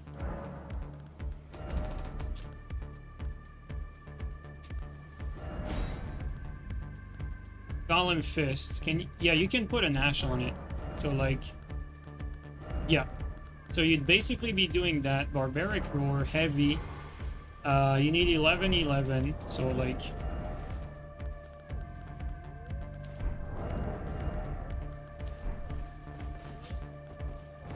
equip it. There you go. So like, if you compare the AR, like, between like Starfist and this, like Starfist is 496 and Gollum Fist is 526. You cannot bundle the Gollum Fist, but you know, it doesn't matter if you have Barbaric Roar. So technically, guys, all the time we were using Barbaric Roar Starfist, I think Gollum Fist are actually optimal for that role, because you get more damage out of it.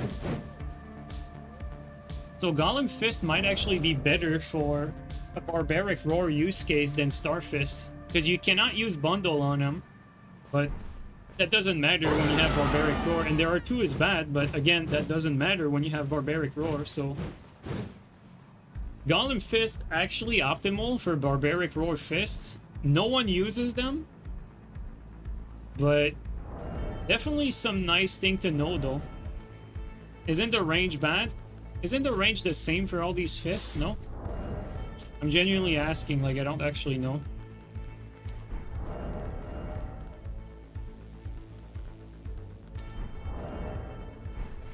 Veil, by the way, what was the damage that you got from the Axe Talisman?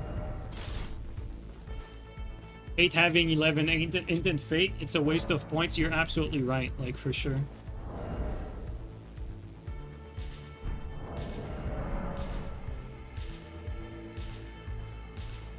Have you tried Trollier's Needle for this build? I don't think it's necessary because, like, it's much easier to sleep with the crossbow than it is with the Trollier Ash of War. Like the Needle Ash of War.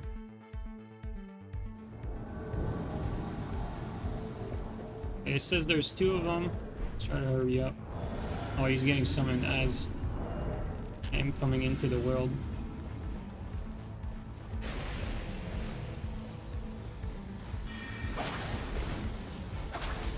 This is a bad spot to be fighting here.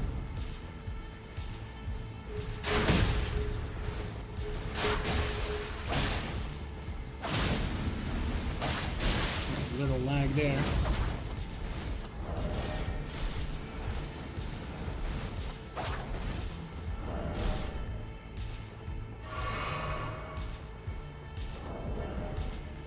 Okay, there's 3 of them now.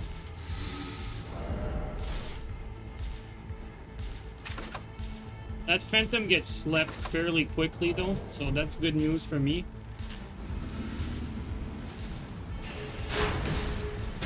The fuck did I get hit by?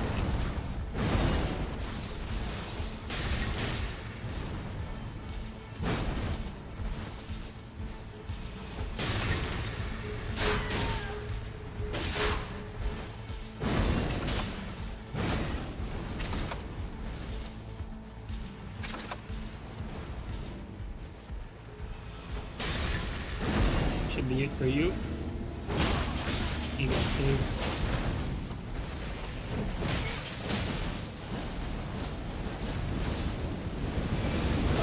Okay, we take that.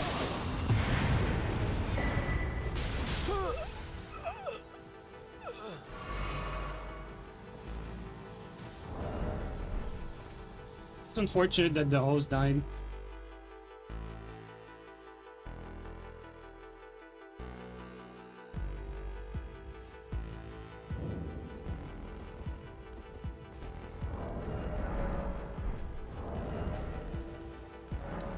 Oh. Input eating while crafting, that was weird.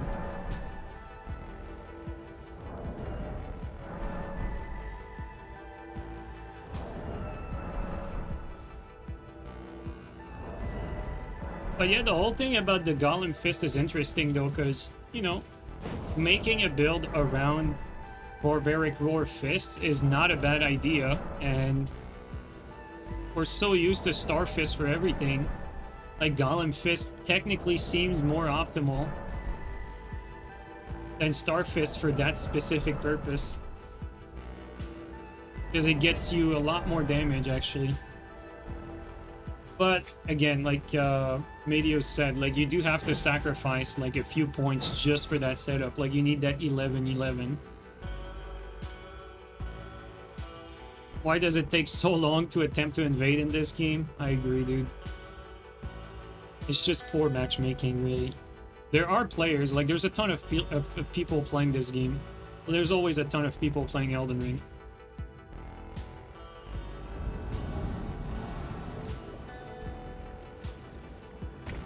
Could be in the well, could be this side. Okay, this side.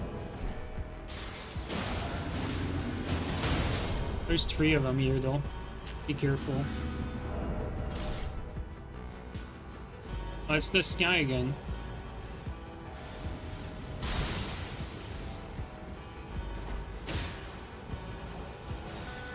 We're gonna take our time here.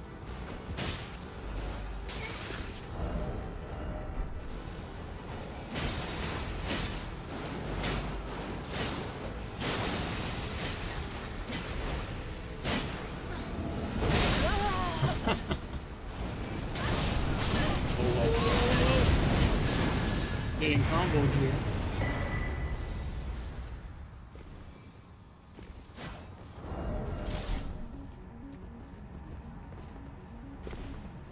It is pretty crazy though, like how a setup like that can win you some invasions that would be extremely painful to win.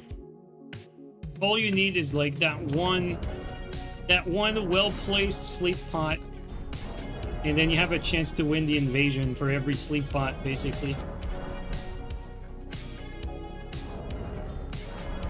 Unironically, it seems like the sleep pots are more reliable to win invasions than the crossbow, even though the crossbow is way more broken.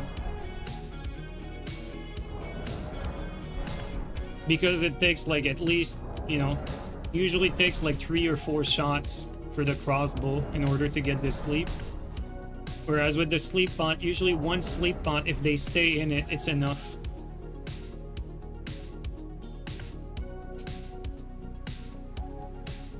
The process of switching between both fingers is so bad, dude. I feel your pain, man. I think you're absolutely right to point that out. Like, it is pretty... it's pretty insane. I mean, you can tell FromSoft doesn't really invade in their game, because I think that would drive anyone nuts, really.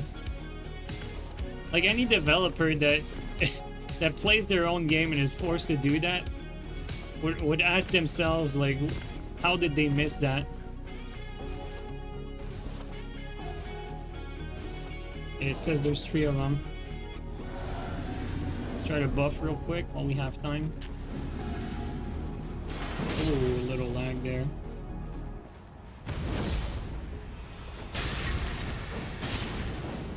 Not quite. Let's go toward these guys. Are they dead? I don't think they're dead or not. Try to kill this guy if we can. Alright, they're all stuck together right now.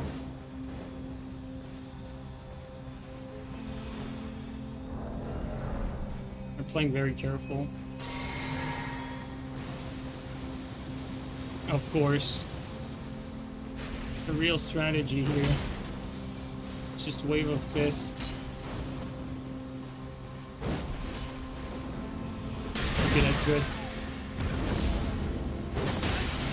That's it. Telling you guys, like, you win invasions that you would have like such a hard time. Although I did lose like quite a lot today compared to what I usually lose, but I think that's partly due to like my own mistakes, and also like there's some quirks about playing with a setup like that, like not being able to quickly BHS swap. Not being able to BHS definitely gets you killed a lot.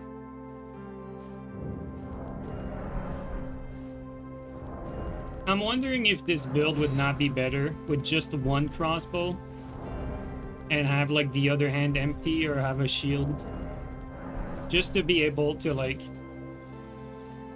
toggle to BHS. Maybe that's what I should do. Maybe I should have a BHS toggle. Maybe that's the play here.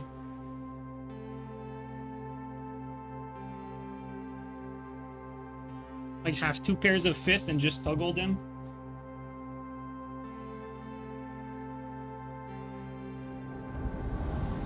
Oh, I think it's the same guys again that we just killed.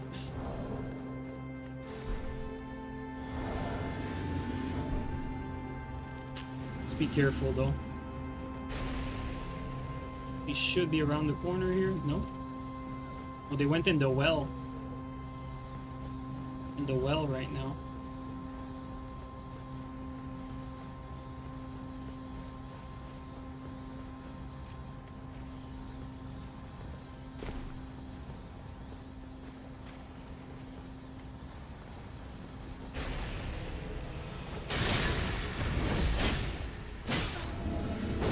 Oh, he had the thingy.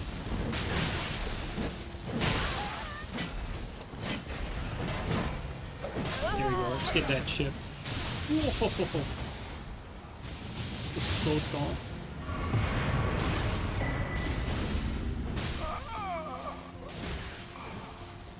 Man, our damage is so brutal though. Like, our damage is just straight up insane.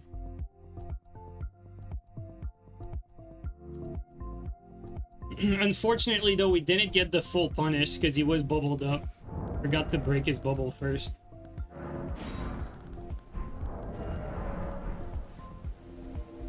This host has truly mastered the brain dead shield bolt build. What's funny is he keeps doing the same mistake like over and over. He just rushes me up and just sits on the sleep bot and then gets slept into one shot. Although this time he didn't get one shot because he was on the bubble, but still. I wonder if I would have been better to just R1 R1 since he had the bubble.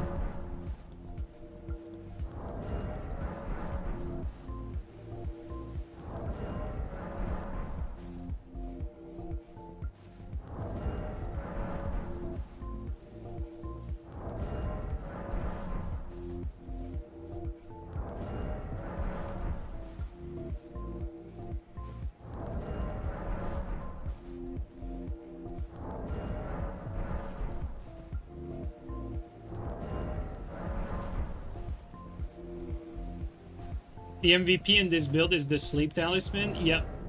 That bugged Sleep Talisman, which thanks to Veil, we know for sure that it's bugged now. It's supposed to be doing 12% in PvP, and it's actually doing like about 35%. Like 34.5, Veil said, I think. So, you know, doing 35% extra damage in PvP is truly insane. There's no buff that gives you that.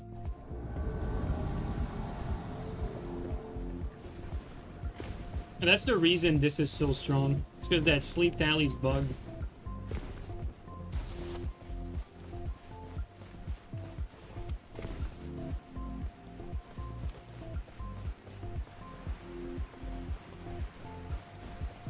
All of a sudden, arcane builds look more attractive. Honestly, knowing that it's bugged now, like, the sleep pots are starting to look more and more valuable. And this talisman, too. Like, this talisman giving that much damage, like, it basically means that you get a chance at winning an invasion on a sleep pot. Which is a big deal, you know, as an invader. Makes you want to play sleep axe. Exactly, Teach. Like, arcane build with, like, sleep axe or sleep ripple halberd, like it makes that setup probably even more broken. I'm actually wondering if sleep axe and sleep bird can compete with trusting sword, considering that if they do get the sleep, it's game over. Like the game ends when they sleep you, basically. And you really only need 2 talismans. You only need Axe Tally, like a backup Starfist. Oh, hit there. Okay, he's lagging.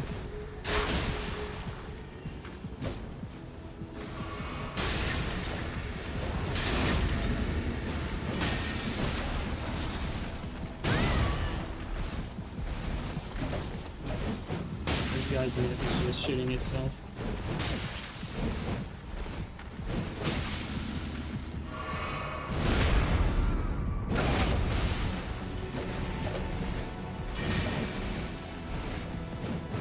Dude, this guy's net, it was saving him there. What the hell? Taking damage late on my punishes.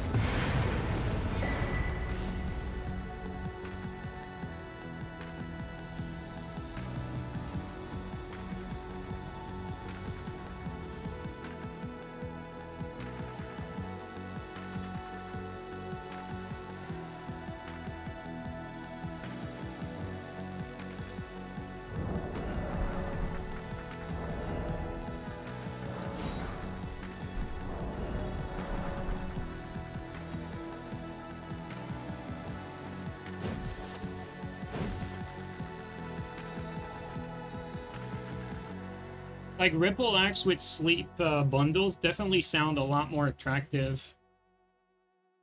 Considering that you could one-shot as soon as you get the sleep.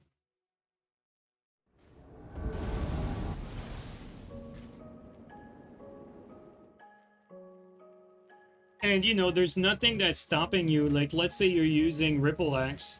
Nothing that's stopping you from using Ripple Axe and then offhand fucking spread crossbow with sleep bolts, and you have like both to sleep your opponent, and you have like a toggle soft swap like Starfists.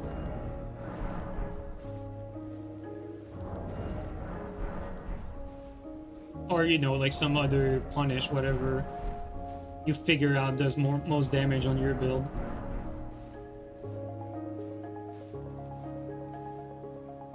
Because think about it, guys, like, if someone is trying to hard counter you, you are on an arcane build. Like, you could technically have, like, your sleep punish be, like, a halberd with a bleed infusion. And then if your opponent is trying to, like, counter your sleep, they're likely gonna have to sacrifice robustness, so maybe you're gonna bleed them in, like, 2 R1s with the halberd. Oh, sorry, with the twin blade. Because, you know, like, the idea would be, like, you know, Ripple Axe, R1, R1 into, like, maybe Sleep Crossbow. And then when you go for the punish, you toggle to a Bleed Twin Blade. And then you do R1, R1. And then it bleeds proc them. That could be nasty.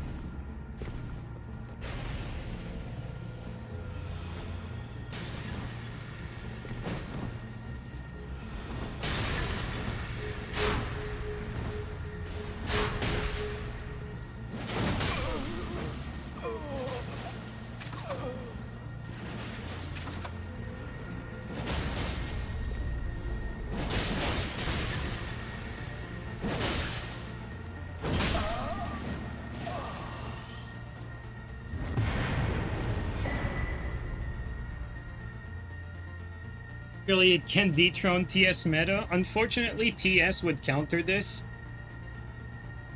like, like TS kind of counters the crossbow play because TS is probably the weapon that can apply the most amount of pressure with the least amount of effort. That and maybe Pada. Because you can just like get in there and just TS them like over and over. And it would be very difficult. You know. It would be very difficult for the crossbow to really ever land a hit on the TS. Unless they back away really.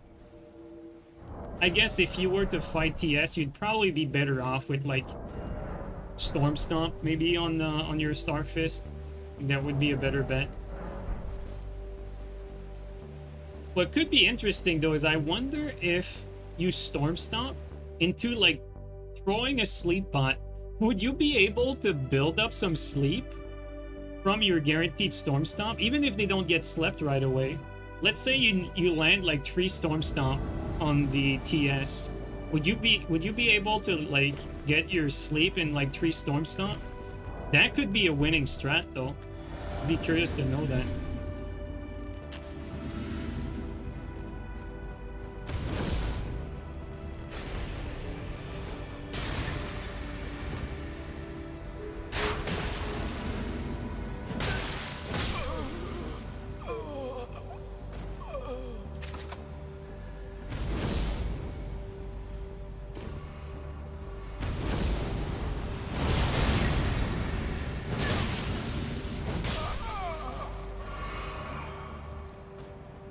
Can you jump from here?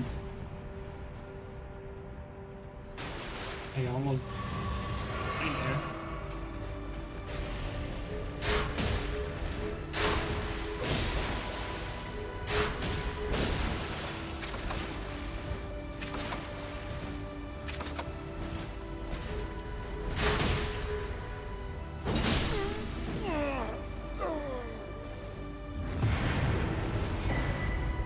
That is, if the TS user doesn't sleep bolus, yeah, pretty much. Although, if they sleep bolus, like, you're probably at least going to get some crossbow punishes in there. Can the TS user just BHS out of the true combo? I think so, but like if the sleep buildup is just like high enough, even if they escape it, maybe it could be worth it. I don't know. I haven't tried it.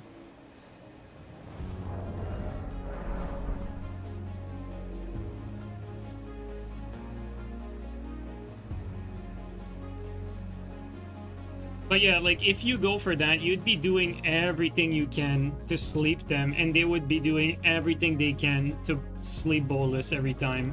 They would probably be able to out bolus your strategy, I think. I think the TS would probably win. Huddled Venus, thank you so much for the resub for 19 months, man. Really appreciate that.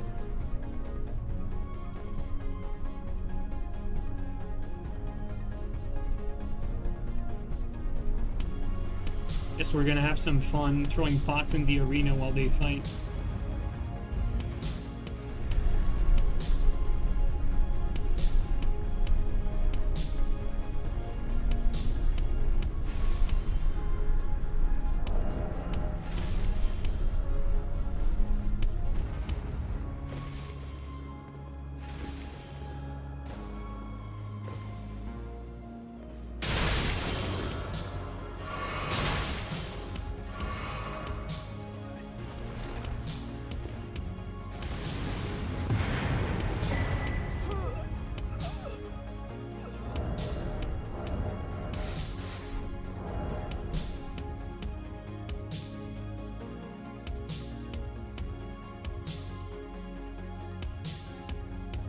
Knowing that Tally is bugged at 35, it makes St. Trina's sword sounds a little bit more attractive. Nah, dude, these swords are garbage.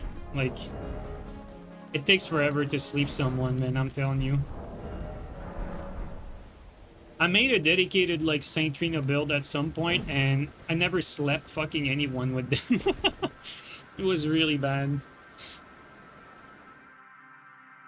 And you know, because it takes so many hits to sleep them, what happens is, like, you get your sleep when you don't expect it, because it's like on the fucking 8th hit, right? And so, like, let's say on the 8th or 9th hit, you get your sleep. Well, you fucked up your punish because, you know, you were not ready to know they were getting slapped on the 8th hit. You know what I mean? Like, because with straight sword, you tend to L1, L1 a lot. Let's actually focus on this guy.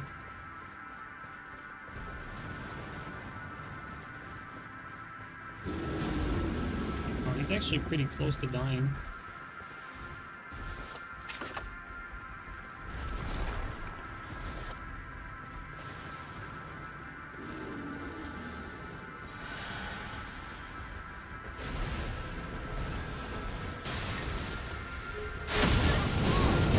Some massive damage. Holy shit, this guy did half my health.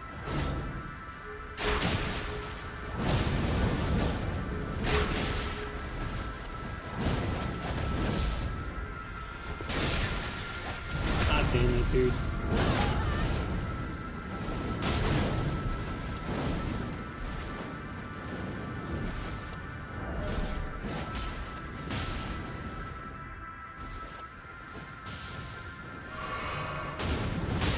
I can't do that. A good thing for me that... Bro, the fucking... the fate thing, they do insane damage.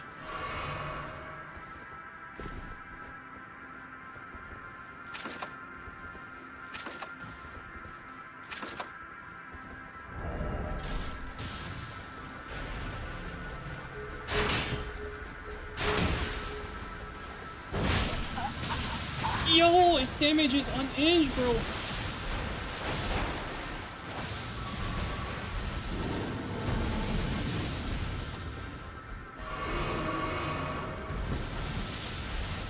Bro, this max level bullshit, dude. Holy fuck. Oh, he's lagging. I might be dead. Yeah, I might be dead here.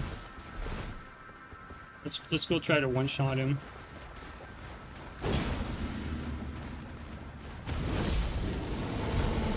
I think he lagged out.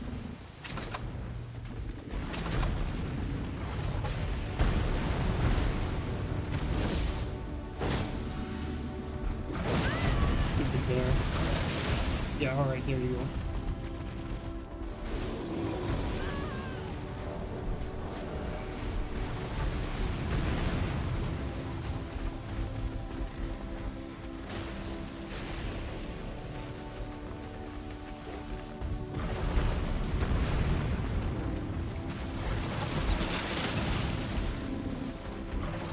That bear is a nuisance. If that bear was not there, we could pressure this guy way more.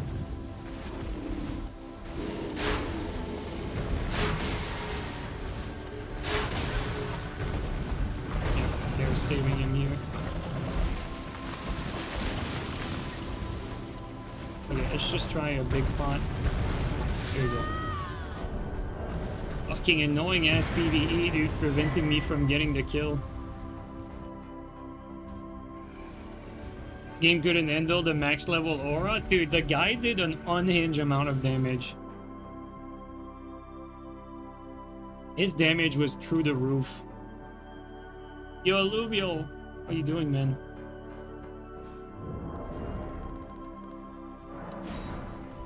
I mean, to be fair, we do unhinged damage, but, you know, at least we have to sleep them to do that sort of damage.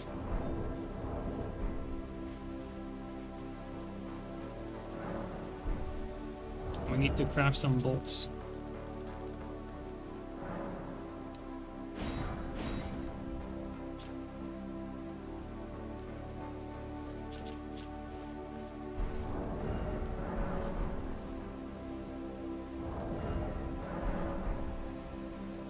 I'm a little disappointed that the guy lagged out, though. I wanted to kill him.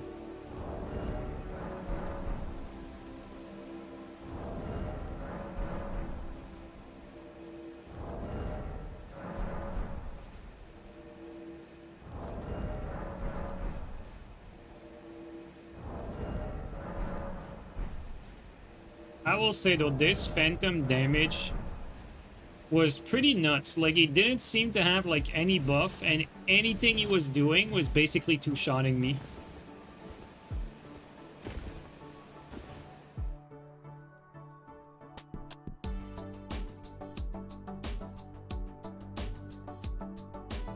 Hey, Alluvial, this build is actually so much fun, like, seriously. It's very cheesy, but I'm really enjoying this build.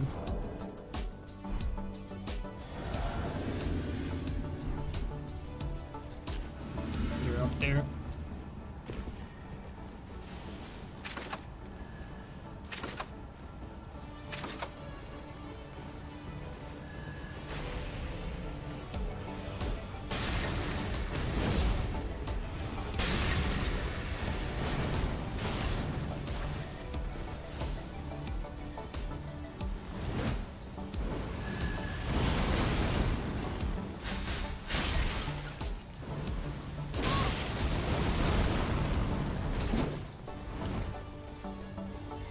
Paid my input, great game.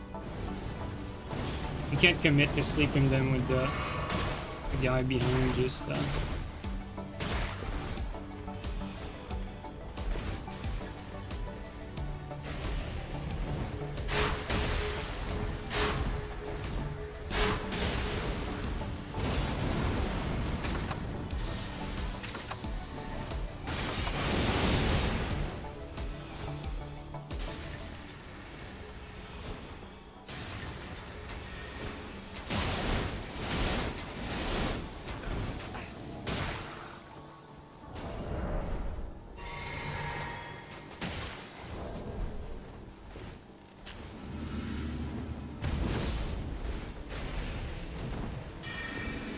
oh, Ansbach bow with this though.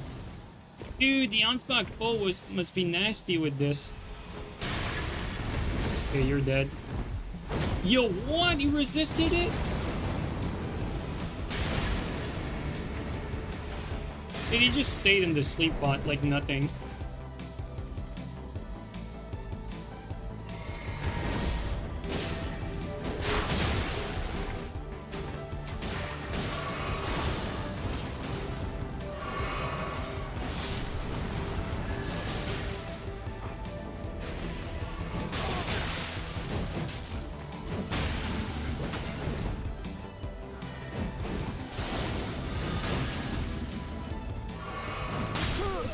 Big R2.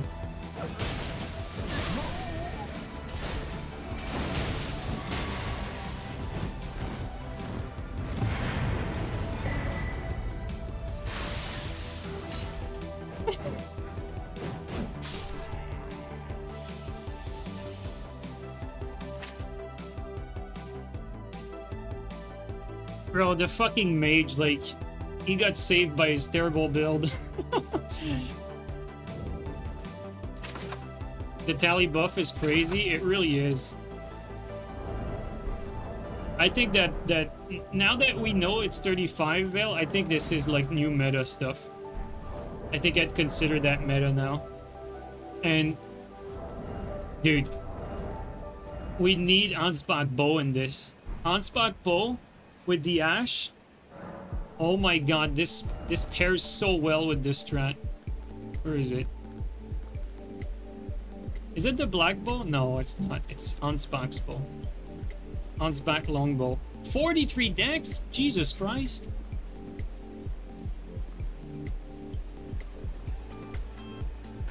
Man, you know what, guys? I think next stream I'm gonna bite the bullet and like make a fucking quick dex build and try like Ansbach bow. Like Ansbach bow, sleep crossbow, sleep bots, and then you land that Ash into a one-shot. Dude, that's just perfect. It's not the hardest Ash to land either, especially against a group, right? Because that Ash does insane sleep build-up.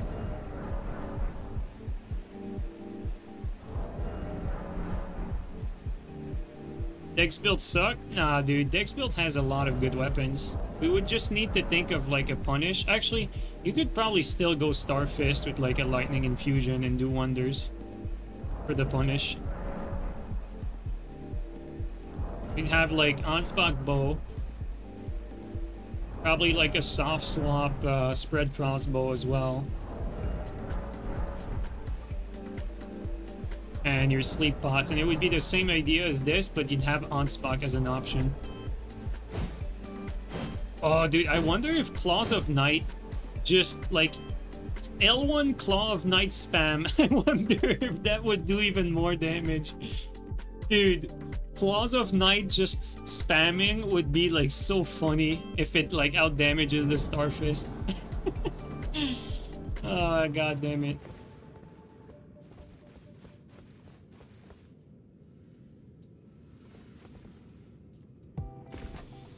Oh, I just realized we could have gone out from the window.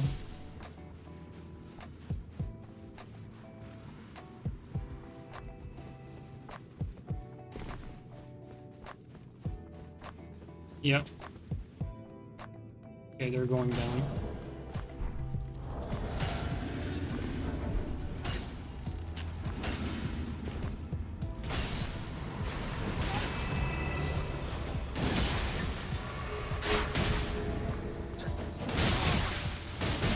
Fucking save them.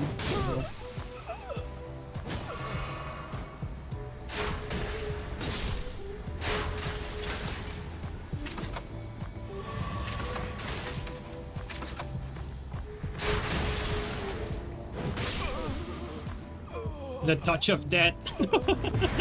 You touch them and then they die.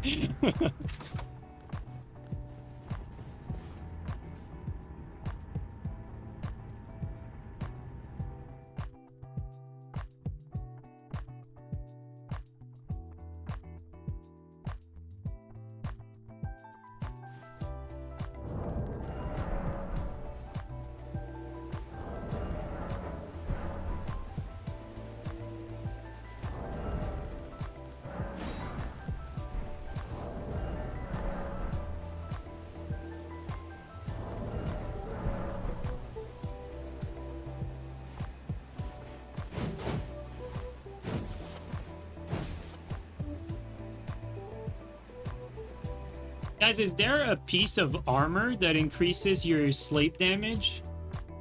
Like, I know, like, Madness has this weird little helmet that's like a round one. You know, like the same one from the creatures that scream like crazy. Is there one for sleep? I forgot if there is. No, it's just extra FP? God damn it. You checked earlier? God, man, that would have been so overkill if there was like a piece of gear that increased sleep on top of that. Like that 35 is already like more than enough.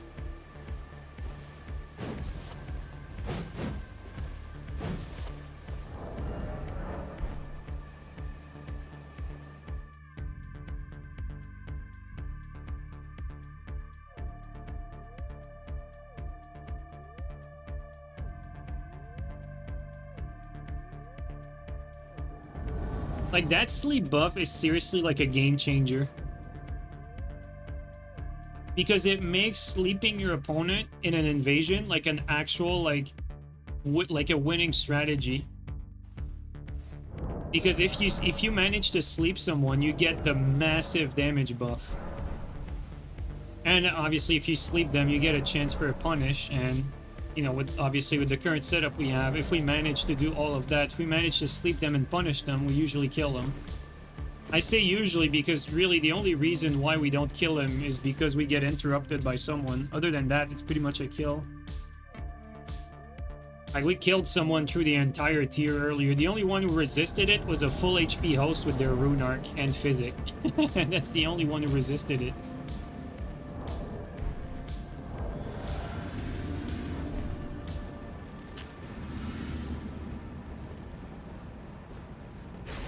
Alright, buddy. Well, if you have the wrong helmet.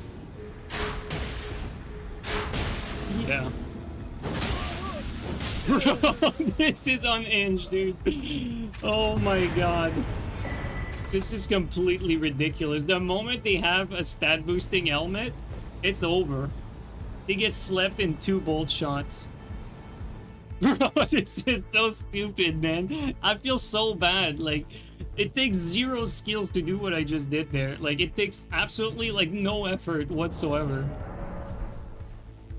That guy was so prepared for a duel. Well, clearly he was not sniping because he would not have been wearing that helmet.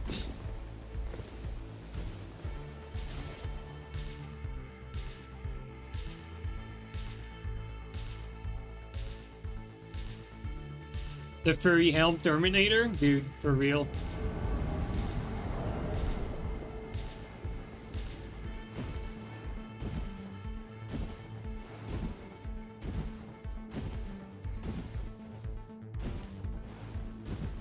But yeah, guys, like a big reason why this is so unhinged, it's that when you sleep them, for those of you who don't already know, when you sleep them, it doesn't just combo into a fully charged. It combos into fully charged R2 plus the R2 follow-up. So they hit both that and that. That's the entire thing that they take for damage. So the chances of them surviving that are completely null. Like, they get completely nuked. We're gonna get hit hard there. Oh my god, what a lucky bastard. What a fluke there.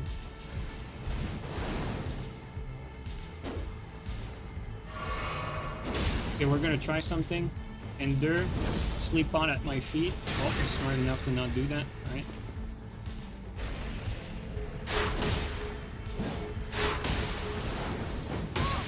Okay, we got lucky that this went through us somehow.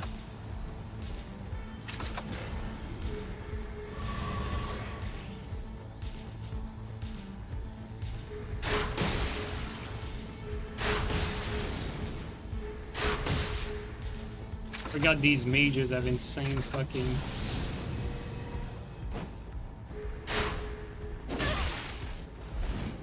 Get out, PvE.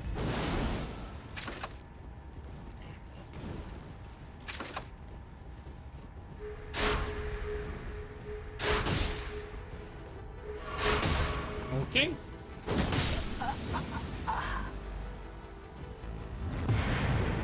I will say though, these mages with their insane mind, they do resist a lot of crossbow bolts. And you do encounter a lot of them when you invade. A lot of PvEers with a lot of mind.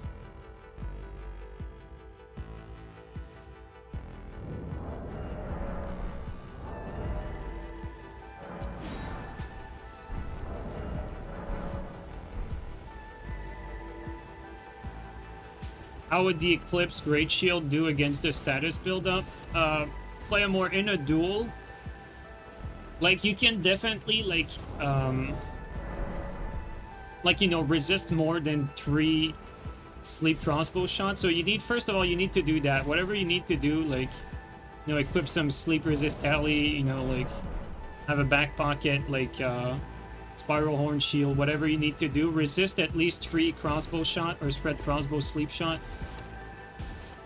And then, if you can resist that, you can just pressure them, because once their bolts are empty, like, they can't really recharge. Like, it's almost impossible to recharge against someone that's slightly pressuring you. So, like, the counter to this is some slight pressure. And we've experienced that earlier, you know. There was a player who basically, like, just pressured us a little bit. And it was enough to, like, completely shut the crossbow down.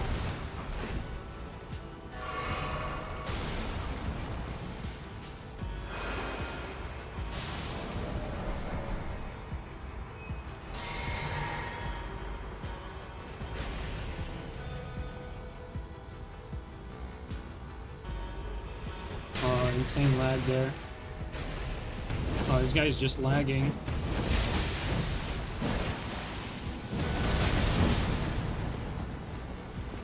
I think the only play we have here is as we go down. Yeah, fuck it. Let's just go down.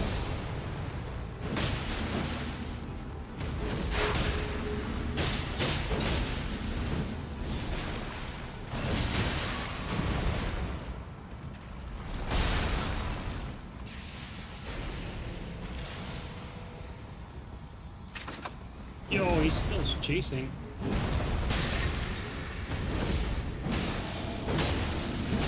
Yo, it ate my input.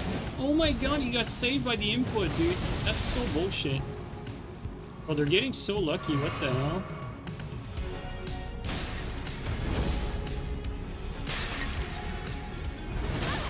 Oh my god.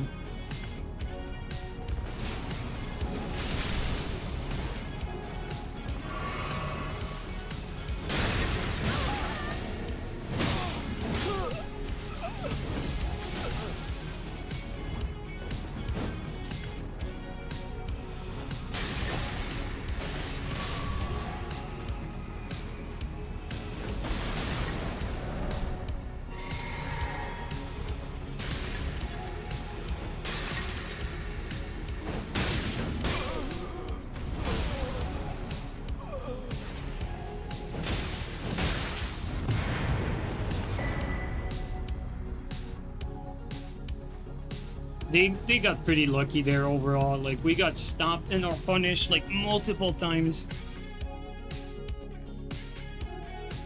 Vale is saying that this 34% might be because Starfist is technically 2 weapons that swing at once, so 12% times 2. Oh my god, that's crazy. So like Starfist would be like an outlier for the punish. Dude, that actually makes so much sense. What a crazy find, dude. Yeah, the logic adds up, for sure.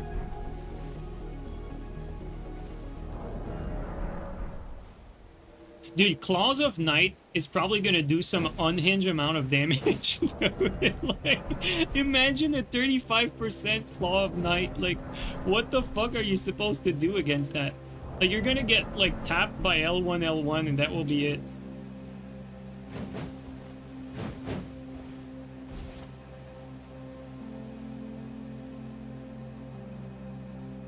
Two R1's dead, dude. Maybe not R1, I forgot. Yeah, it is R1, never mind.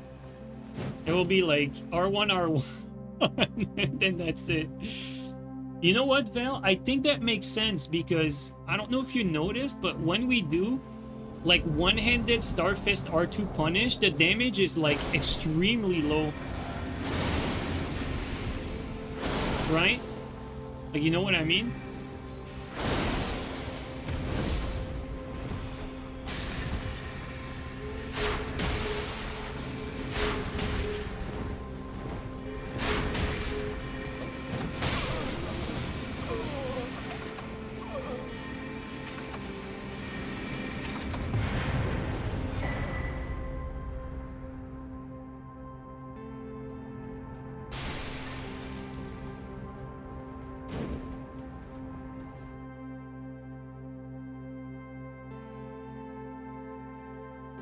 Man, I really want to try that. The Ansbach bow into like Claws of Night, like R1, R1, like one shot. That sounds absurdly stupid.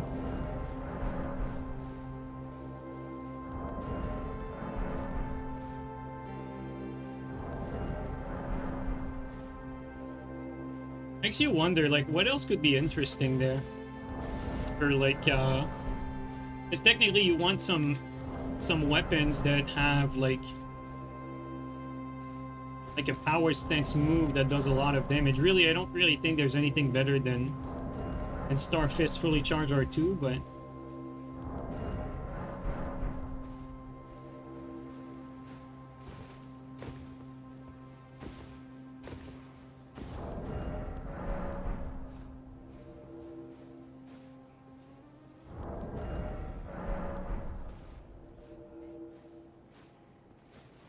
it's the same on claws, so like 35.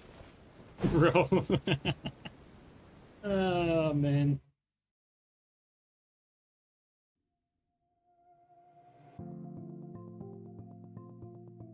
Can you reach 2000 HP damage? Oh, Omega, like the R2 can definitely reach that. Like, we definitely like reached that earlier. It's just that you need like a clean punish, but you can definitely reach that. If you have Blood Boil Aromatic, you can most definitely reach that.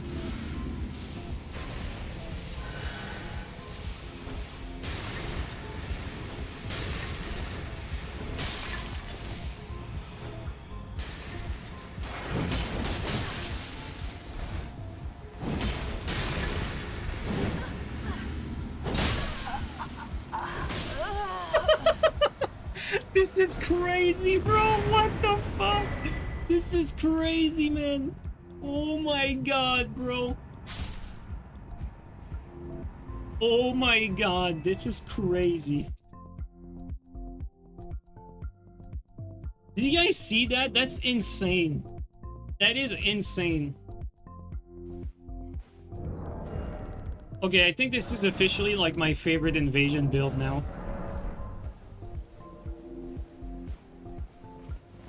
Although I will say that last play was pretty nice because I technically like outspaced him and threw the pot in advance, like knowing or guessing that he was going to attack and whiff. And so while he was attacking and whiffing, my pot throwing animation was already starting.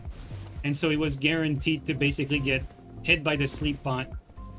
And I advanced to get closer to them, and so they decided to keep swinging, and that slept both of them. And then we got the punish. We could have true comboed the host, but I was out of stam. But we got the roll catch instead, so that still worked out. But man, that felt satisfying though.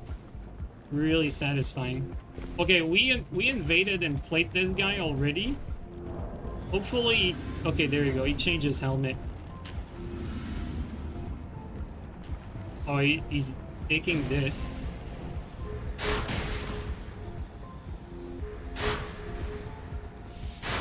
Actually, not this one that I want.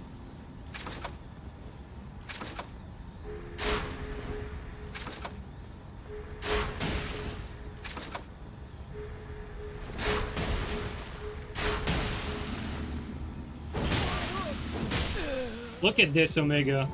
Look at this shit. Isn't that unhinged? That is unhinged, dude. Bro. And we invaded this guy earlier, right? Like, he knew exactly what I was going to do there. Although, to be honest, he probably had the talisman, but I mean, you need some serious sleep resist to fight something like that. And if you're not gonna pressure as well, like... What's unfortunate about a build like what I'm using is it takes 0 skills. It really takes 0 skills to use this shit.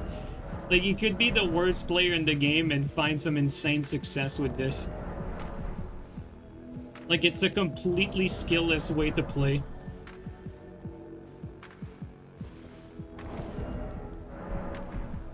It's the Friday night build? Yeah, it's the night build. Dude, guys, I've been playing with this build for 5 hours. It's how much I love it. 5 hours of this shit. Crazy, man. By the way, for those wondering, we played with this build at 125, you know, a few streams ago. It was doing just as well. And now I wanted to try it at 150, so we're doing like this at 150. But it was the same talisman, like, build is basically the same for both levels. The only difference is you have more strength at 150.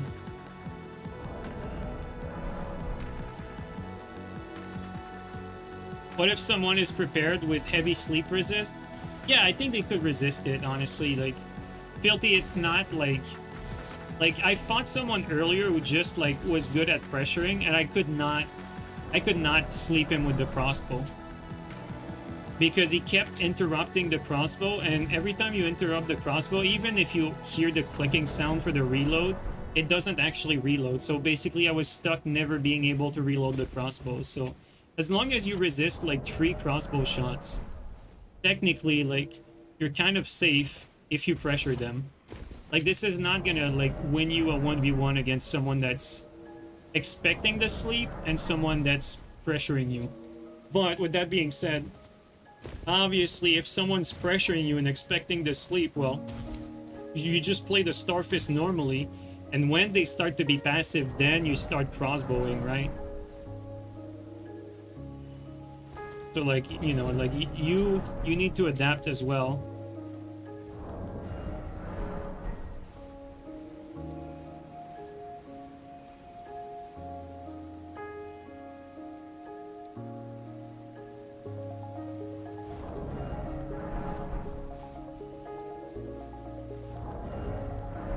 But if I'm being completely honest, guys, I think I think in my next, you know, when Tarnished Edition drops and I remake my characters, I think I'm probably gonna have, like, not like 3 fucking spread crossbow, but I'm gonna have, like, 1 permanent soft swap crossbow, Dark Souls 3 Grim style, you know what I mean? Like, always loaded, always ready to, like, to take a shot. Probably gonna have, like, 1 of these permanent on my build. Even if I don't use it to sleep, just a crossbow shot in general is a worthy punish for range stuff.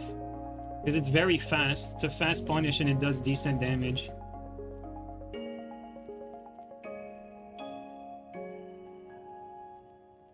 The expo in the back looks cool. Yeah, I agree. I think so too. Hey! You know what? I'm tempted.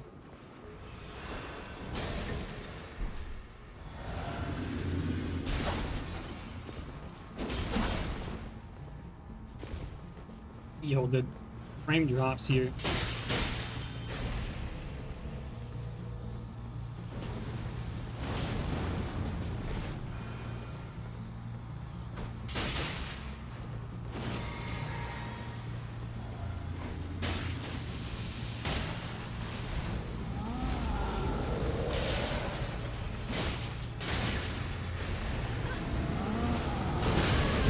That fucking giant saved him.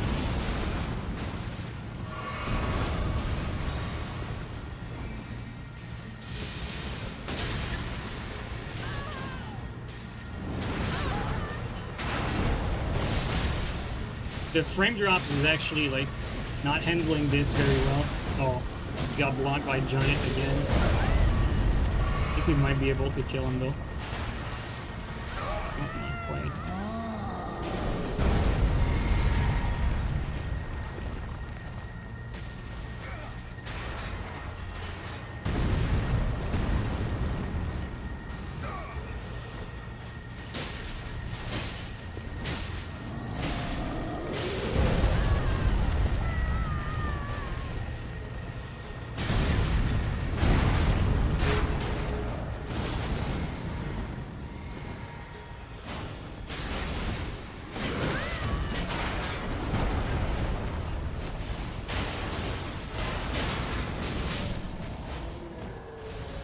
The frame drops are, like, stupidly like annoying. Like, they're so bad in this part of the game.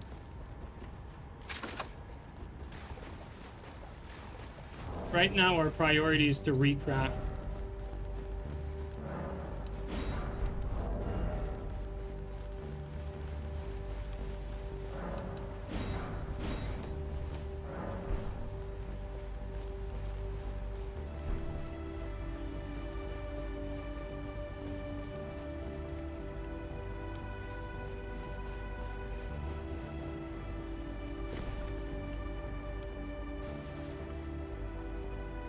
I think they saw me.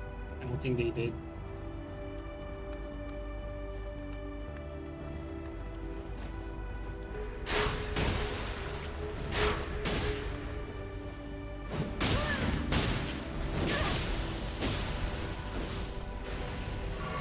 Oh, come on, bro.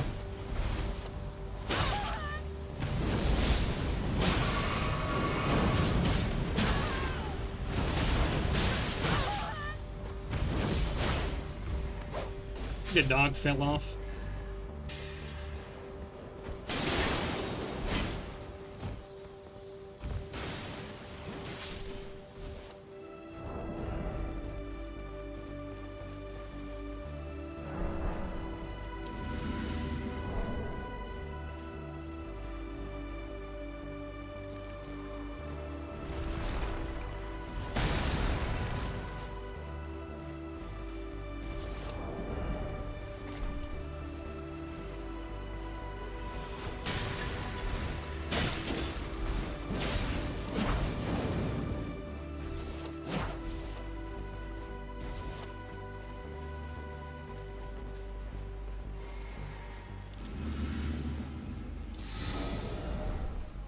You know what? Let's activate PvE here.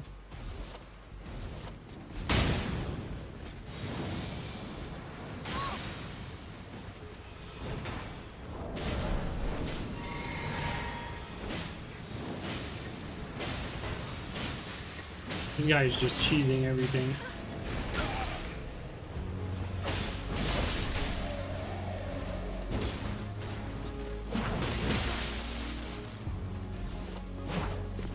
That's a really good jump, actually. He followed me, though.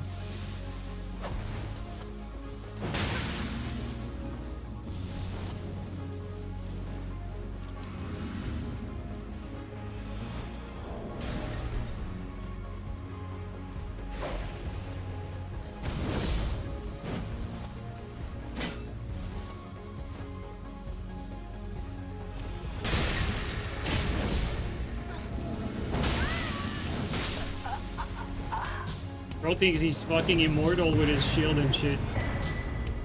We taught him a lesson.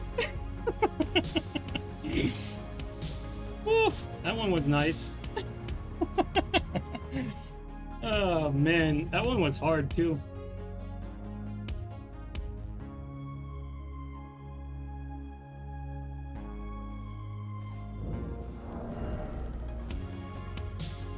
Took all my pocket change to get one. But the guy still has the guy still has not learned, dude. Like, still fucking going after me. Like, fucking rushing into my sleep pot into getting one shot.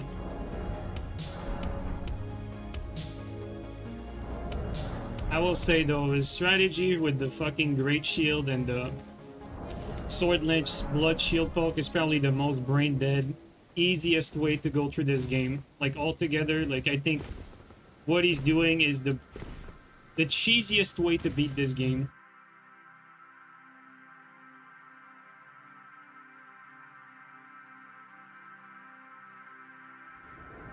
To be fair, without Endura, I would have died there. What a pointless comment. Like comments like that, I find them to be, like, so unthoughtful. Because if I'm not on the Endura, I'm not doing that. You know, like, it's like, if you would not have died, you would not have died. It's basically that. Like, it's like, if you don't punish him, he doesn't die. Like, well, no shit, Sherlock.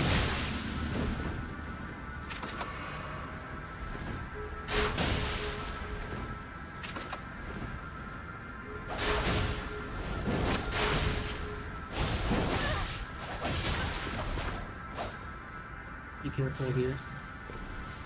Ooh, the lag there.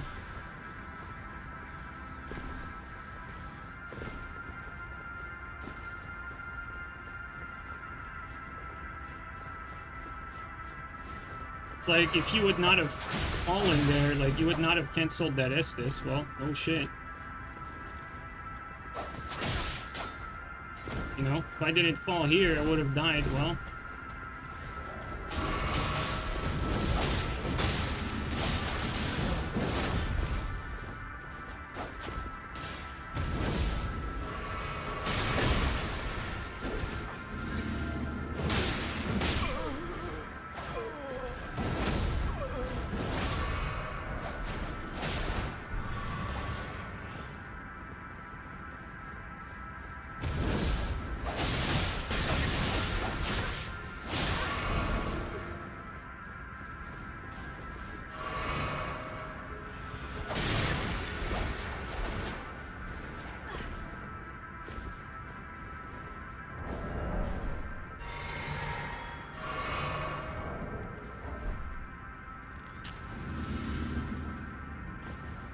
yeah, this guy's pretty fucking thirsty. It's quite dangerous, actually.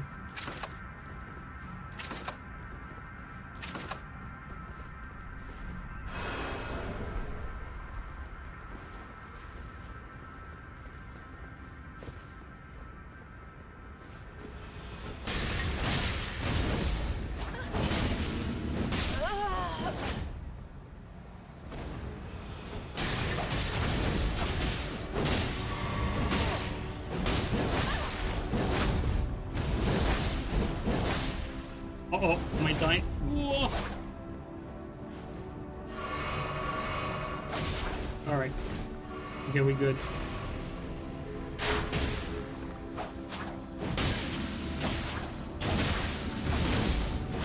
Bro, this guy is the epiphany of brain dead, and blind spot certainly allows you to play as dumb as he does.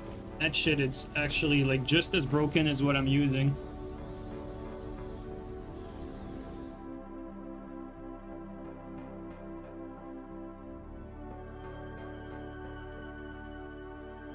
Like blind spot spam like actually like counters 90% of things, 90% of attack in the game, like seriously.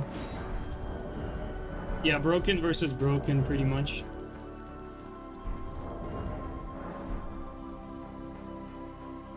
Although to be fair, I fucked up again. Like, you know, when we were on the ledge, we slept them into our max punish, but he had the bubble, and I knew he had the bubble. I think it was better if I just R1 R1 instead of doing like full charge R2, which was pointless. That almost cost me basically.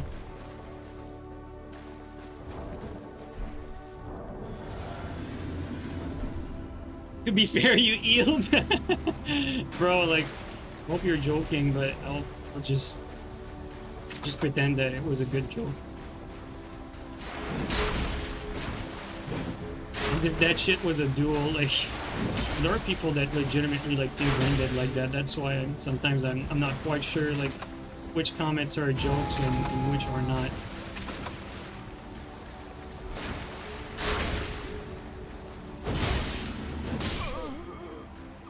Fully a joke. Okay, my bad. But like sometimes we get a mix of everything, so sometimes it's hard to tell.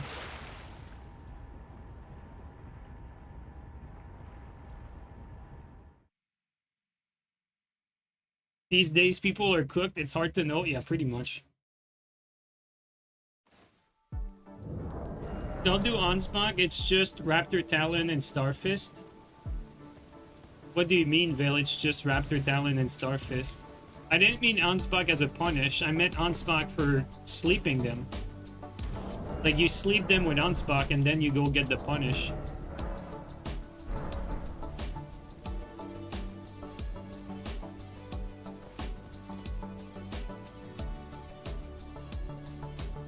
Those are the only two getting 34.5. Okay, I was about to say, you said 34 earlier. Wow, so Starfist being in its own class. How surprising.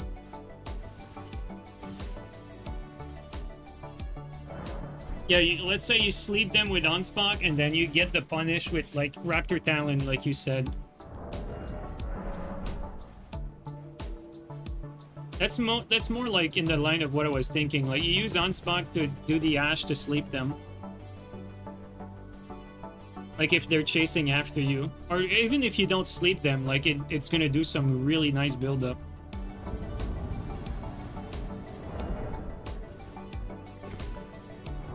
It's right above me. There's two of them.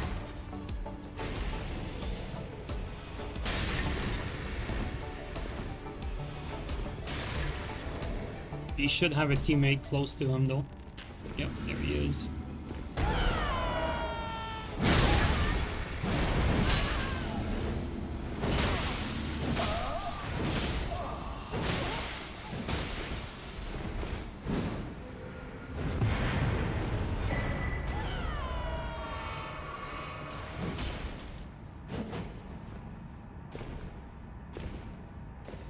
I really like this strat of like baiting them to attack you while you endure and sleep on at your feet.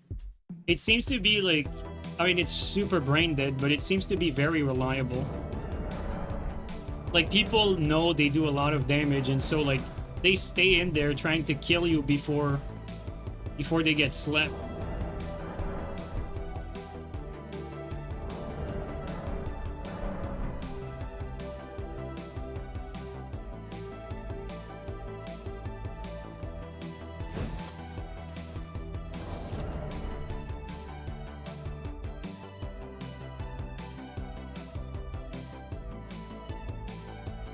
Booga Booga players, but everyone does it though. That's the thing. Well, this guy's over level. Will he get slept really quickly or no?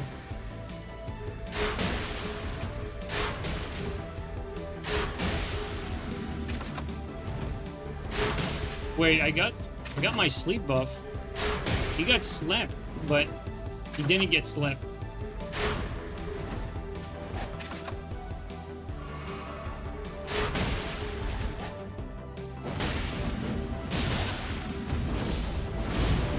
Okay, now it's gonna be a little harder here.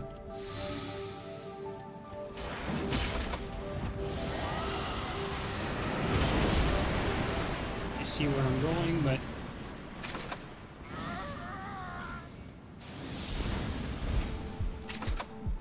alright, let's try that again.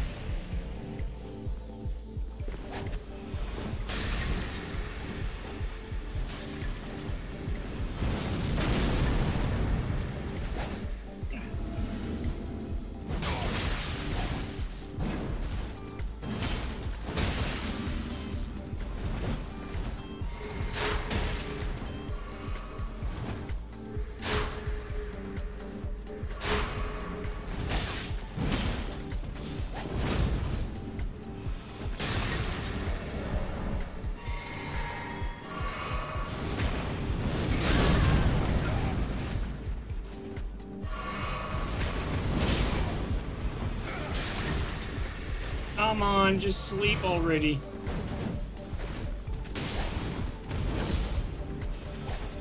Just sleep! Go into my sleep. Okay, there we go. Okay, that's one down.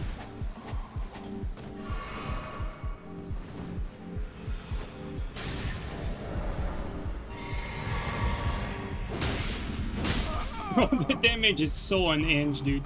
What type of damage are we doing, man? This is just completely unreal.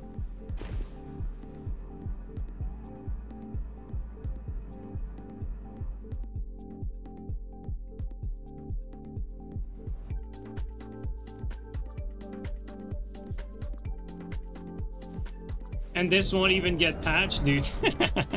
I'll be honest, I'd rather they patch Trusting Sword than this, but you know, I'm not expecting any patches, so 5 hours of the same build, 5 hours and a half to be fair. I think we're gonna do a last one. Man, this was fun. Ansbach might be a cook for sleep. Of course it is. Like, everyone knows that Ansbach is nasty for sleeping people. Oh, it's 4 ashes to sleep? Okay, never mind. It's not good.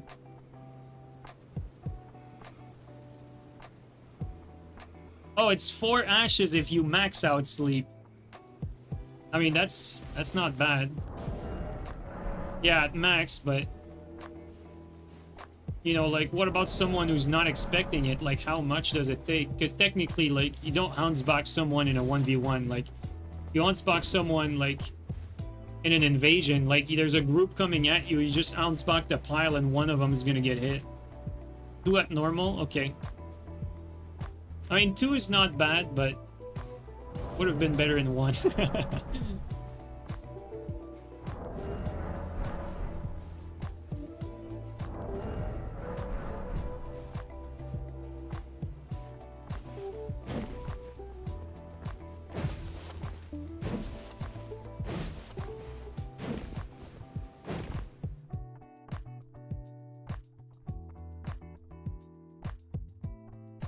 Alright guys, last one for today, and then I'm gonna call it, because this is just too addictive. You just keep sleeping and one-shotting people.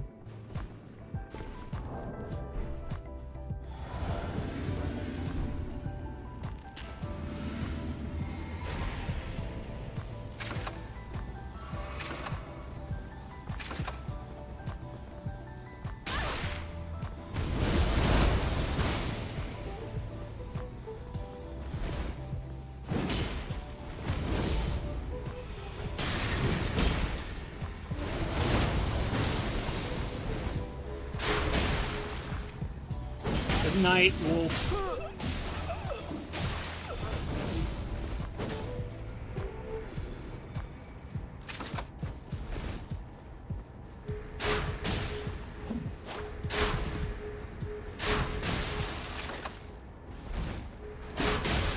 I think he got slept, but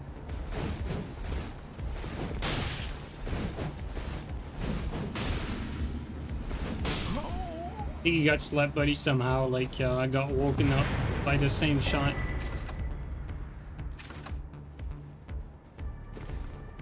Bro, I love that kill on that Phantom, just sleeping him while he's doing the Ash of War, just stopping him in his track into one shot. That's just fucking brutal.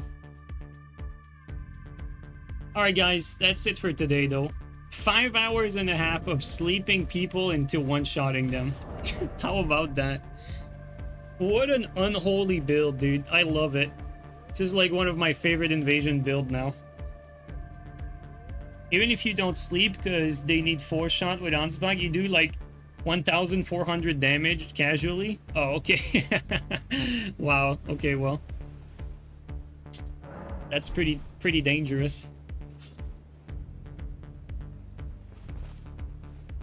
Alright, guys. That was funny today. Really appreciate the support. Marvin, thanks for the gifted. Really appreciate that. Guys, I hope you enjoyed the completely brain dead, like sleeping people into one shot. We had some good invasions in there. Alright, let's see who's on right now. Alright, have a good rest of the evening, guys. Let me see who's on right now. We have any Elden Ringers? Okay, Fuji's there, Monkey's there, Owen's there, Lapis Viper. Okay, so there's Goffer. There's plenty of people. Plenty of people.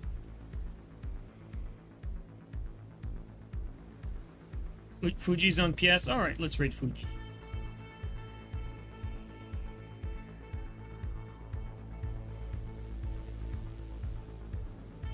Yo, C-Mac, take it easy, man. Nice to see you, dude. Alright, guys, have a good one.